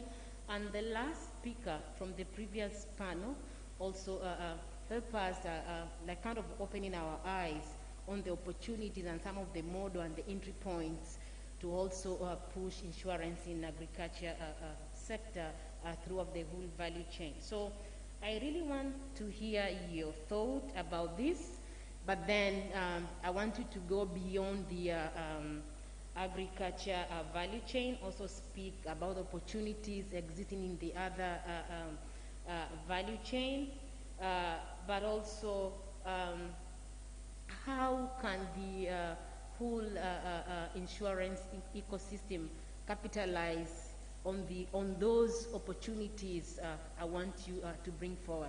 And I really want you to speak on the opportunities. Over to you, Hamis. Thanks, moderator. I will be very brief. When we talk about optimization of the opportunities, we need first to gauge where we were 30 years ago and where we are now, and where we want to be maybe the next 10, 15 to 25 years. For those who are in insurance 30 years ago, they will know the process of insuring. You will have a 6 to 10 pages proposal form, 30 pages document which you are filling. You will have your immediate cover note handwritten, and maybe waiting for a policy document within 30 days, though you will not get it within 30 years. This is how we operate. In your value chain, you have insurance company, you have agent, and then brokers, and the client was just left aside. We are not talking about add value to our client, we were only talking about profit maximization. And that's why you have these MNOs and the like. But I think we are moving from that. Even our colleagues in the banks were in the same status, but they are moving very fast than we are. If you recall, in 1992, we have the first financial act, but by then, if you have upcountry check, Mr. Kamuzora and Katura will remember that, you need at least 30 days your check to be cleared. If it is within the Dar es Salaam, you need at least 7 days if it is coming from the other branch. And if you want to take your money from the teller, if someone sits you behind, then wait for 9 months to get a baby, because the queue is very long. So we are happy we are not there now. You just have your ATM, you just draw your money, your upcountry check will be cleared within 24 hours and the likes. MNOs, we cannot talk about. They are far ahead of insurance. I think we are now moving towards profit maximization, and we are looking into our customers.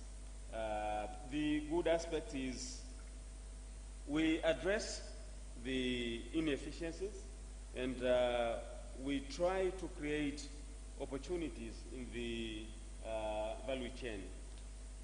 You know now, if you want to buy a motor insurance, within a minute you have your motor sticker.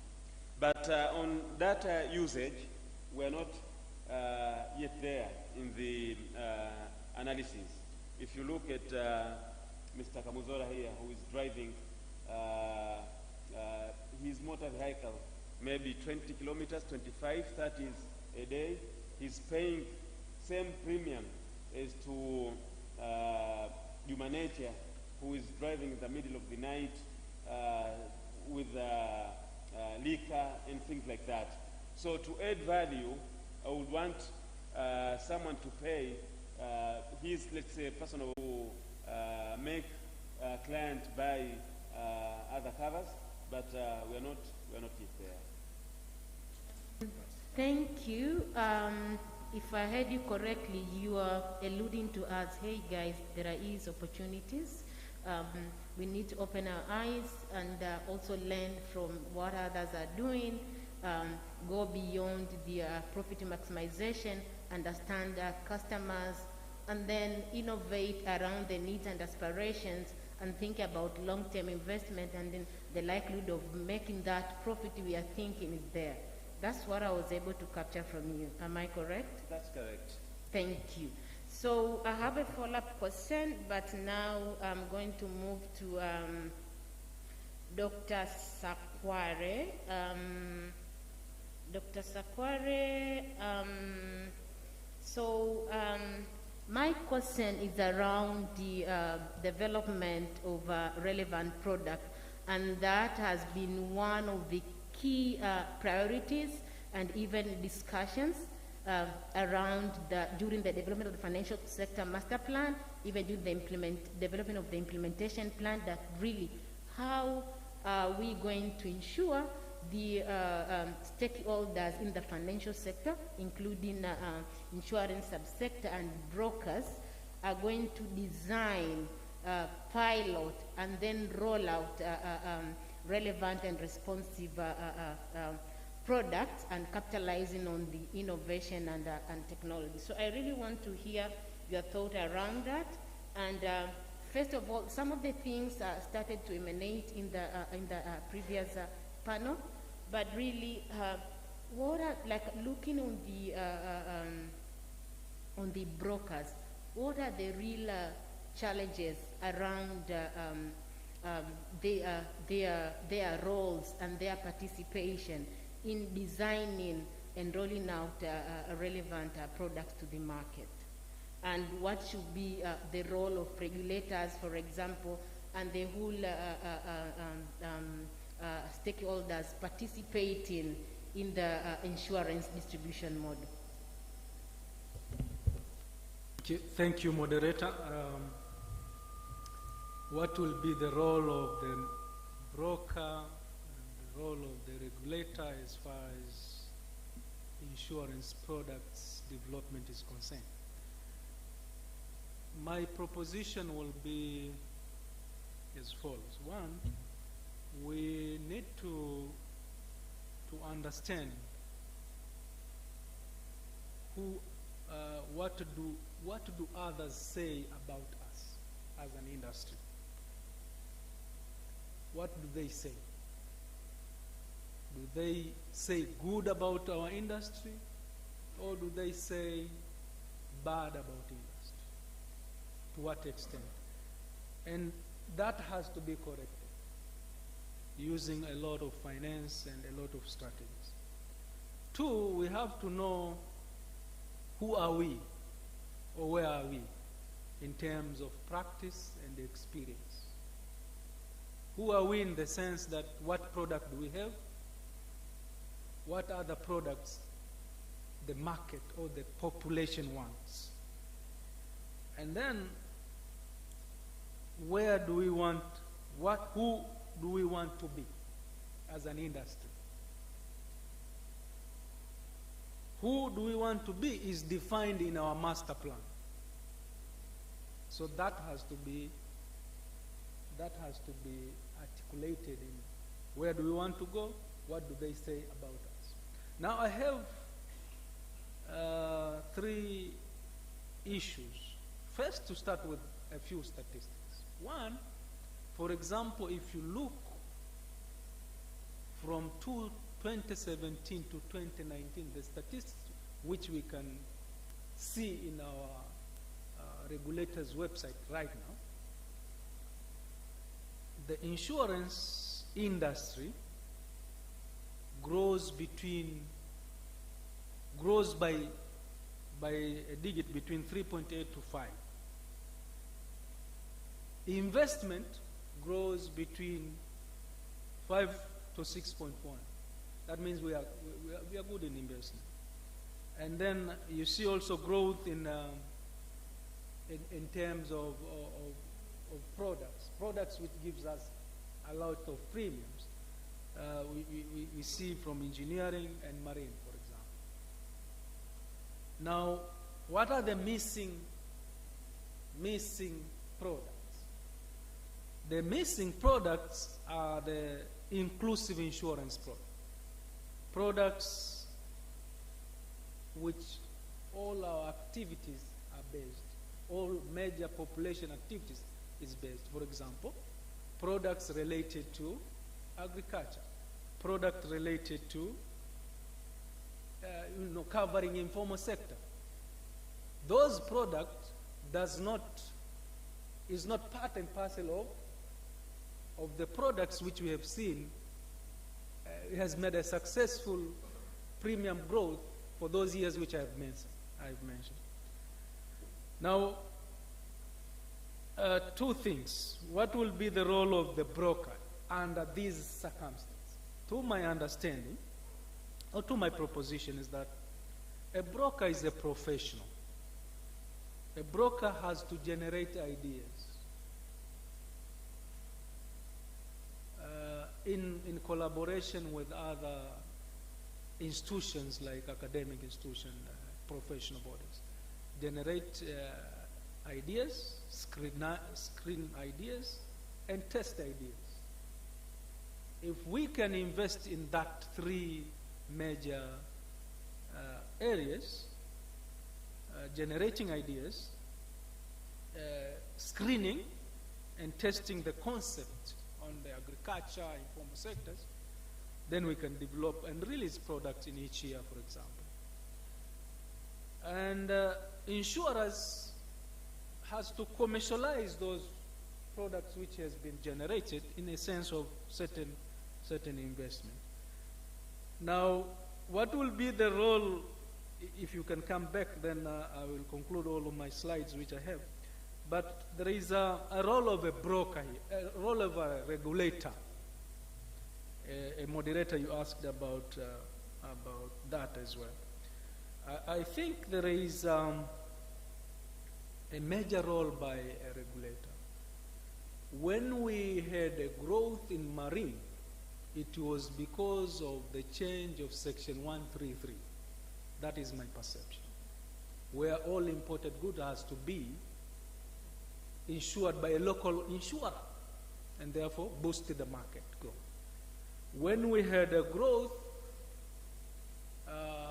when we had a liquidity problem, when we had a cash and carry in Tanzania, that is where we get insurers get a better liquidity. Of course, there is a lot of debate. Now, what is the role of the regulator in this sense? Inclusive insurance is the product. Some of them requires government innovation, government initiative, government support. For example, agricultural insurance. Agricultural insurance is a scheme. It's a scheme. A government has to have a role there. Even if you go to India, Brazil, there is a scheme purposely developed. And then another thing, one thing, there are products which are missing, for example, Takaful products. Approval processes has to be checked and things of that nature. Thank you.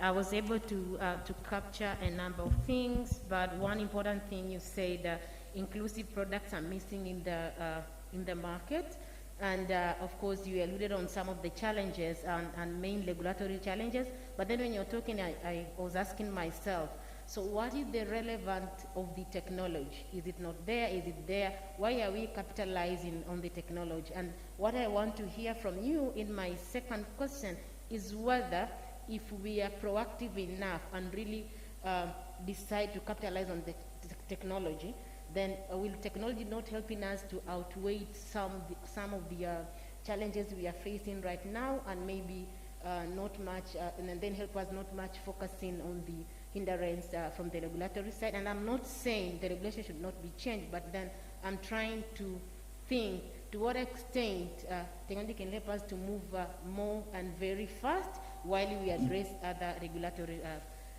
challenges. So that will be part of my second question to you. Now I'm moving to Hilary. Hilary, I want to talk to you about the distribution channels, and not distribution models.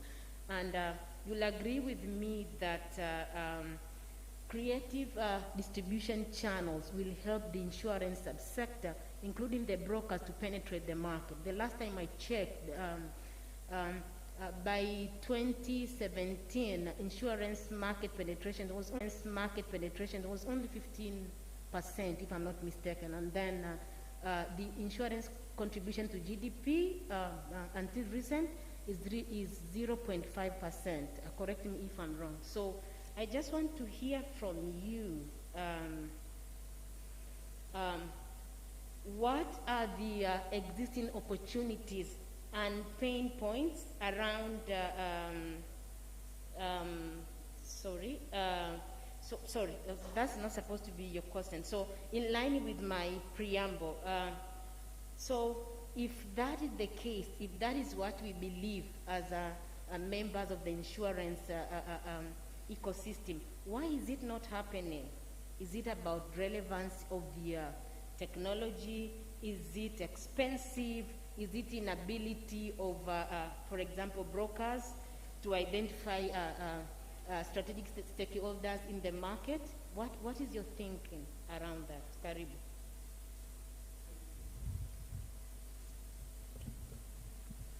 Thank you, moderator. Currently in our market, most of the brokers are using that a traditional way of distributing insurance instead of coming up with an innovative way of distributing insurance. As a result, due to using that traditional way of making distribution of insurance, It has led to the low level of awareness to the insurance products which are existing in the market. And also, brokers, instead of making awareness to the customer, they are not doing that, and instead they are just pushing the existing products, which are the traditional ones, to the clients. Actually, broker, what they're supposed to do is to come out with the products which are demand-driven, or before pushing the products to the market, they have to know what are the wants of their existing clients who are in the market. So what I can advise brokers to do is to just do like a study and come with innovative products which once they are placed in the market, automatically clients will run to that product and start purchasing those products, because there will be the products which are complementing their demands. And also, there is also another issue of the exclusion of brokers. Brokers, they do not sell the products professionally. Instead of giving a professional advice to their clients or the prospective policy holders, they just use a traditional way, like the way he said, Mr. Kamuzora. They just open an office, they put a big advertisement expecting that automatically clients will come. Instead, the insurance does not work like that. Brokers, they are supposed to be creative and to go outside of their office and try to educate the clients and see what exactly clients need from the insurance industry, and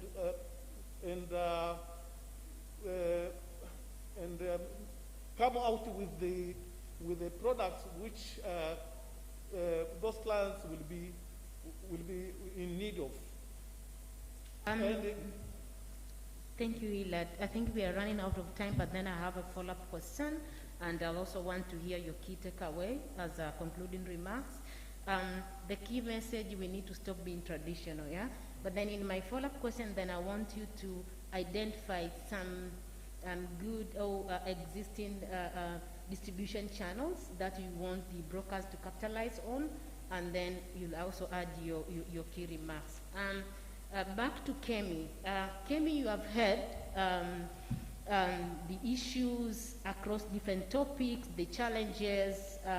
We have heard from, for example, from Dr. Sakware, the challenges around introducing inclusive products. We have heard the need of stop being traditional. We have heard from Anselim the need for capacity building, the other speaker, of course, eluding some issues. So I really want to be very specific when you're talking about the need and the importance of having the data-driven industry.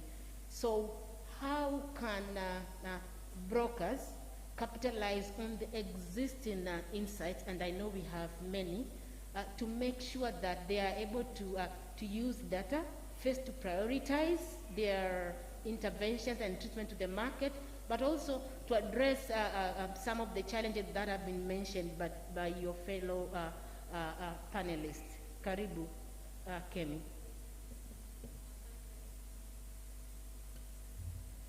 Asante, Anna. I think to brokers, the first thing I'll say is there's opportunity in insurance. I think there's one thing that we're selling traditional solutions, and there's money there, but there's also more money to be made and had in other areas if you're ready to explore and go the distance. So data helps reduce some of those risks because you're a bit more informed in terms of what needs to be done and the steps to be taken.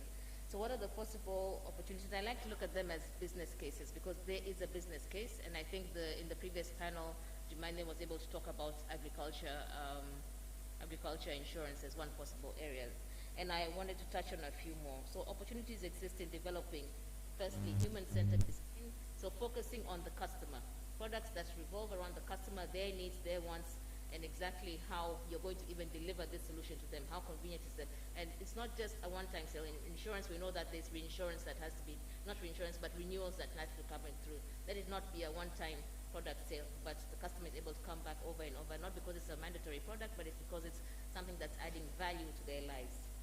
So some of the areas are in the micro and small and medium enterprises. That's one area that totally hasn't been tapped in this market. It's something that needs to be explored. The other area also is in terms of women and youth. Women and youth are an area where there are specific unique needs that apply to them. How do you address them? Of course, the niche market for youth is very unique in terms of how they visualize things, how they need to receive information, and how they explore that. Life assurance is also very key. It's totally untapped. Of course, in this market, we know that it's been growing faster than the general in terms of year-on-year growth, but there's still a lot of scope, especially on the individual space and individual solutions that need to be assured. And in the financial sector master plan, it's also mentioned quite a bit, firstly in terms of research for the need for driving individual products, but also annuities as well. How are we able to drive that for the retired groups? And also looking at scaling up. So those are some of the key areas, but I'd also like to add on that looking at insights to drive that, yes, the data is available, research is available, it can be manipulated to be able to provide you with the additional insights. But there's a lot more that goes into this, and I just want to touch on the fact that for these things to happen, for brokers to have an idea, a solution, be able to use insights, human-centered design to develop that, they need to go a step further, and that's building partnerships. Who are they able to work with to drive this? And on the regulatory space also, there's a need for also partnerships, and that comes in the forms of MOUs. We know, for example, in bank assurance, there are MOUs in place between TIRA and the Bank of Tanzania, but also there need to be other partnerships in place, even with TCRA, because we know, for example, and I believe it is there already, we know, for example, if you're selling a mobile insurance product, you need to have agreements in place, because this customer is receiving the products through their handset, but there's still TCRA, DOT, NIDA, FIU, and of course TIRA involved in that whole chain. So how best does it work? Kemi, I'm going to cut you short. Asante. I think the key message from Kemi, my dear brokers, is use insight, use data, because insight, data, is going to help you advance your thought leadership, especially when you're engaging your regulators. And then, I mean, with data, then it makes sense, right? And then use data, because data and insight will help you even understand the market that you are not able to penetrate, and then even understand their viability and their profitability, and then boom, you go and capture the market. Thank you, Kemi. Anselm, to you, and really want your brief response is around now linking the role and the need to use insight and the existing capacity gap. How can we transform our capacity building approaches? You spoke about the need of having the focusing on the professional capacity building, the need of having the professional capacity building institute. Is it an end itself? How can we embed the teachable moments, behavioral change nudges, so that we can really transform the microfinance subsector in terms of the key players, the regulators, the insurers, the brokers, the agents, and everyone involved in the whole ecosystem. Over to you, Anselm, and I want to be very brief. Karibu. Thank you very much. So, brokers, we need to build capacity in 3 key areas. One, the technical part. Everything about insurance. So it is microinsurance, it's marine insurance, engineering insurance, takaful insurance. All the technical issues, claims, underwriting, insurance, etc. That is one part. We need to be that knowledge. We talk about oil and gas, we don't have people with that enough skills and technical knowledge. 2, the business skills or knowledge. Running a brokerage firm is running a business. Running any business is a science of its own. So we need to learn seriously on how to manage and run business. 3, entrepreneurship, innovation. So this all talk about how bringing new products, etc., using data, research to find solutions, new ways, etc. This is the entrepreneurial part of it. What can we do as companies, either as insurance brokers, but second, Tiba, what can it do? 5 things. 1, facilitating the access to knowledge. You know, sometimes you find people are struggling. I want to do CIA exams. How can I register? Where can I register? You know, we want to do some courses. Where can we get these courses? The companies can facilitate access to knowledge, and also Tiba can facilitate that. 2, brokering multi-stakeholder agreements. We need to bring in partners to support us in building this capacity. The World Bank, the GIZ, the AFDB, etc., etc. We cannot do it on our own. The KPMGs, the farm access, etc. A lot of partners out there. Tiba can do this. The insurance companies can do this. 3, Tiba and the companies need to research and advise, especially on emerging areas. You know, doing research in new areas is not a task that an individual can take, or a company by its own one can take. So the only way we can build capacity is we need to collect that information and understanding and provide advice. 4, Tiba needs to provide professional and educational standards. We may complain that we are lacking skills, but are there any standards that are in place that we can use to measure what is missing? This is what Tiba can do. If you're telling IFM we are missing things in the market, have you put down a framework that these are the kind of things that we want? And finally, creating a space for learning by doing. You know, Tiba needs to find a creative way now to build a place where now we can have these young players who are coming into the market get an opportunity to build these skills and this knowledge. Otherwise, without that, then how will this, we want people to know how to play football, but there is no any ground that they can go and practice. So we need to create that kind of a pitch whereby now these new guys can come in and they can learn. And I will, of course, congratulate Tiba for the MOU that they have with the Africa College in the lines of now trying to solve this kind of problem of, you know, addressing these issues that have been mentioned. Thank you, Anselim. I wish I had more time to pose a follow-up question, but anyway, if I get an opportunity, I really want you to provide a vivid example on how you are embedding capacity building in your outreach. I think that's important. As a broker, I really want to hear from you, but then if we have time, okay? Yeah, so I'm gonna move to Mr. Hamisi. Mr. Hamisi, you spoke about the opportunities existing around implementation of value chain optimization activities, but then among the questions I was asking myself is whether the existing distribution models are well equipped to capitalize on the opportunities you are referring to, and how should the insurance brokers positioning themselves to capitalize those opportunities within the existing distribution model, or whether there is a need to kind of disrupt the existing distribution models. Over to you, Mr. Amisi. Thank you, Anna.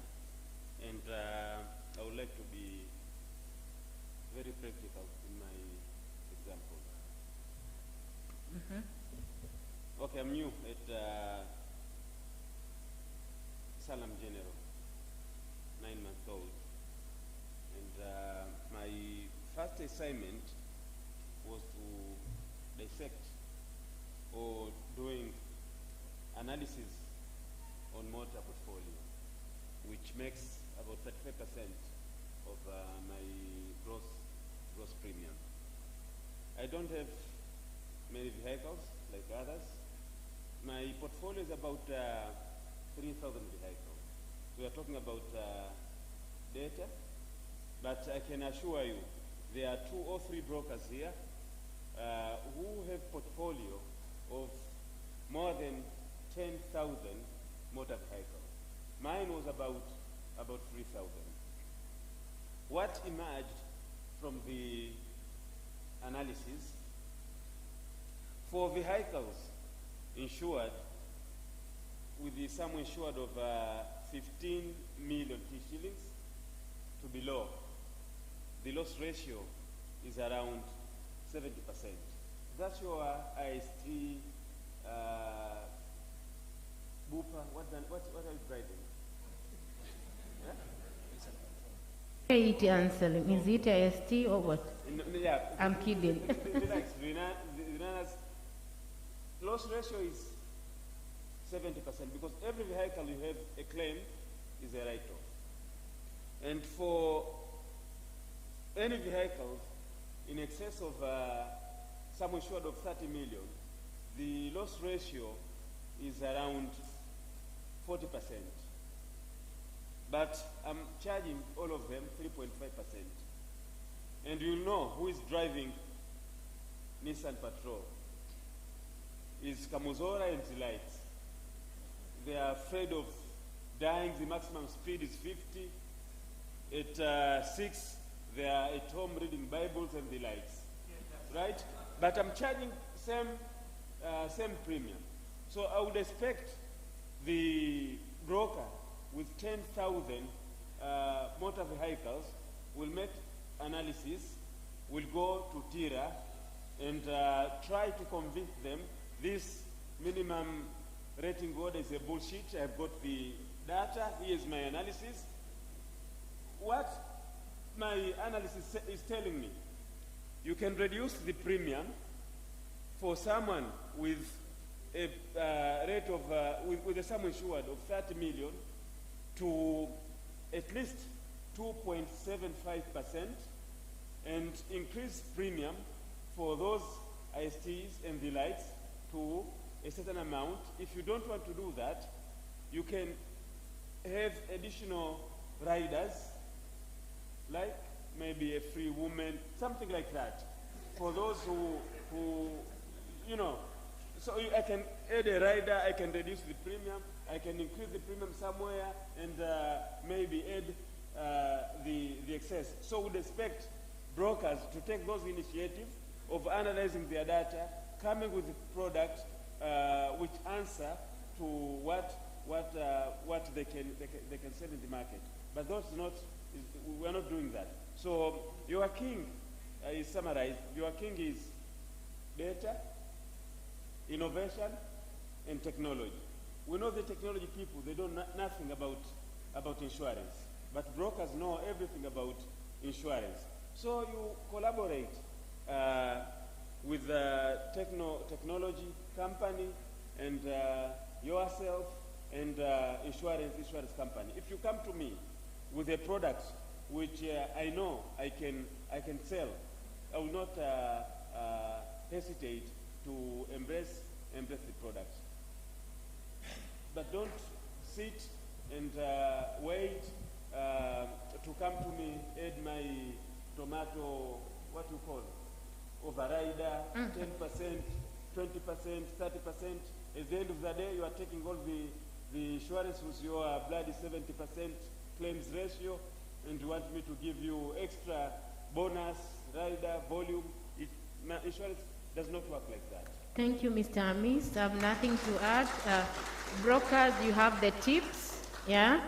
So I'm going to jump to Dr. Sakware and not jumping over your head, but then building on what you said in my previous question, I want to admit you had a very powerful thoughts, and then, so I'm asking myself, so if that is what it means, if that is what you say, and of course, I'm underscoring the challenges around the regulations, but then also thinking, within technology we have a lot of opportunities, and I think even I went out when Mr. Kamuzora was presenting, I had an emergency, but then I'm told he also alluded issues around technology and innovation, but then in the previous panel, those issues were coming out, and to me, it makes me believe that despite the fact that we have some hindrance at the regulation level, but still we have a room. And I'm not saying we should not address them, we should, but then using technology, innovation, because sometimes innovation, you may not even use technology, right? So we are also even able to address some of the underlying barriers which will make us move forward. So that is my thinking, am I right? But then, so in line with that then, why are the brokers seeming not to capitalize on technologies and innovations opportunities?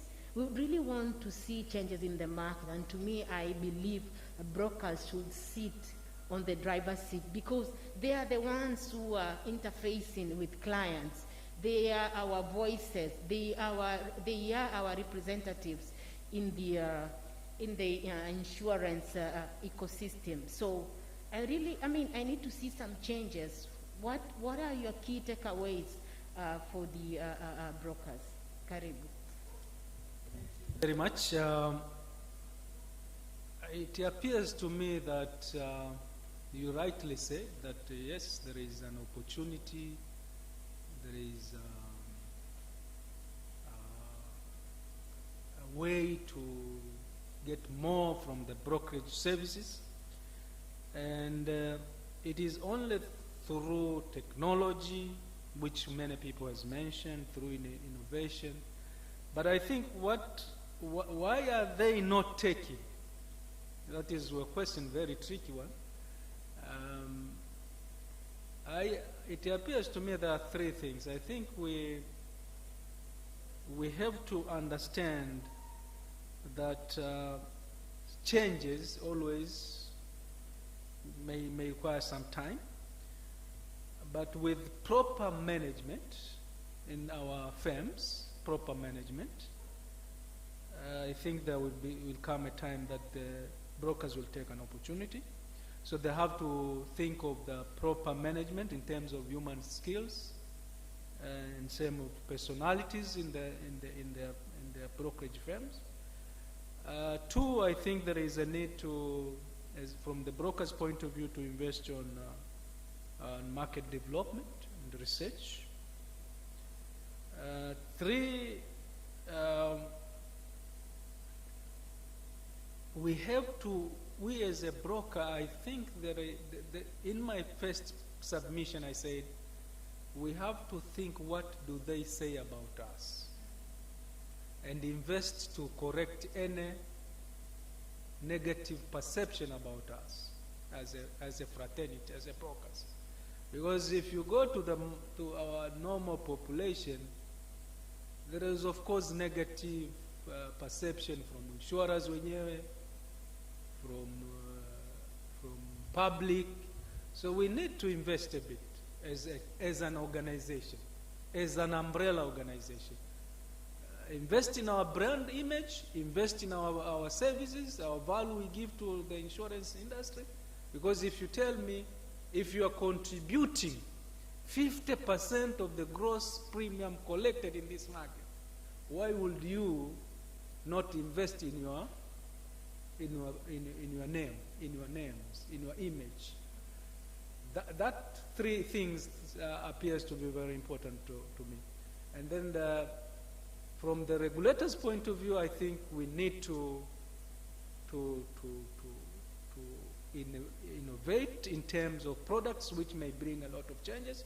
And I've mentioned in my first submission that products like Takaful, for example, has been existing in this market. A lot of talks, regulation has been done from the former commissioner. I did as well some movement around that.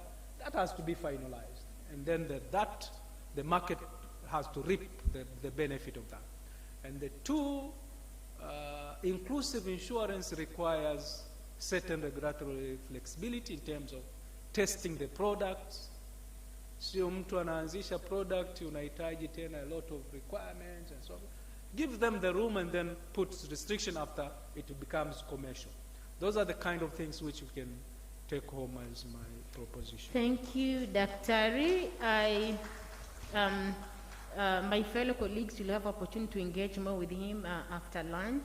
Now, my last question is going to Mr. Hillett. I understand he is also a regulator, am I right? And so I want your response to really wear the two hats, as a regulator, but as a person who have this wide experience in the insurance industry. And it's gonna be very specific and very simple. I want you to mention some potential, whether existing or possible distribution channels, and how brokers can really work with other stakeholders in the insurance ecosystem to help innovate and roll out those, I call them innovative, relevant, and responsive distribution models, so that the insurance industry is able to penetrate the market.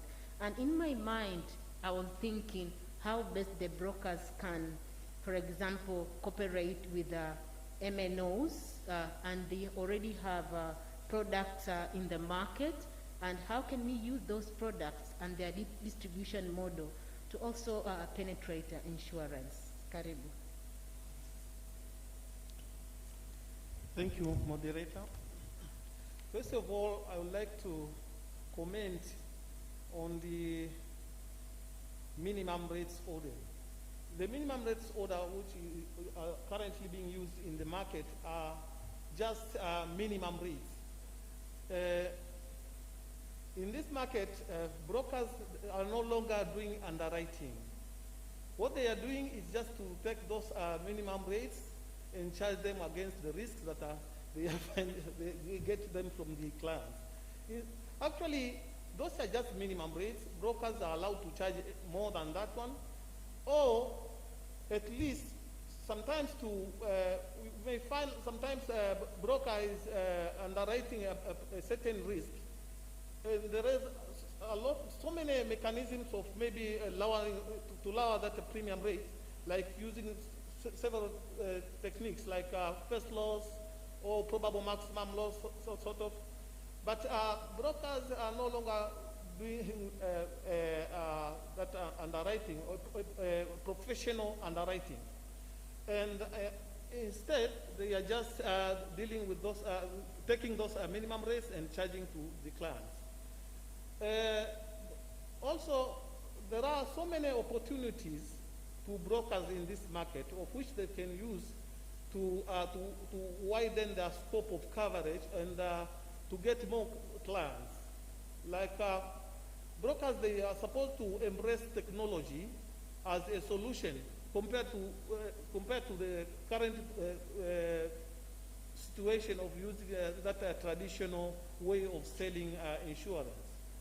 And also, brokers, they can even partner or collaborate with financial institutions other than banks. There are those financial institutions like Vicoba or SACCOs, so that at least they can, from there they can get corporate clients and individual clients as well.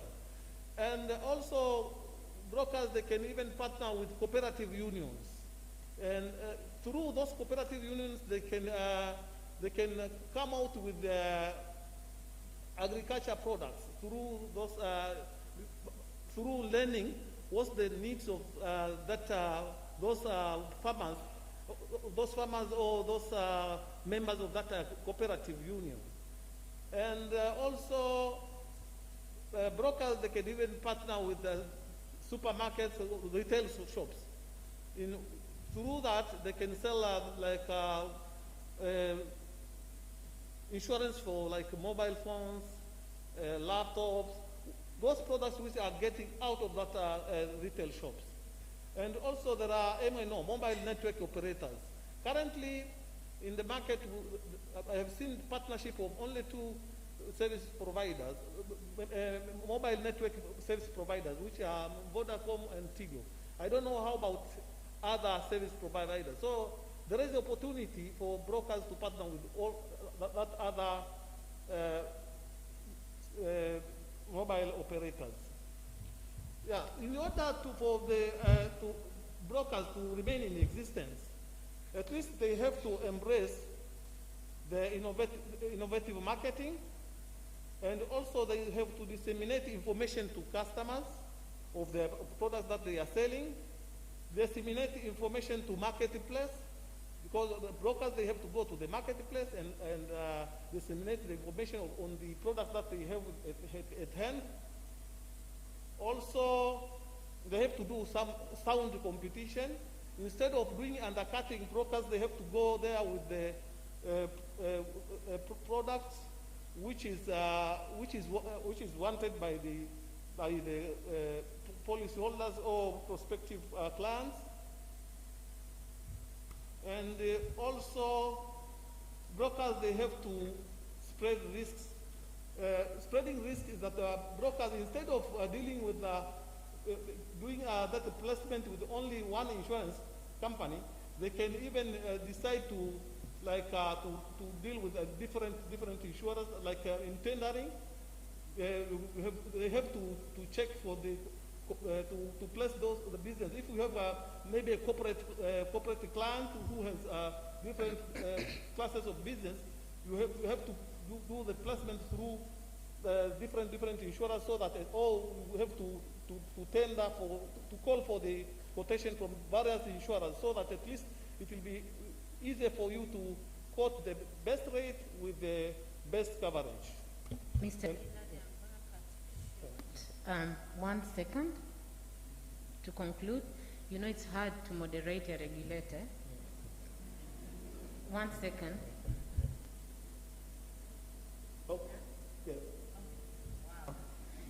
Thank you so much, Hilad. Thank you very much, my very able and well-experienced panelists. My role was very simple: to probe their brain so that they can give us some key takeaways, some issues, some priorities that I'm saying we, am I part of brokers, that brokers can take them and capitalize on it and be able to make a huge and significant contribution in the implementation of the financial sector development master plan. So this marks the end of our panel discussion. I want to thank you for your attention. You have been very attentive, by the way. I was not expecting that. And so I look forward to have more engagement with your, my panelist members after lunch. And yeah, so I want to thank you, the organizers, the chair of the Tanzania Insurance, Tiba? Tanzania Brokers Association, Insurance Brokers Association, for having this very powerful panel discussion. And on my behalf of FSDT, I want to reiterate our commitment to the market, to continue working with regulators, insurers, brokers, and everyone in the insurance fraternity, to make sure that we are able to penetrate the market and address the different challenges, especially to those underserved, so that at the end of the day, we want to see our people able to manage shocks. We want to see our people become more resilient and be able to contribute to all the sustainable development goals. So I thank you very much. One thing, I look forward to be invited in the next conference, and I hope to see many women in this room. Yeah. Thank you very much. Before you move the stage, we have a token of appreciation for my fellow MC saying something else. But this was very good. Please, another round of applause for the panels. And I would like the other panelists also to come in front for the token, the first panel. The panelists in the first panel, please come forward for that. And let me tell you one thing. Normally at 13 hours, my digestive enzymes are like an alarm. But once these people were presenting, I just forgot, there was no alarm. I need food. So, guys, let's give them the token of appreciation, then we'll go for our lunch. That will be 40 minutes, and then we'll be back here at around 16 hours for some few program before we close this session today. Madam Fiki, I'm told you are the one who gonna give the token of appreciations to all speakers.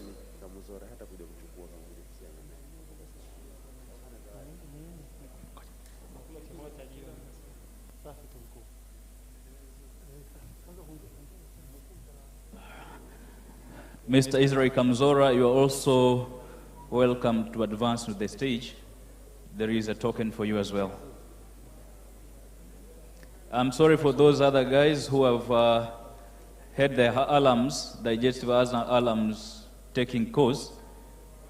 Just keep it maintained. We are just going shortly for the lunch. I don't know if it will be a lunch or something else, but probably something like lunch.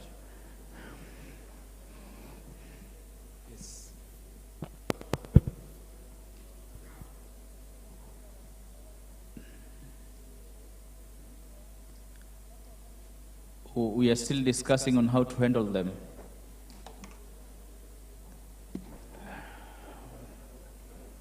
But our panelists has no problem. We can just give them and then they'll sort themselves. Right, isn't it?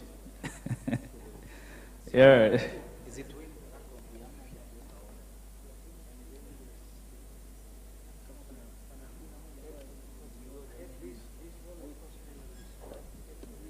No, these people have done a wonderful job. The last panel led by Anne said the innovation is very key. We have to avail, to shy away from traditional means of doing business, but we should stick on the conventional ways, not tradition. So if we do the tradition, is it the same as conventional ways of doing business? Is it the same way? Really? A tradition, conventional ways of doing business, and tradition. It's the same thing. But in Tanzania, if you say tradition, they mean unalima kwa jembe na vile vitu vya kwetu kule.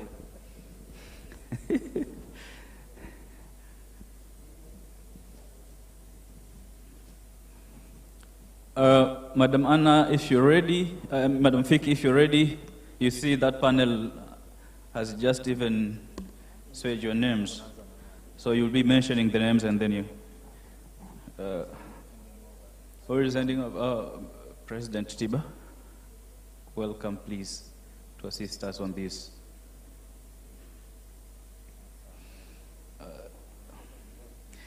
We will start with Mr. Suresh. I'll not pronounce the other name. Suresh. Yes. It's an Israeli guy. The next one will be the former commissioner, Mr. Israel Kamzora. This is indeed yours. It has a label on it.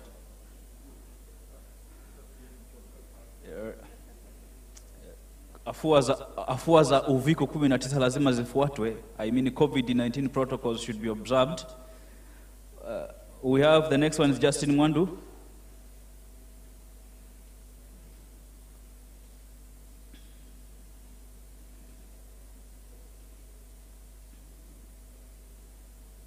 Frank Kitende.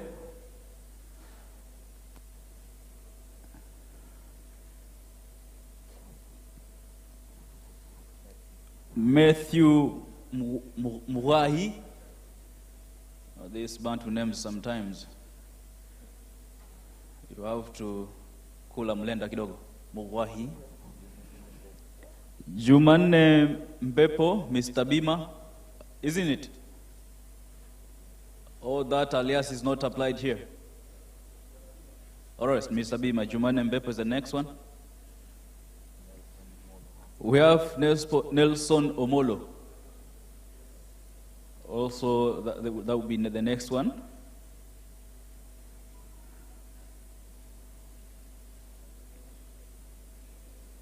Nelson Omolo. That marks the end of the first plenary.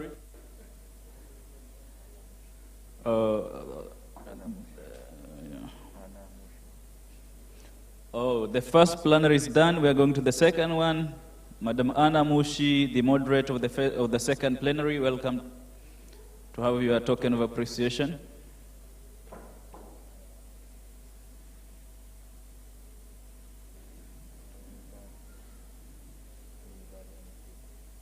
Joyce Kemibaro Muteku, next one. How comes you arranged the ladies first and then? Okay, it's like a coincidence, right? Anselmi Mushi, I think the next one will be me because Anselmi was an MC like me. Then I presume, following that order, I'll have a token of appreciation as well. Yeah, all right, I understand. Kocha mchezaji, mzee wa kimenyeo. We have mwanafunzi wa bima Hamisi Suleiman. It's written here, mwanafunzi wa bima Hamisi Suleiman, welcome for your token of appreciation. We have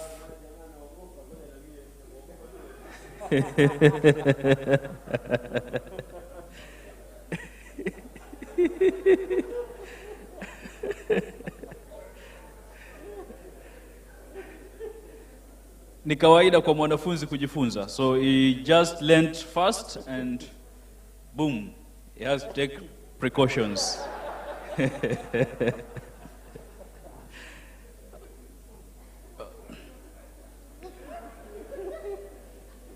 Next one, we have Dr. Bahayo Sakware, the former commissioner, immediate former commissioner. We'll have our regulator, Mr. Hilad Maskini. This Maskini, yeah.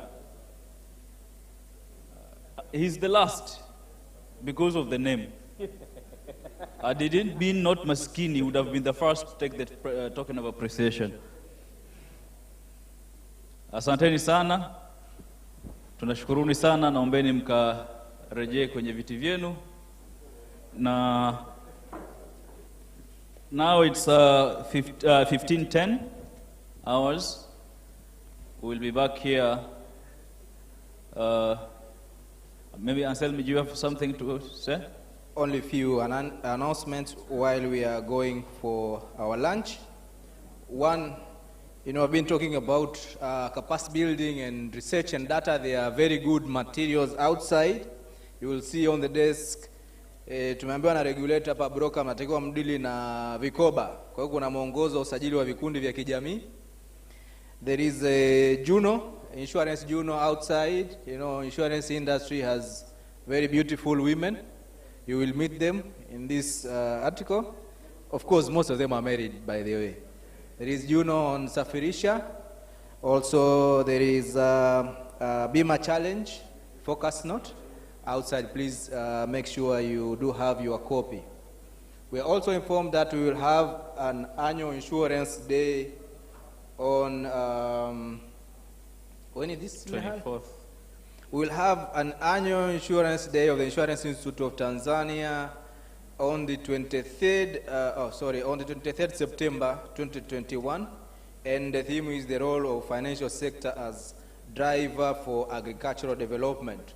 You are all invited. So we'll be going for our lunch, and then after lunch now we'll come here for a dialogue, a discussion. We can, by then we'll be able to pose questions to all speakers of today. Those who want to understand why brokers have to partner with Vicobas and Machinga Shop and not bankers will have an opportunity to ask, and also all other discussion and issues. Location here.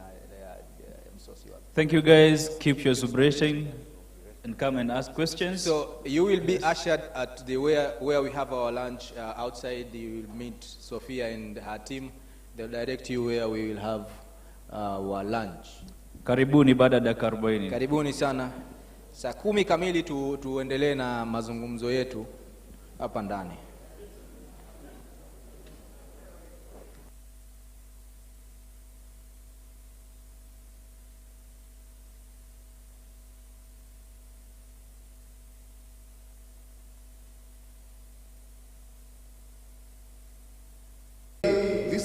somebody, this was a claim, a fraudulent claim.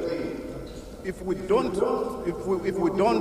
disclose that, we don't take them to court, and there's no publicity, that theme, we want to develop the insurance industry. For them to take out insurance policies, like somebody was talking about, is trust. When you have a claim, it has to be settled. So my question is, my take is, what we need is publicity of the offenders, be they clients presenting fraudulent claims, be they insurance companies repudiating and taking long to pay legitimate claims. Thank you. Okay, there was three before responders forget the question from Charles on bank assurance. I will request Mr. Kamzora to say something because he's the one who held it, and Mr. Sakwari who implemented the bank assurance regulations. And then I said everybody in this room will talk. You will give us bank assurance perspective in Kenya, because I know they started somewhere, they are now somewhere. And Maurice will give us perspective of bank assurance in Uganda. And then we'll see where we want to go. Please. Yeah, thank you. I think if I have not forgotten, the journey to introduce bank assurance in Tanzania started way back in 2008. This was as a result of an advice that the World Bank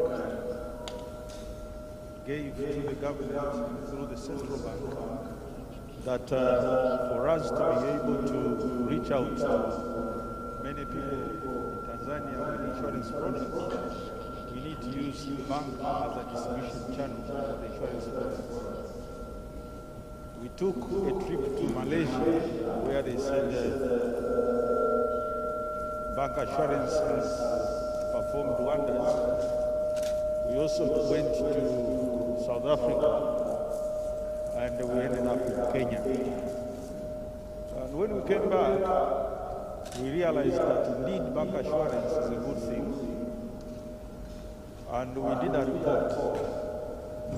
We did an MOU that we took to the central bank, and the central bank looked at it, approved a bit on their part, that the insurance industry will sign with the central bank, or rather Tiba will sign with the central bank, so that we start the bank assurance practice in Tanzania.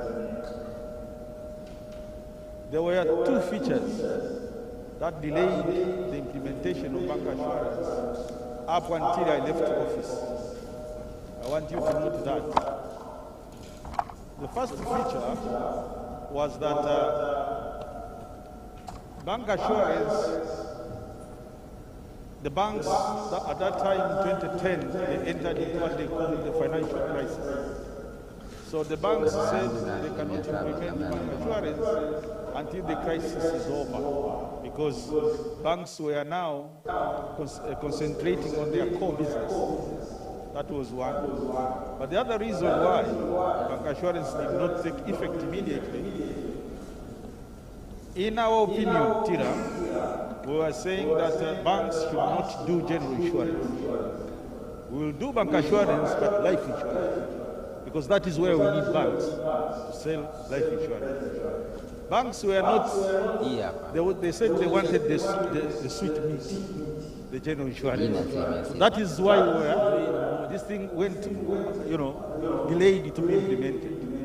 That is one. Because in Malaysia, for instance, 95% of life insurance is sold through banks. In South Africa, 60% of life insurance is through bank assurance. So we thought if banks would sell life insurance, because banks have got individual customers that are coming to the counter every day. And because they have got a branch network all over the country, even the remote areas, And we didn't see the need why banks should sell general insurance because we have got brokers. And that was our argument. So until I left office, bank assurance regulations were not done because of that aspect. I was one of those people, and I'm still one of those people who believe in international best practices. I don't want quick fixes. You don't sit here and here in Nigeria, they have introduced the cash and carry, and then you bring cash and carry. You don't sit here and hear that somewhere in Malawi they are doing something, and then you come rushing to the commissioner's office asking the commissioner to pass a regulation of something that is done in Malawi. You have to take time to study. How has that helped the Malawian market, for instance? So I'm one of those people who used to wait and see, is this thing going to help the industry or it's not going to help the industry? See how cash and carry is killing the broker, for instance. Because insurers are going around the the brokers to talk to the clients of the broker and tell the client of the broker that this man is in between us and is being paid for nothing. Because the money is paid direct to me, and I'll give you back something. And I can even reduce the rate on the risk. So don't deal with him, deal direct with me. So the brokers are dying. It is because somebody introduced the cash and carry without a research. So that's why I'm saying, I'm a person who always believes in international best practices. Let me share with you the experience. At one time, I was president of the Insurance Association of Africa. That was 2010. And that time, we had the insurance market development agenda at the UNCTAD in Geneva. So, yes.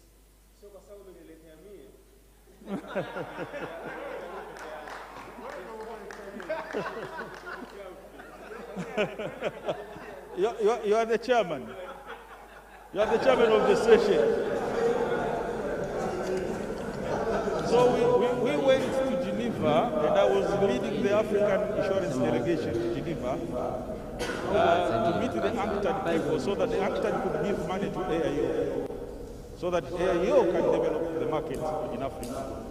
And when we were in Geneva, we were told by the UNCTAD people that in Europe they have introduced what they call Solvency 1, and now they are going to Solvency 2. And the regulations in Europe are a bit stricter, and they demand a lot which cannot be implemented in Africa. So they were saying they want to start a project whereby they can come with a set of regulations that are special for the African continent. But we refused. We said insurance is an international business. There cannot be rules made for Africa and rules made for Europe if we are in insurance. Because when you start domesticating insurance, when you start looking at insurance as a local business and make rules and regulations that are only for the local market, you are killing the industry. Insurance is international. There's no way that you can look at insurance like the business of selling mangoes at Kariakoo. No, never. Insurance is international. Let us always uphold the international best practices. That is the answer.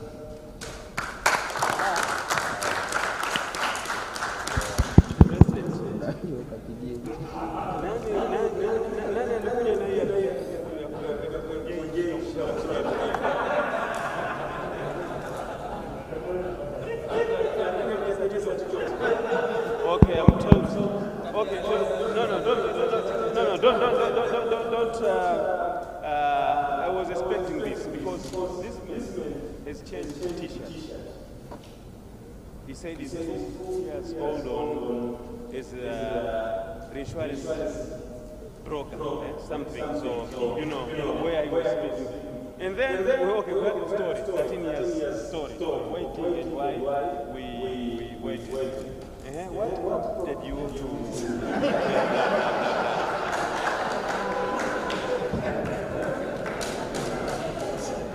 I'm really happy that we are debating, and the former commissioner has put all his hands to my position as a commissioner then.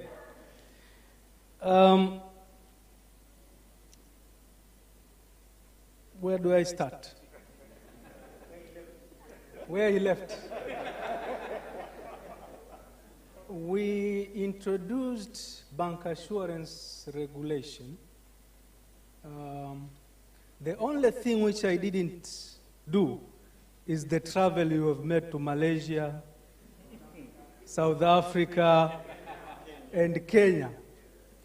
I took the study by a Canadian firm, which was commissioned by World Bank and Bank of Tanzania, under the commissionership of my father here, Kamuzora.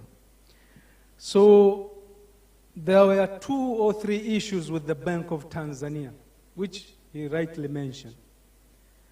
The issue related to the crisis was not there. I didn't hear that. There was no crisis. The issue was the branding. That should the bank brand insurance as their product? That is what the bank wanted. That the products, insurance products, should be called CRDB insurance products. That is where we said, no, that one we can't give. And then we agreed with the commission, with the governor, that that one should remain to be the insurance portfolio. And the second issue was how many insurance companies should engage with the bank. There were no issues related to whether they should sell general or life. So we debated a lot. They wanted 2, 3, 4, all. So our position as a Tiba by then was, if we give to all insurance companies, then you are no longer an agent, you become a broker. So instead of going to Malaysia and South Africa and Kenya, I put it to ATI to discuss the document and review, come up with some. We had 3 conferences. I was not the chairman at that particular time. We had 3 conferences. We had a conference at Mwalimu Nyerere with all brokers, ATI and others. And then we had another conference in Bank of Tanzania with all of our people and their inputs and our position. There were 3 columns. The position of ATI, the position of Tiba, the response of the commissioner, and the agreement. And then we form a team. We finance a team to go to Morogoro to come up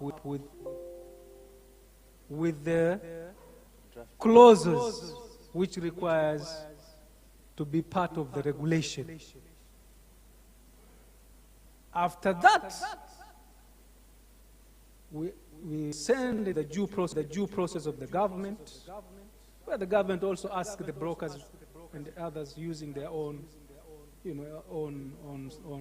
own ways of doing it. And then we had the regulation inaugurated in 2018.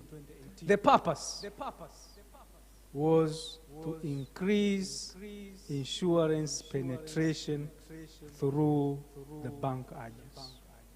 That banks now can sell insurance to their clients because of the client's base. They have bank branches, which will allow also insurance access to those areas where banks has penetration. So that is how we came to bank assurance. But there is one thing I have to also respond. Whether we have achieved or not, we need to do the same process do the analysis. Did we get the access? What are the barriers and the likes? But Chairman, cash and carry. Where did it come from? And why is it? There was a question whether who should die. Is it good that insurers die or brokers die? No one should die. Right? But what we have before cash and carry from the statistics, facts, is that many insurers by then were asking brokers for salaries at the end of the month. Because the huge chunk of their money stays with the brokers. It is position, and I still believe that was the right decision. It can be changed, it can be looked at it, whether a broker should get the money quickly, and that cash and carry says, if you didn't get your commission after concluding the business within 10 days, an insurer should be penalized. So you could have been asking for penalties, or TIRA should have been asking for penalties much higher for the insurer who didn't pay a broker for 10 days, a commission. Whether now issues of whether he is accessing the clients, that can be solved. But the genesis was most of the insurance companies could have died. Thank you. Thank you. Bado najua zani kuna kitu kinakuchokonoa. Sawa, hatutaondoka leo mpaka nawe I'm the chairman, mpaka nawe useme. Lakini sasa let's borrow a leaf from our friend in Kenya, and then we'll have a story from Uganda, but from a Kenyan. It's Uganda. No, tulimuuza kamili. Yeah. On loan, like myself, I've been sold by loan from January to July. Okay.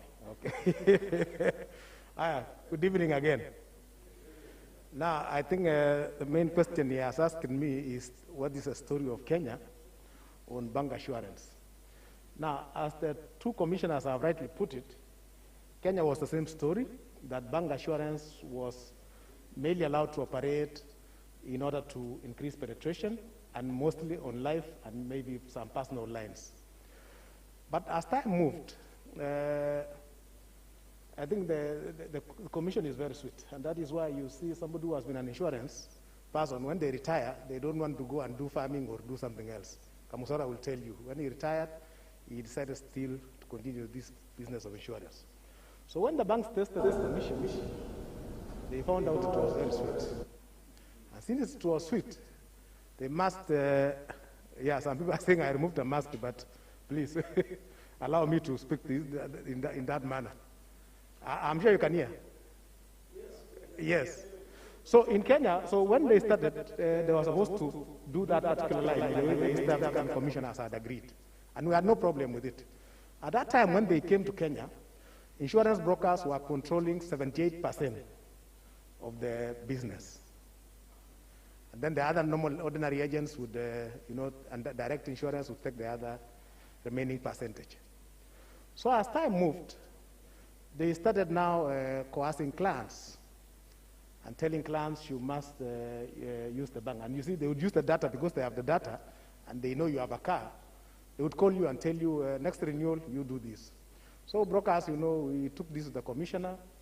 Then at some point now, there was, dialogue.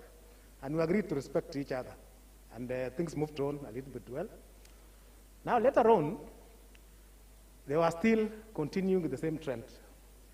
They now stopped pursuing the personal lines and the life section, and now came into what the Kenyans were having as their normal insurance from their brokers. So they started penetrating into it. And again, there was an outcry from brokers. So regulations were done. And the regulations now are done that if you take a bank loan, the bank should not coerce you to insure with them.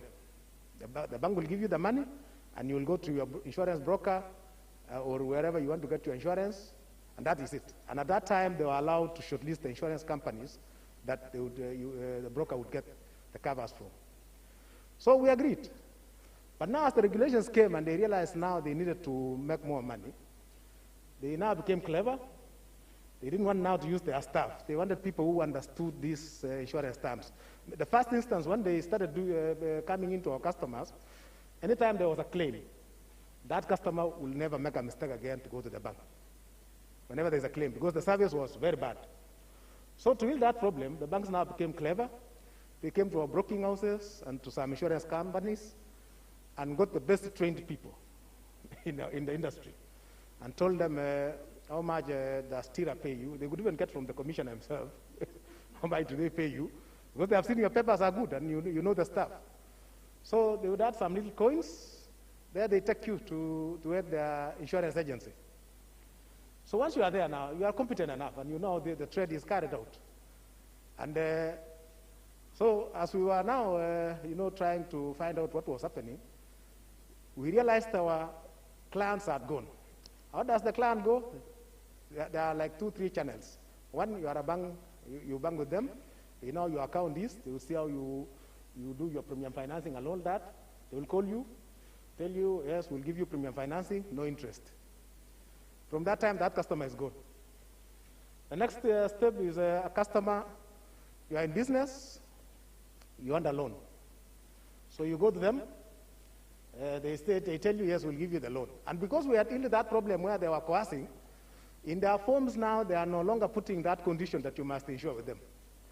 But the bank manager, at the time of processing the loan, when the loan is almost maturing, the insurance manager would appear to you and tell you, you know, this thing, this is how we'll do it, this is how we'll do it, and they'll do verbally, you have to give us insurance. You tell them, no, you know, I have my insurance broker, I'm going to them. They tell you now, with that in mind, we are not going to give you the money.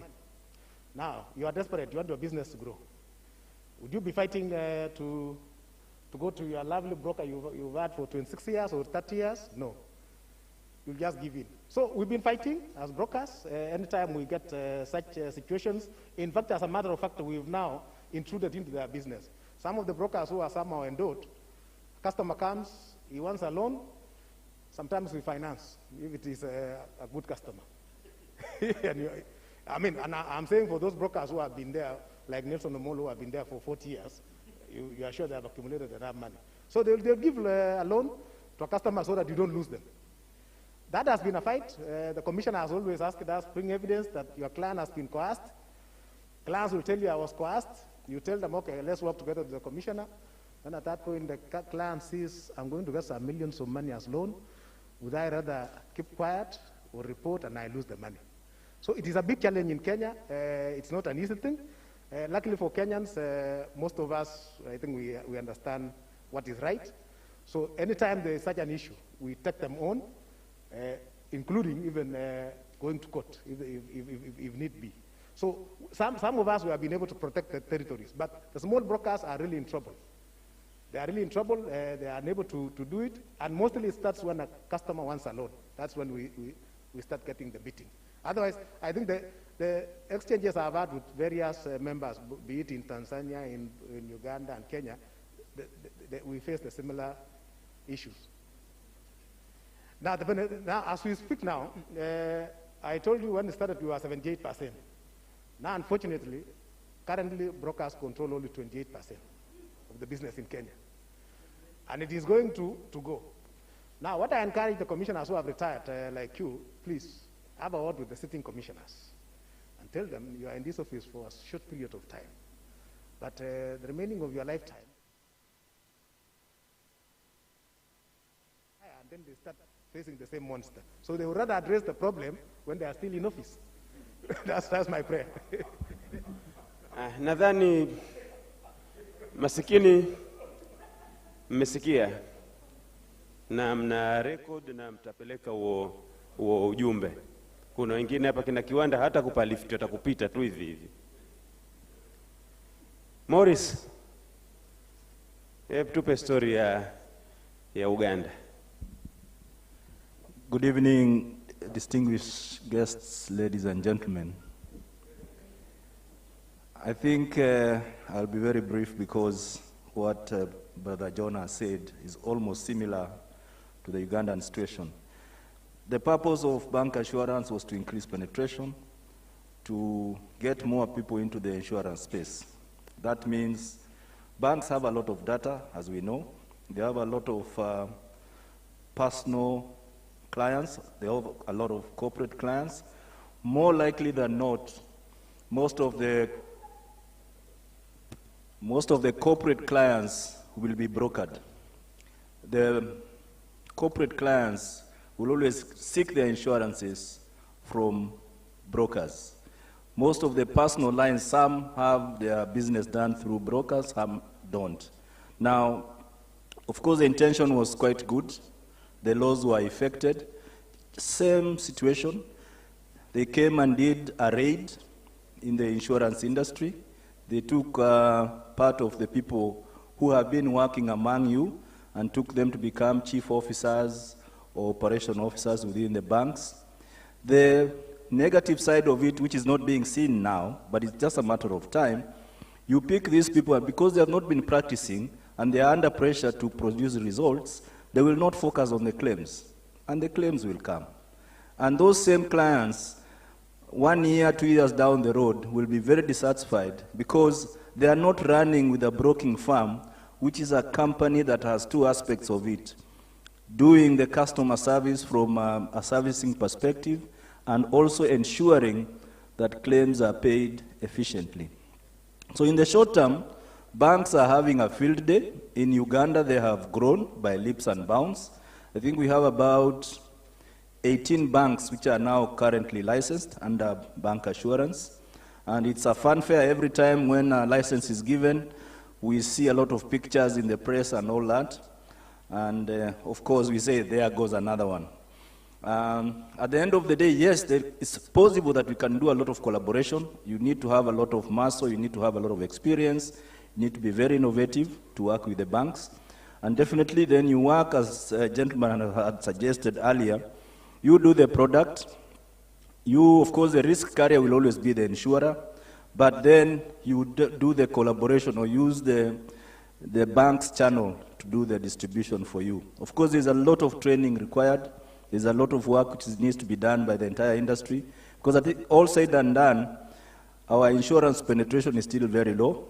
There is need to do a lot of training, which is needs to be taken care of between the entire players. I think in Uganda it's now being currently done by the Insurance Institute or the Insurance College. We believe similar should be done in Kenya and here.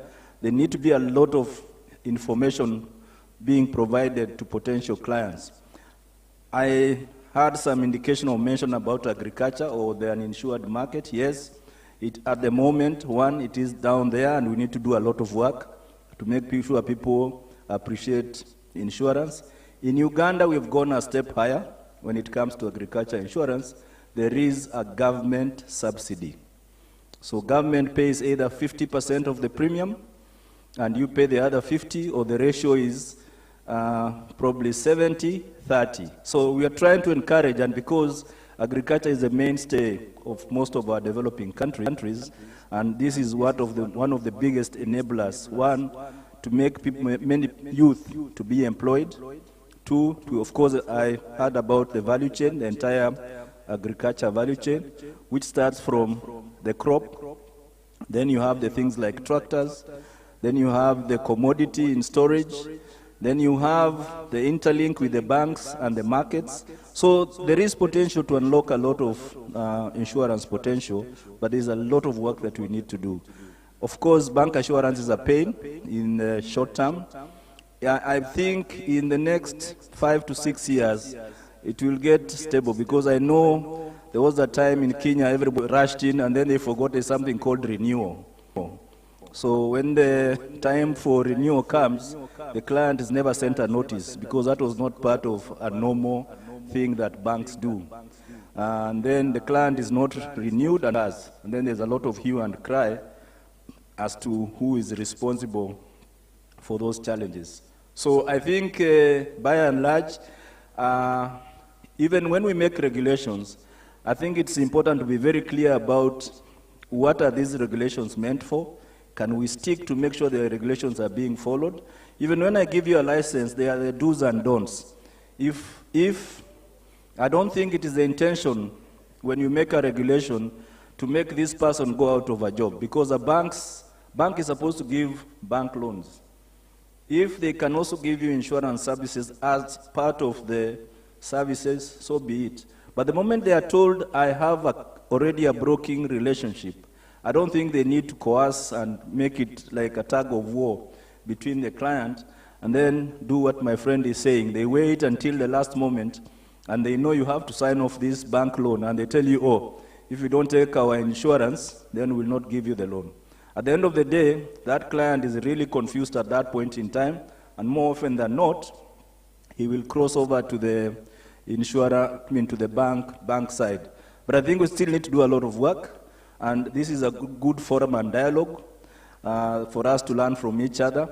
I have heard that you're also working on the universal health for everybody. We are also grappling with the same.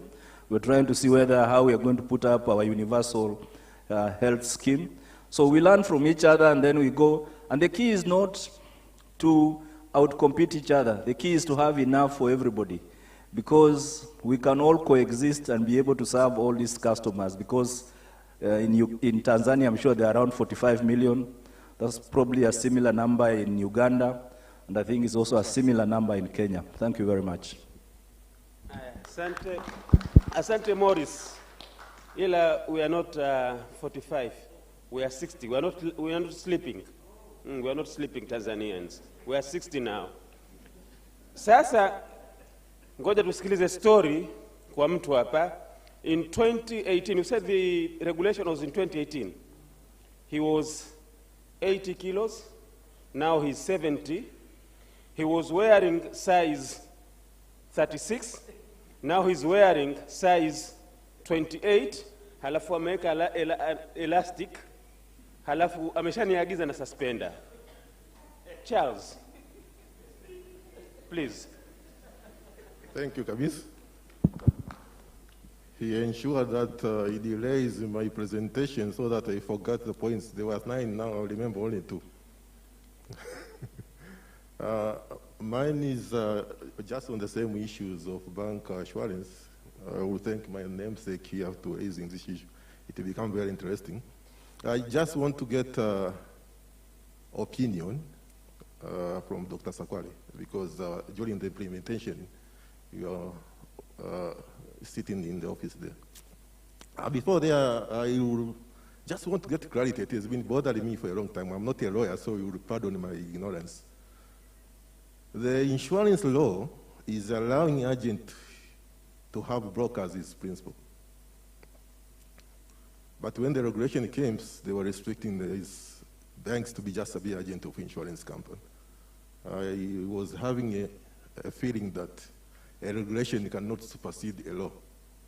So that was one of the things. That one I'm not asking. I know you're not a lawyer. But maybe we have Maskini there. Maybe Tira can come and respond to that. The regulation were not contradicting with the main law by marginalizing the broker, putting the broker aside and say, you deal with the insurers only. This second issue, if comes, you can let Doctor stay at peace there, because I want to get his opinion.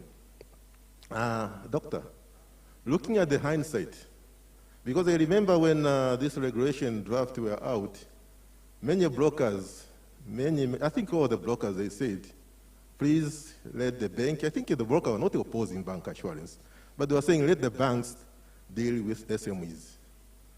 The bank should not deal with corporate. It's just normal. You have a client who is giving you a premium of 1 billion, 2 billion. Why should you waste your time to collect 100,000 to reach those billions?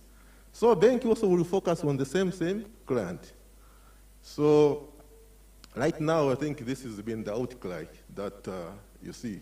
The bank is not increasing penetration.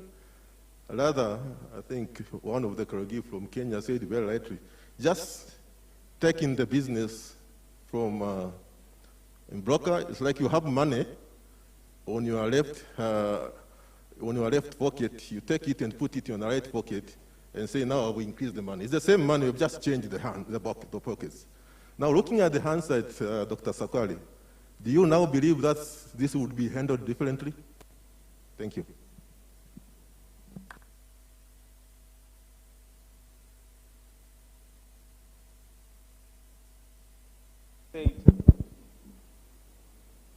That young man should be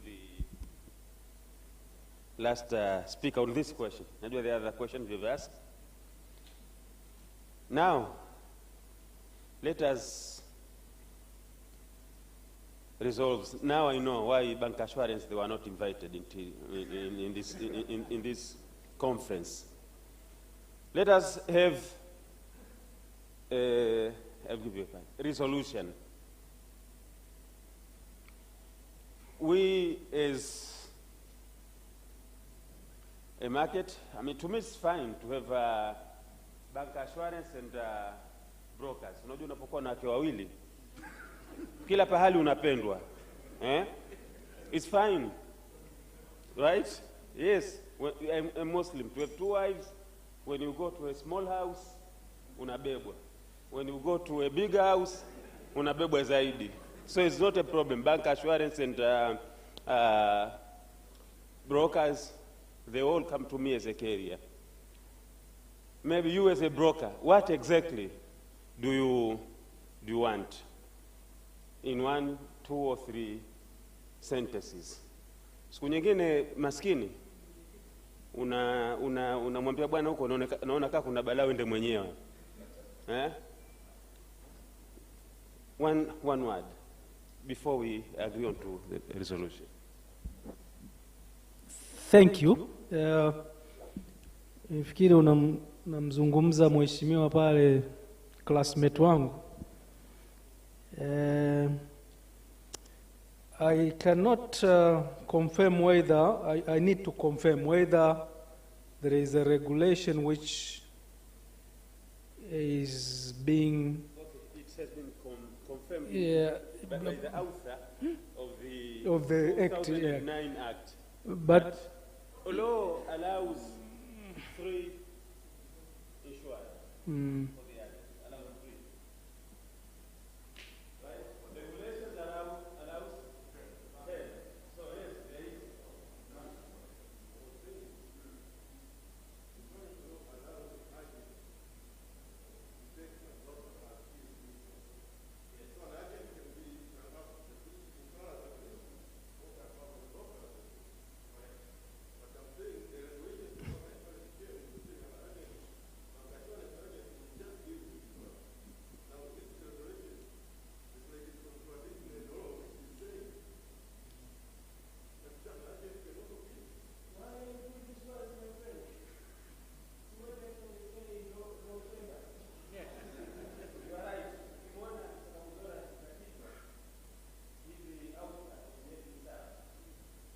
So let me say this. Labda itashape resolutions. Itashape resolutions za kikao. I have no problem with the debate whether the regulation has increased the penetration as we wished, or they've hindered insurance development as against what we thought. But that has to come with statistics. That has to come with statistics. So what I will suggest as a conference resolution is that as Tiba way forward, to undertake a research with statistics. What are the pros and cons of the bank assurance regulation vis-a-vis the objective of its establishment and come with the solution. I don't think commissioner there will say, kwa hizo statistics mzonipa mimi, I will go. Even if I'm commissioner, if I get that kind of statistics, so the first belief was this. If this is what is not happening, you normally change to the better. Two,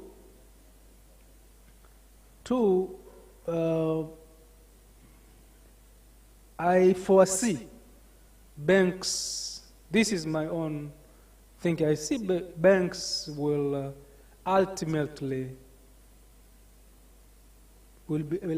hit by the claims. Insurers will ultimately hit by the claims coming from bank assurance business. That I foresee. And by that happening, kwa sababu insurers watakuwa wanaogopa wanamlipa tu yule bank assurance agents kwa kumwogopa huyu bank, wakiwa hit kwa muda fulani watarudi kwa brokers. Thank you. Just to echo on claims, on your last words and Maurice's words. Yes, indeed. Okay, when I was working with Aon by then, everybody knows if you go to Aon, if you have good claims, you'll be paid. Bad claims, they will also pay. So all hooligans in town, they were placing their business through Aon. But we spotted, those were spotted, said, no, I'm not going to underwrite your business. Yes, I don't know, I won't say anything about other insurers, but we have a claims ratio of about 170% from one of the bank. I will soon wearing elastic trousers like my friend here. So we are closing by what do we want on bank assurance? What do we tell the commissioner? Once we'll have the study, we'll do the study, and upon the study, we can advise. But subjective or intuitive preposition, what are you proposing? Nimeona mkono wako Bwana Kamuzora, naomba uwe muongeaji wa mwisho. Au unataka kuongea mwanzo? Maana ukiongea I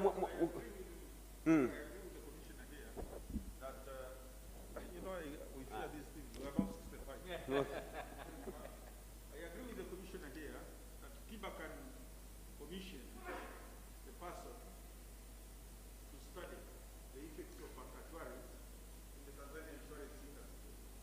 But let me add another thing, also the cash and carry. Because they are not saving, but I think they are not happening. So that study should be A, bancassurance, B, cash and carry. Because I know there are many insurance companies that today, if you are subject to them, the solvency margin test, they will die. They will not qualify for the license. What has cash and carry helped this in? In Kenya, the court has said this is anti-what? Unconstitutional. So let's get somebody to study those two things. And then you call a meeting, we'll receive the report. All right, sijasikia chochote kuhusu cash and carry. Leo na mkono.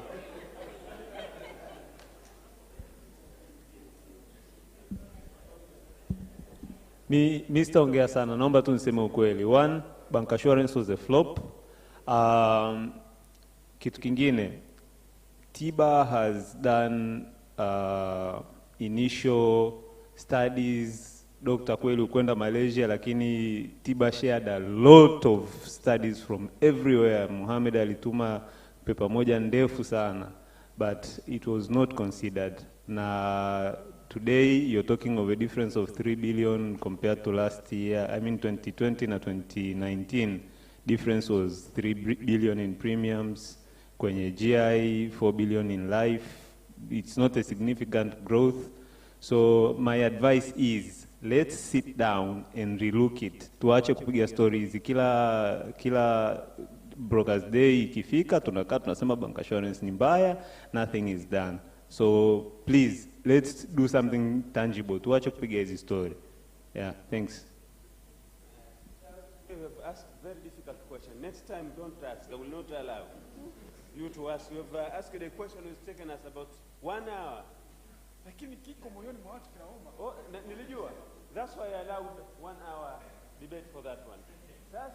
Okay, I will give you a chance. Lakini before that, kulikuwa na swali jingine limeuliza. La kwangu nalifueka la rates, eh? Kulikuwa na swali jingine waliuliza hapa about the construction of National Insurance Board and what happened. I know who killed that, and who will answer that question.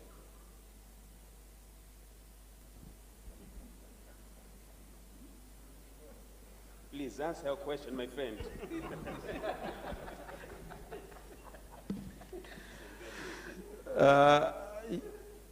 You are talking of the old law, and I'm talking about the new law. The new law is the Insurance Act 2009. You are talking of the Insurance Act 1996. The 1996 Insurance Act was specifying the qualifications of the members of the board, that there will be 3 representatives from the industry. But the 2009 Insurance Act removed those and said at least 2 of board members will be people who have experience and qualifications in insurance. That's the new law. So if you want to rewrite the law, I think we can go back if we think that has not solved the problem. But the problem was why the law had changed in 2009, because it was becoming very unusual for somebody who is a player in the market, and normally it would be the chairman of Tiba to come and sit on the board, or ATI, and listen to what the board is doing or discussing his competitors, things that are related to his competitors. And that gives him an advantage when he goes back. Either he goes to tell his only friends that at the board we are coming with a new regulation, so you do 1, 2, 3, 4 things, or he goes to say, because we came to realize that some of the board issues were being discussed in the industry even before a regulation is out. That's why it became like that. So you are talking about the Old Testament. I'm talking about the New Testament. Thank you very much. When I said these guys, after getting their home at 6, they only read Bible. Menelewa, please. Good afternoon. My name is Abdul Salom Ruchakeri, representing ABAB, which is the Insurance Broker Association of Burundi. First of all, I'd like to appreciate this discussion that is taking place here. It's so rich in terms of the information, and to see the interaction between the older generation and the young generation. I think we can only hope for the best ahead. There's a good fruit coming up, because even during the presentation, following the presentation of former regulator, Mr. Komozola, it was very rich and very enlightening. And then I also enjoyed the bravery, the courage of the young presenters who are willing to turn stone, not to lose an opportunity to make a dime in insurance brokerage. Now, I'm coming to this point mainly because I think in the past I've participated in a conference or in a training from East African Secretariat.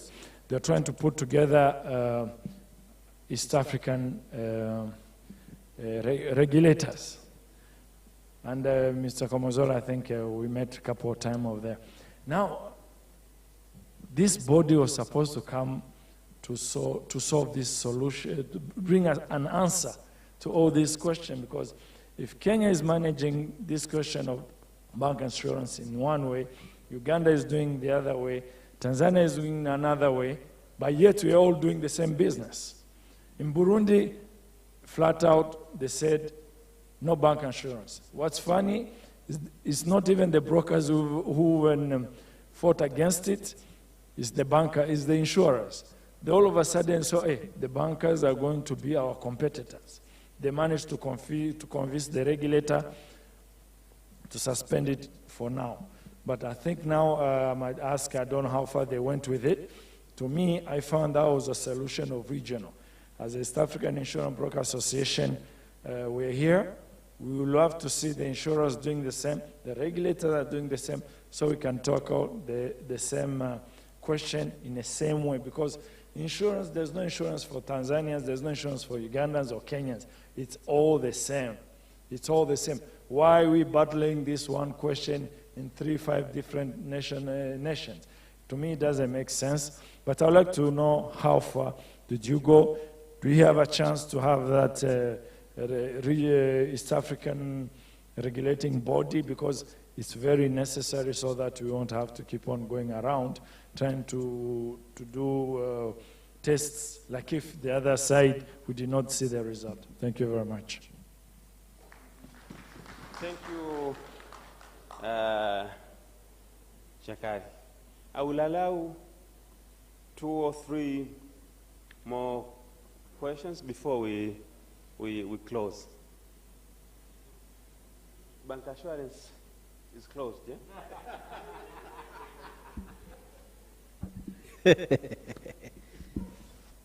Thank you. So, this is my question, which I'll direct to our colleagues from TIRA. And it is not about bank assurance. Actually, it is about innovation protection. It relates to bank assurance, though. So, we do know that the Intellectual Property Rights Law of 1972 does not have any provision to protect business processes and systems which are the nature of products which are produced in the financial sector and particularly in the insurance industry. But on the other hand, we know that we need new products in the market, and this has been the push by the ministry and by TIRA. And of course, brokers have been told now and again that brokers, please develop new products. Now, we have had a case of recently, a broker who had a product and then he went to the banks, asked the bank to distribute the product, and then the banks decided to go direct to the insurer and told the insurer, please change these few words, and then this becomes, CRDB product or NMB product or etc. Now, what comfort are you as regulators giving us brokers in terms of protecting the products which we are developing? And unfortunately, I'm told this broker, when he approached TIRA, he was told that, you did not market this product well, you don't have copyrights and so and so, the banks did a better job than you did. This was the response that was given by TIRA. Now, if this is the position of the regulator, how comes in these open forums you tell us that we brokers will develop product, and when we develop product and someone pirate this product, you tell us, this is your own fault, it's your own problem. Which comfort should we have? Because some of us, like myself right now, I am hesitant to, although the chair says I should not die with my ideas. But why should I suffer bring a new idea? Because it's a process. You do a research, you conceptualize, you structure a product, you do everything else, and then someone just go to the insurer and say, give me the same product. And this is not happening in the other markets. This is one question. I'll pose the second after I get the answer of this one. And normally supplementary questions are difficult than the I don't know who is going to, you've got 2 questions. One is on fraudulent claims asked by my friend here. What are we doing maybe as a regulator when someone poses the fraudulent claims, and how are you protecting those who were miniskirt wasibakwe. That's your question, isn't it? Thank you. Actually, on the development of new products, the one who develops a new product, he has to obtain intellectual rights from COSOTA. You have to register your product with COSOTA, and the same has to be filed with the Commissioner of Insurance before you take it to the underwriter, so that at least by having that a license or certification from COSOTA, then that one, it will give you the right to have a sole ownership of that product. So before taking it to the underwriter, you have to make sure that you have all the rights registered by COSOTA. Otherwise, as TIRA will not have any locus to protect that product and perceive it that product is yours, because you don't have that COSOTA certification. So before you proceed to place it with the underwriter, you make sure that you have certification. And in case of fraudulent claim, those are criminal issues. So it has to be reported to police, so that the measures has to be taken accordingly to the court of law. And if we have any evidence, we have to proceed against a court of law. Thank you. The fraud, isn't it? So,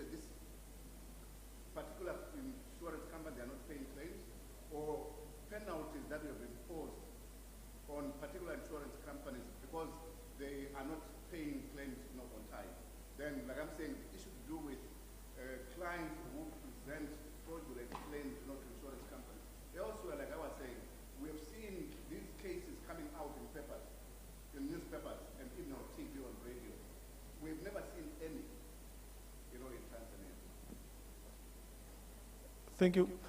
For the case of legitimate claim being denied to be paid by the underwriters, they normally report those complainants. They do report to the authority, and then authority normally handles those issues with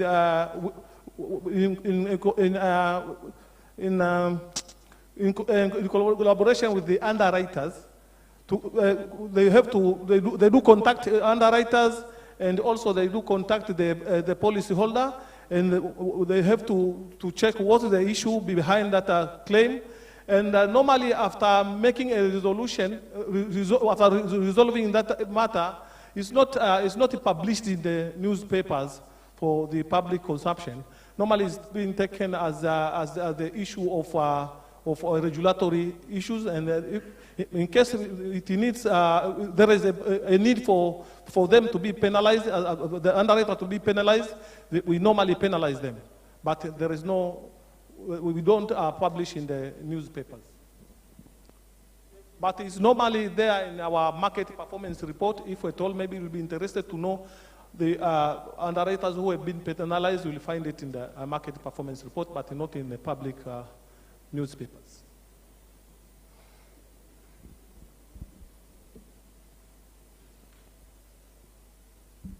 Thank you very much. Good evening, everyone.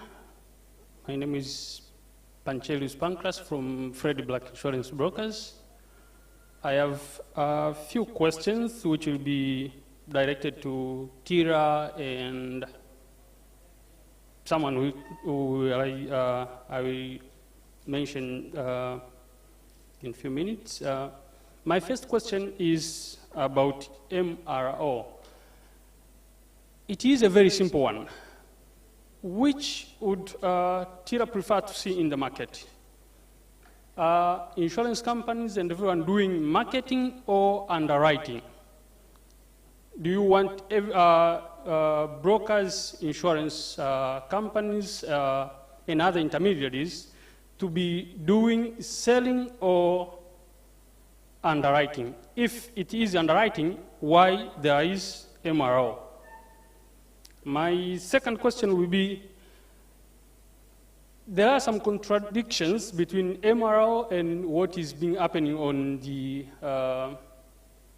new Tira misintegration. For instance, when it comes to, I'll mention a specific cover on employer's liability for workers working on hazardous environment. MRO inaelekeza tuchaji, I think, 0.25, then new Tira misintegration inaelekeza tuchaji 0.3. Kwa zote zinatoka sehemu moja lakini zina contradict. And nilijaribu kushare kwenu, it has not been resolved yet. The third one, which is also directed to Tira and everyone in this room, I would like to have a clear picture now. How do we treat fitting criteria? Last few weeks, I had a concern, and I think I contacted Mr. Amil and someone else. Niliambiwa, if the motor vehicles is registered under one name with different usage, commercial and private, then has to qualify for fleet. They have to be separate. They were 40 to 46. In total, 86. Lakini kwa sababu zinatumika kwa private na commercial, they don't qualify. Ukienda kwenye criteria zilizoko kwenye MRO, haielekezi hivyo, inaelekeza criteria kadhaa ambazo haziko defined tofauti, kwa hiyo haikuweza kunisaidia. And then nililazimika kucharge based on nani ya kawaida ambayo sio freight, haito qualify for freight discount. Third, Tira mko aware kwamba bank assurance wana apply IPF, and if yes, mnahisi ni competitive advantage towards brokers or we should go to FCC? Then tuna watu wa brokers from Kenya. When it comes to reinsurance, I'll be specific on aviation. Kuna levies on Tanzania tunacharge 3.3, sindio? Kenya wanacharge 2.7. On aviation, ukikatia Tanzania na katia Nairobi, hamna tatizo lolote. Hamkuona kama hiyo ni convenience kwamba watu wengi watakimbilia kukatia Kenya and then tutakuwa tumepoteza wateja. Then it has been more than 3 years now. Hatuna update ya licensed brokers, licensed insurance companies kwenye website ya regulator. Lakini kuna wateja ambao wanahitaji kuona specific, sio kutoka kwa broker au kutoka kwa insurance company, they have to see from the regulator side. Hamjaweza kuziupdate na at a certain point tunapoteza wateja, especially corporate clients ambao wanatoka nje wanahitaji kuona status ya registration ya firm from your side, not sisi kutoa hizo details. Thank you very much. I think some of the questions asked are operational issues, but if you can respond. If you have 86 motor vehicles, is not a fleet or a fleet? Thank you very much. First of all, I think at the end of this meeting, you are going to have a resolution. What I can advise you, if maybe your issue is not well addressed here, the same can be communicated to the authority in writing. Since this meeting is an official meeting for Tiba, So once your resolution is communicated to TIRA, everything will be taken care by the authority. MRO. MRO is a minimum rates order, does not prevent a broker from doing underwriting. Those rates which are mentioned there are just minimum. Brokers, through their underwriting, they can even charge more than what is mentioned there. So those minimum rates order does not prevent brokers from doing underwriting. Aviation. Placement of aviation or placement of risk outside the country, you have to obtain a prior approval from the Commissioner of Insurance as is required by Section 133 of Insurance Act number 10 of 2009. So once you see there is a placement of aviation outside the country, that means they have obtained approval from the authority. Otherwise, if approval was not obtained, that means that will be an illegal placement. So there is no any placement of aviation which can be done outside the country without prior approval. Once you see it, they have already obtained that approval. If it's not obtained, you can report the matter to the authority, then legal action will be taken against the broker who will be doing that. On fleet discount. I think most of you here, you are the underwriters. And normally, fleet discount is allowed on the policy. There must be a policy. Those are insured vehicles, whether, if it's private, we must have a private policy document. If it's a private policy document, it has to have more than 50 vehicles, which at least 50% of those vehicles has to be comprehensively insured. More than 50% of the vehicles has to be comprehensively insured, and must be one requirement on the loss ratio. I think is 30%, 40%. I cannot remember exactly, but there is also a requirement on the loss ratio. So if you have maybe vehicles which are insured as private, and the other vehicles insured under the comprehensive, those are two different policies. You have to make sure that all the vehicles are insured in the same policy. If same policy, same insured, yeah, it must be same policy, same insured, and at least more than 50% has to be comprehensively insured. So there is no way you can combine private policy and commercial policy and then you enjoy fleet discount. That is not allowed, and even in our system, TIRA means that is not, we cannot enjoy the fleet discount. I think I've you have responded to all your issues. Exhausted. Otherwise, if maybe you have any concern, you can put it in writing through your Tiba, then you submit it to TIRA, we'll work on that. Thank you. Maybe just to assist, we don't know how we are going to deliberate it, but we think it has been answered. With the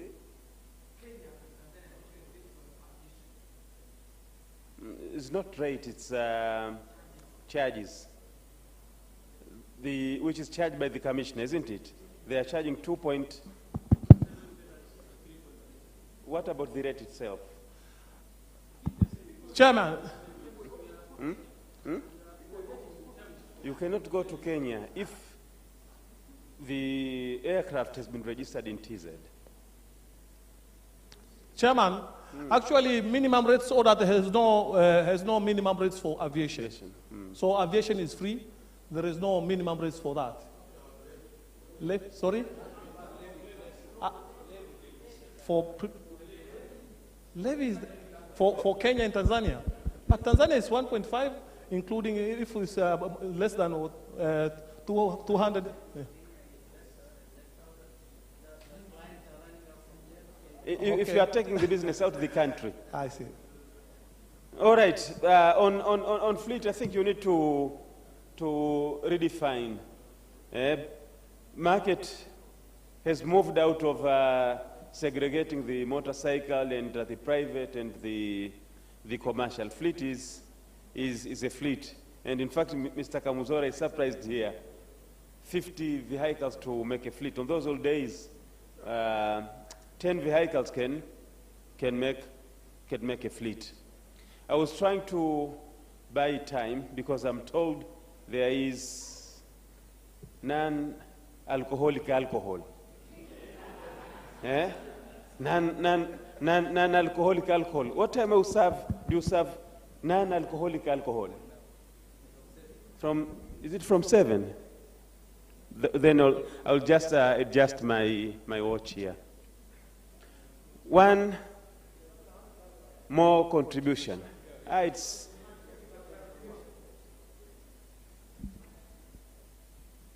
how old are you? He's 65 years. He's avoiding the microphone. Mr. Kamuzora. Just some clarification. I've had one or two people mention about the court case the brokers in Kenya had with the government on this issue of cash and carry. Now, as a matter of fact, the insurance brokers of Kenya had no problem with cash and carry, as it was. But we had a problem with two sections of that act. The first one, it was very clearly put that no insurer shall assume a risk in Kenya in respect of insurance business unless and until the premium payable thereon is received by the insurer. Now, reading that plainly, it criminalizes credit. When you read it plainly, it criminalizes credit. So any insurer who will give cover on credit will be deemed to have offended the law. Now, what was our argument? World over, all businesses operate on credit. And the credit is between A and B, between a certain insurance company and now they understand their client. You have a client who has been in your books for 10, 15 years. It's a commercial enterprise. They do not have that full premium at that particular time when they're renewing the risk. And they want to enter into an arrangement with an underwriter that please allow me 3 installments, 4, 5 or so installments. The law criminalizes that, the law in Kenya. So we were fighting to say no. Criminalizing credit is not good. Let the underwriter understand their customer and see how they can come up with. So the government didn't want to listen to us. Now, the way the law is done in Kenya is that this particular law was initiated by the government, and they took it to Parliament. When they take it to Parliament, public participation is called for. That's what our Constitution says. So in the public participation, members of public, including insurance brokers, went to the members of Parliament and, told members of Parliament, we are not happy with this particular section, with this particular section. And the members of Parliament agreed with members of public. And they recommended now to the government that this particular section be amended to allow credit. We had another session in that act also where it said, any intermediary shall not receive any premium on behalf of an insurer. I have Kamuzora, an older man like him. He comes to my office. We have a cup of tea. We lay down the insurance risks that he has, and I advise him, and we agree the premium is X number of shillings. This old man has some dollars in his pocket. He tells me, let me pay you $5,000 for the premium. Ideally, I should receive that money and pass it on to the insurer. That law never allowed that. It said when Kamuzora comes, yes, I'll advise him the premium is $5,000, and I'll give him the bank details of the insurer. He leaves my office, he goes and meets with the insurer, and he pays. I can assure you that man next year will never trust me. He will be saying, this man, he couldn't take my money, he couldn't do that. So what you are saying, we are not trying to protect, we know there are a few brokers who may decide to, eat what doesn't belong to them. That we are not protecting them. So we made a proposal to Parliament, and we said, yes, the broker may receive the money, but within 14 days, that money should go to the underwriter. That law refused. So when we went to Parliament, Parliament agreed with us. And they did a memorandum to the President and told the President, please allow a credit period of 14 days or so and so. The policy documents are very clear on premium warranty. That even the client, when they get a policy document, it shows them that if you've not paid premium, there's no consideration for cover. And for us, we thought that would heal the problem. So what did the President do? He never listened to the members of Parliament. He returned the bill as it was. And normally when the President returns the bill as it is, you have to get 2/3 of members of Parliament to object it, which is very difficult to raise. So when we found that was difficult, that's why we went to court. And we challenged that there was public participation. The public said 1, 2, 3, and it was majority. It was not only brokers, even members of public, the insurers themselves had made a memorandum and asked that we be allowed credit. Because the moment you don't allow credit, it means most people would reduce their covers, possibly from, they will only take what you call the Act covers.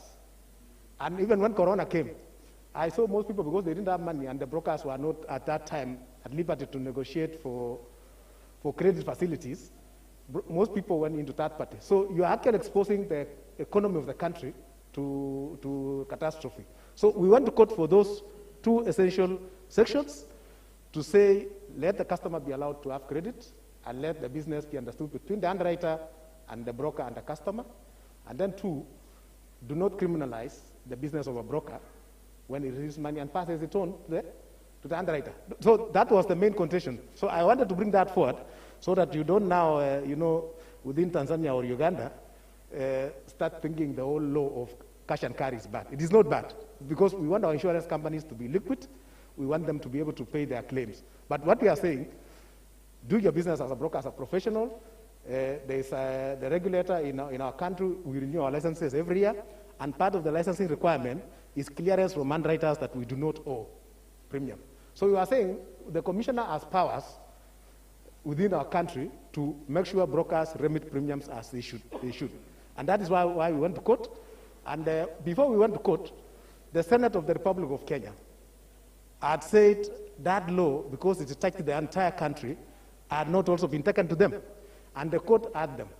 So when we were going this one of ours, which we got the ruling yesterday, we were now affirming what the Senate had said, what the members of public had said, and what the practitioners had said. So I think that's understood, unless there are questions.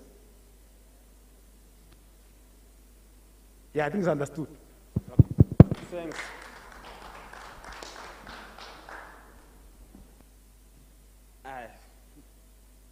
Katura na bwana pale atamalizia, tuende kwenye non-alcohol. Thank you, Mr. Sleiman. Good evening, ladies and gentlemen. My name is Robert Katura, the CEO and the Principal Officer of Makjuro Insurance Brokers. Mine is an advice to the Commission. A couple of days ago, he issued a statement to the effect that all importers should make sure that they insure with the local insurance company. That was a very good move. But now I'm asking him that he should go further and talk with the TRA people so that they make sure that all the documents of the importers, one of the requirements should be insurance from the local insurance company. Alternatively, they should go further, if we need be, change the legislation so that this is compulsory like we used to do in the third-party insurance. Thank you.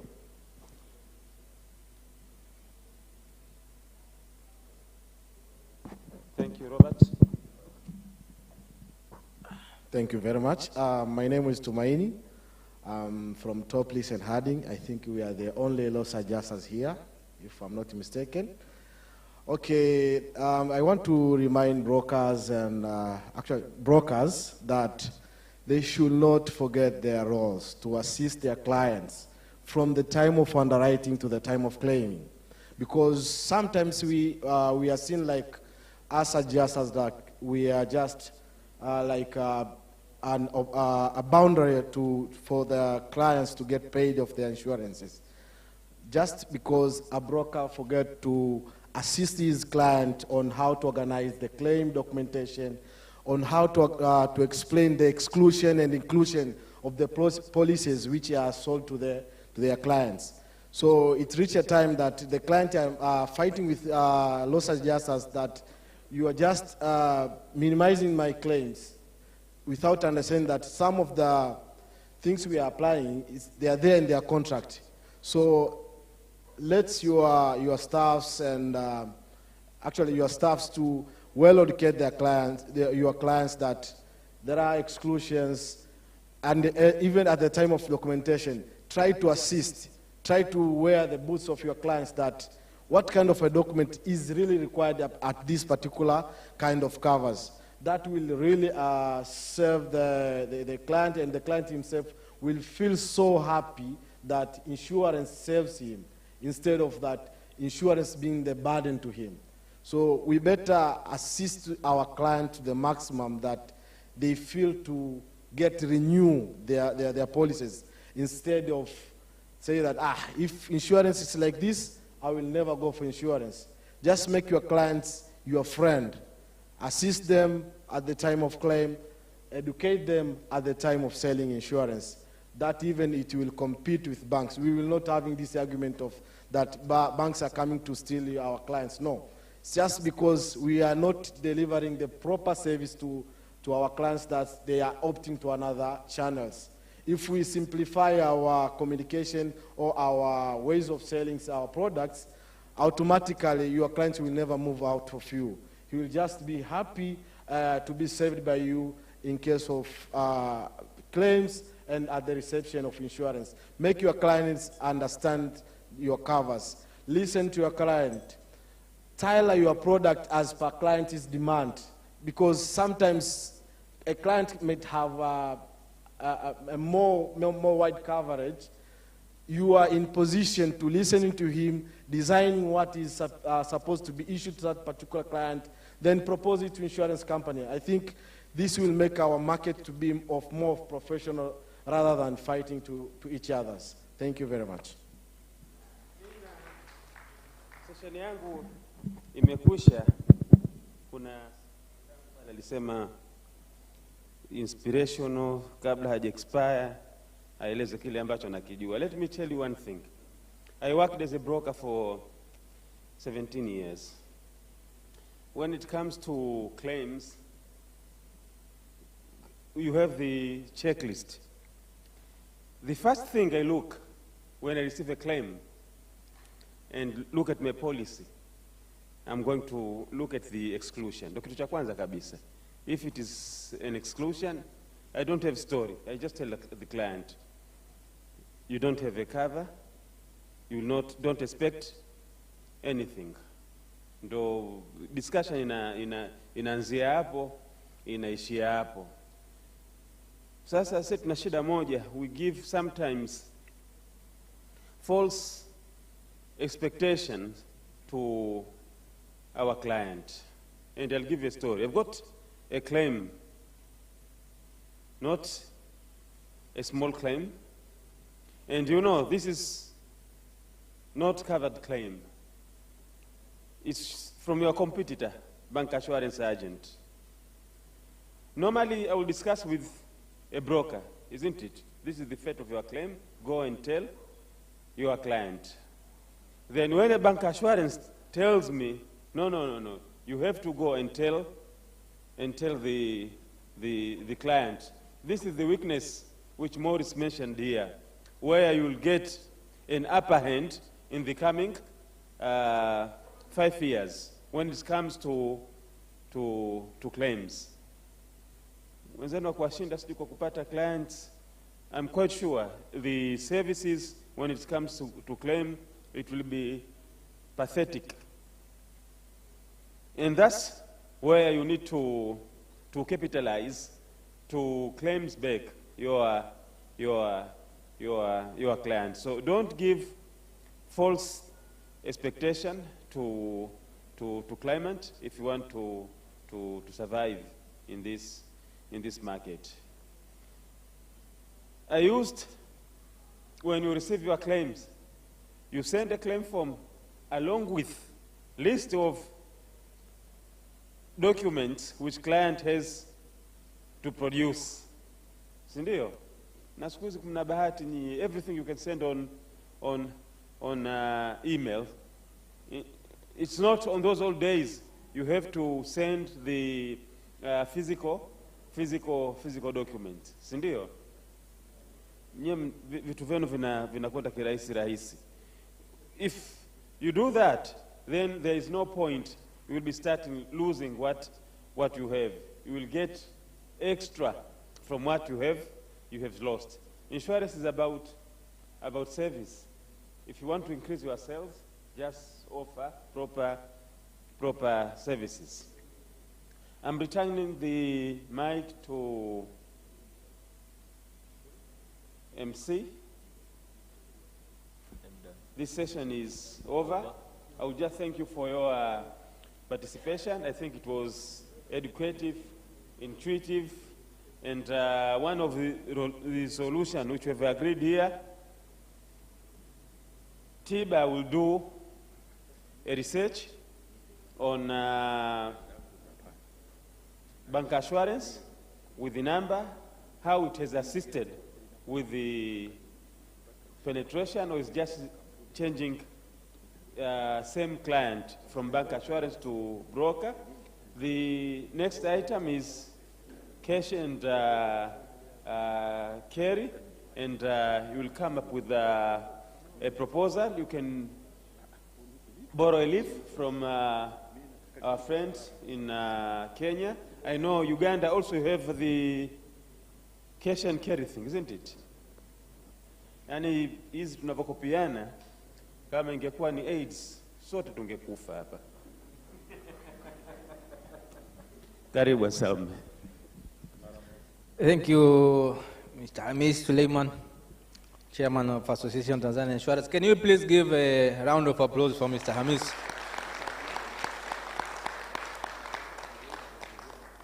You know, one thing that remains as a blessing in this industry is, although we always fight, like brokers are fighting that insurers are stealing our accounts, but we always find ways to work together to try to find better solutions and moving so that we can move forward. So we are reaching into the final part of our today's session, and the part that remains is to give a token of appreciation to our sponsors before we go for a cocktail, a semi-dinner, so to speak. I know we are still half full from the late lunch. So, but we'll have drinks, you know, music, dance a little bit. We only meet like this only once in a year, so it's important to create memories. And as I am preparing these plaques to give the sponsors, I want to invite Dr. Sakware to speak a little bit about the conference that we will have next week, Inclusive and Health Insurance Conference at 4 Points by Sheraton, and the new relationship between the Africa College of Insurance and Tiba. Good evening. Habari za jioni. Thank you, MC, for this important time. I want to make two announcements. One is on 6 August 2021, Africa College will hold Inclusive and Health Insurance Conference. We expect to discuss about various inclusive insurance, issues like agricultural insurance, which have been talked a bit today. Issues about other products, inclusive insurance products, microinsurance products. And in a special way, we will talk about health insurance towards universal health coverage. So we humbly welcome all of you to attend the conference at 4 points, siku ya Ijumaa ijayo.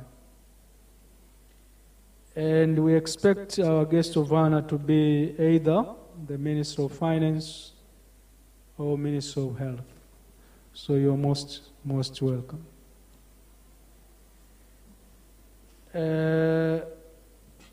Paper presenters includes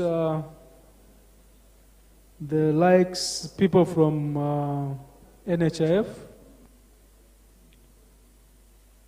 Ministry of Health, WHO Farm Access, KPMG, and also from the insurance fraternity in the region. So you are most welcome. The second issue is thanks to Tanzania Insurance Brokers Association. We had an MOU, Memorandum of Understanding, with the Tiba. And thank you, Chairman, President of the Tiba. And within the MOU, we expect to undertake various activities with Tiba. This includes capacity building, research, which we have, all of you have alluded here that we need some research to support our negotiation, and consultants in terms of solutions to our problems, but also working platforms on various pertinent issues in the market.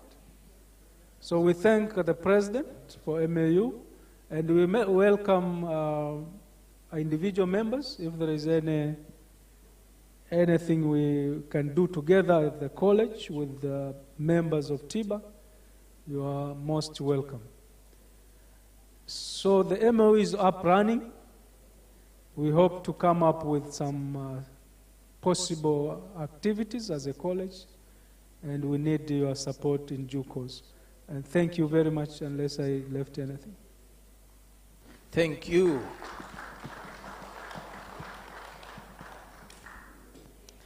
Amis is saying, also ATI are also having the MOU, so we will all be working together to see this capacity building is taking place. Now I invite the only president in the house to do the honors of giving our sponsors a token of appreciation and do official closing of our evening, of our session today.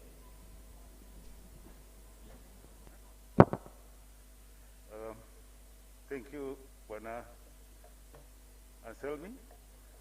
Just like Anselmi said, we are almost coming to the end of this session.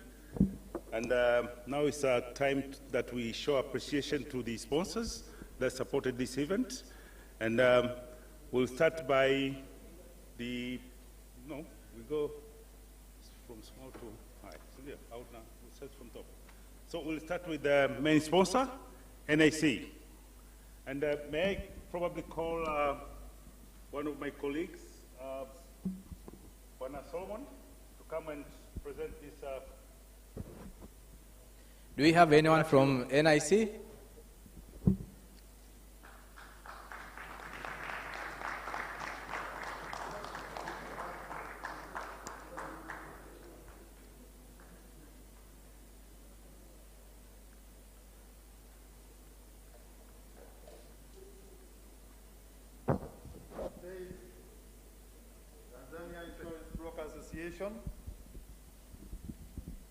And the logo is there. Presented to National Insurance Corporation, NIC, known for unity, strength, security.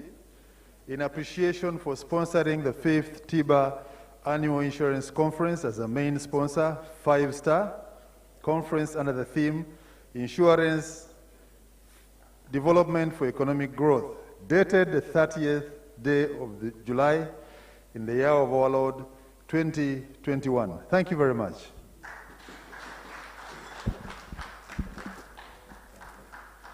Next is Tanri. Any representative from Tanri here? Please, this is a gold sponsor. Bwana Solomon, si uendelee tu kidogo au umechoka kidogo? No.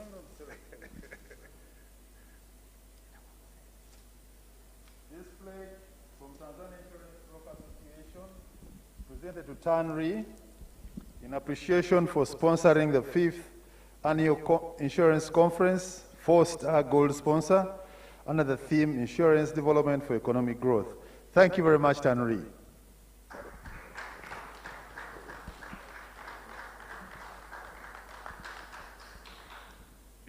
Still bear with us, Mr. Solomon. Next is Jubilee. Jubilee. There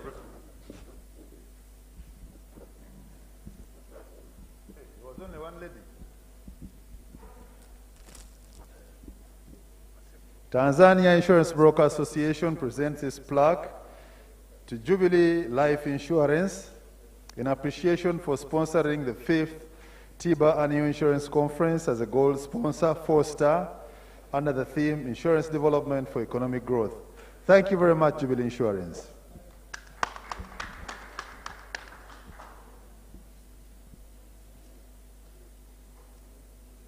This is the last one, Solomon, before I permit you to go and sleep and sit. Assemble Insurance. Assemble Insurance.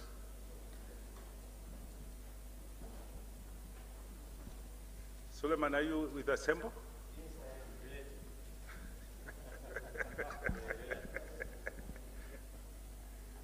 Tanzania Insurance Broker Association, Tiba, presents this plaque to Assemble Insurance in appreciation for sponsoring the 5th Annual Insurance Conference at the level of a gold sponsor, 4-star, under the theme Insurance Development for Economic Growth. Thank you very much, Assemble Insurance. Asante sana, Bwana Solomon. I now, if you can just go back, thank you. Thank you very much. May I now call on Bwana Nelson to come forward. So next of the sponsors is a silver sponsor, and we have Afro-Asian Insurance Services. Afro-Asian Insurance Services.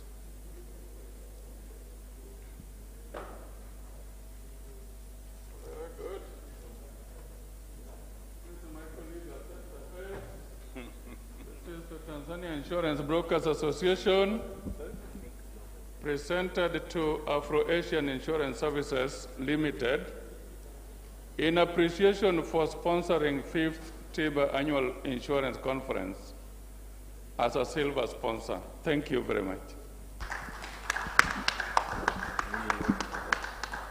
Asante. Next is MIC Global. Bwana Nelson, keep on bearing with us, please. MIC Global, this is presented to you by Tiba in appreciation for sponsorship of the 5th Tiba Annual Insurance Conference as a silver sponsor. Thank you very much. Next is Axeva. Anybody from Axeva? Wake up a minute. Next is Alliance Life. Alliance Life not there. Next. Mayfair. Mayfair. Sorry? Sanlam Life.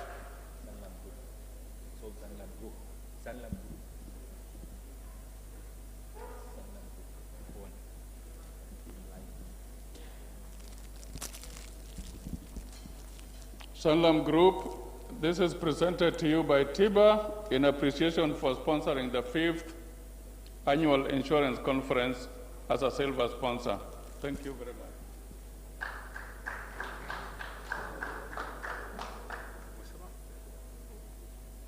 Next is Heritage.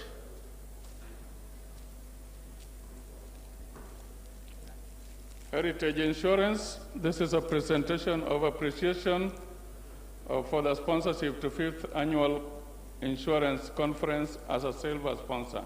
Thank you very much. Next is Reliance. Reliance Insurance. Reliance is not. Amna. Let's continue. Next. Next is Demeter. Demeter. Next is JH Minet. Yubo.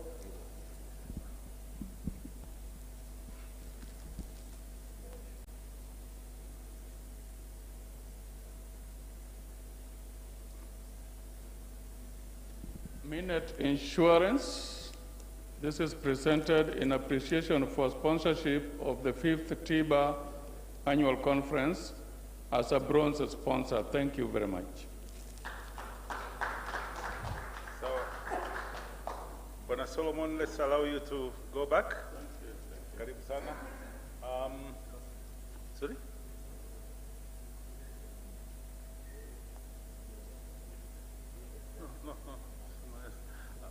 No. May I trouble you, Bwana Amagola? Are you there?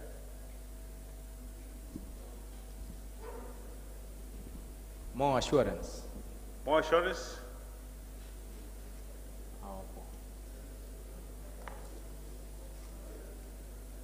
Is more assurance there? Who is next? Aris?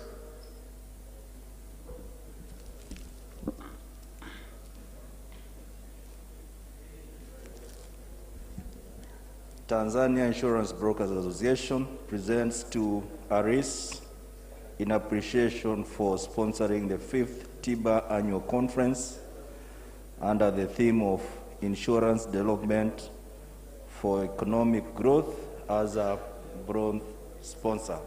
Thank you very much. Next is what? Trans-Africa. Next none.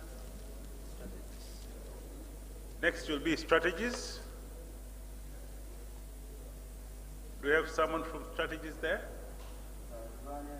Brokers Association presents to Trans-Africa Insurance Brokers in appreciation for sponsoring the 5th Tiba Annual Insurance Conference under the theme of Insurance Development for Economic Growth as a bronze sponsor. Asante sana.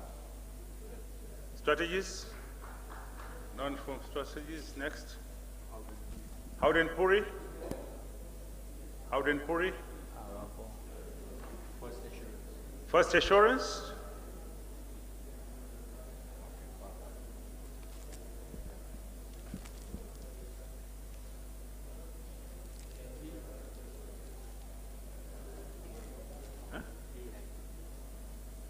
Alids, huh? Do you have someone from Tanzania Insurance Brokers Association presents to the First Assurance Security and Services in appreciation for sponsoring the 5th Tiba Annual Conference under the theme of Insurance Development for Economic Growth as a bronze sponsor. Asante sana. Isaiah Leon?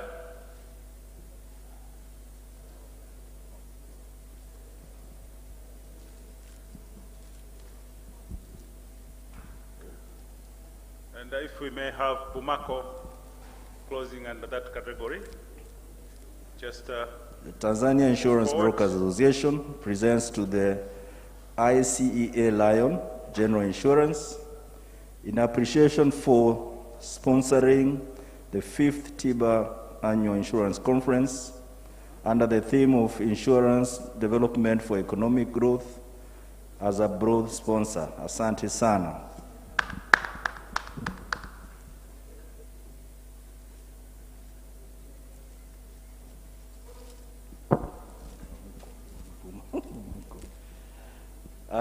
Tanzania Insurance Brokers Association presents to the Bumako Insurance Company Limited in appreciation for sponsoring the 5th Tiba Annual Insurance Conference under the theme of Insurance Development for Economic Growth as a bronze sponsor.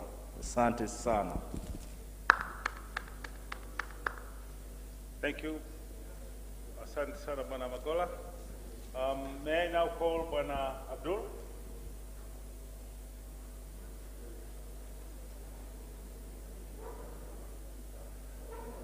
Can we start? The name? Which? MGen Insurance? Do we have MGen Insurance?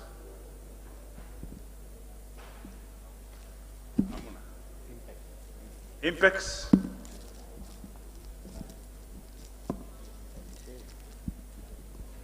Where is Impex? So, who is next? Next? Milma. Do we have Milma?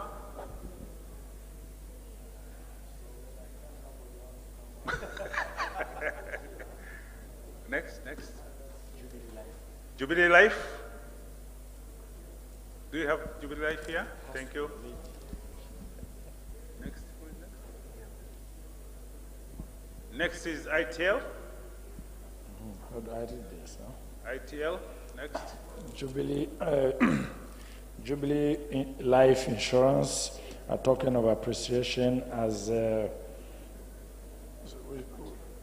partner of Tiba. Thank you very much for your support. Impex, eh? Impex. Impex, come forward for your plaque here.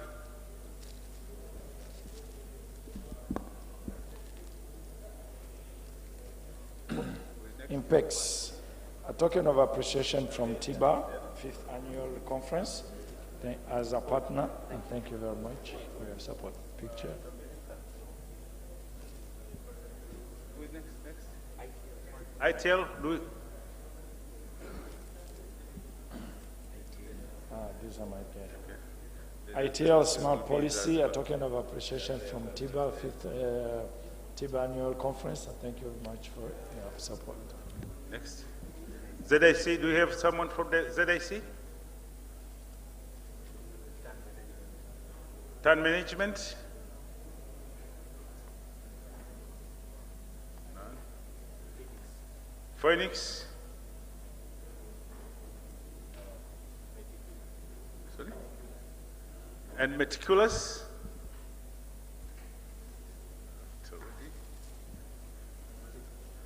So we are done. Thank you, Bwana Abdul. So, ladies and gentlemen, this brings us to the end of our session from this venue. Let me thank you all for your patience since morning. I know it has been a tiring day, but we've managed to endure. I now wish to invite you to a cocktail, which will be on the, actually where we had our lunch, on the beachfront.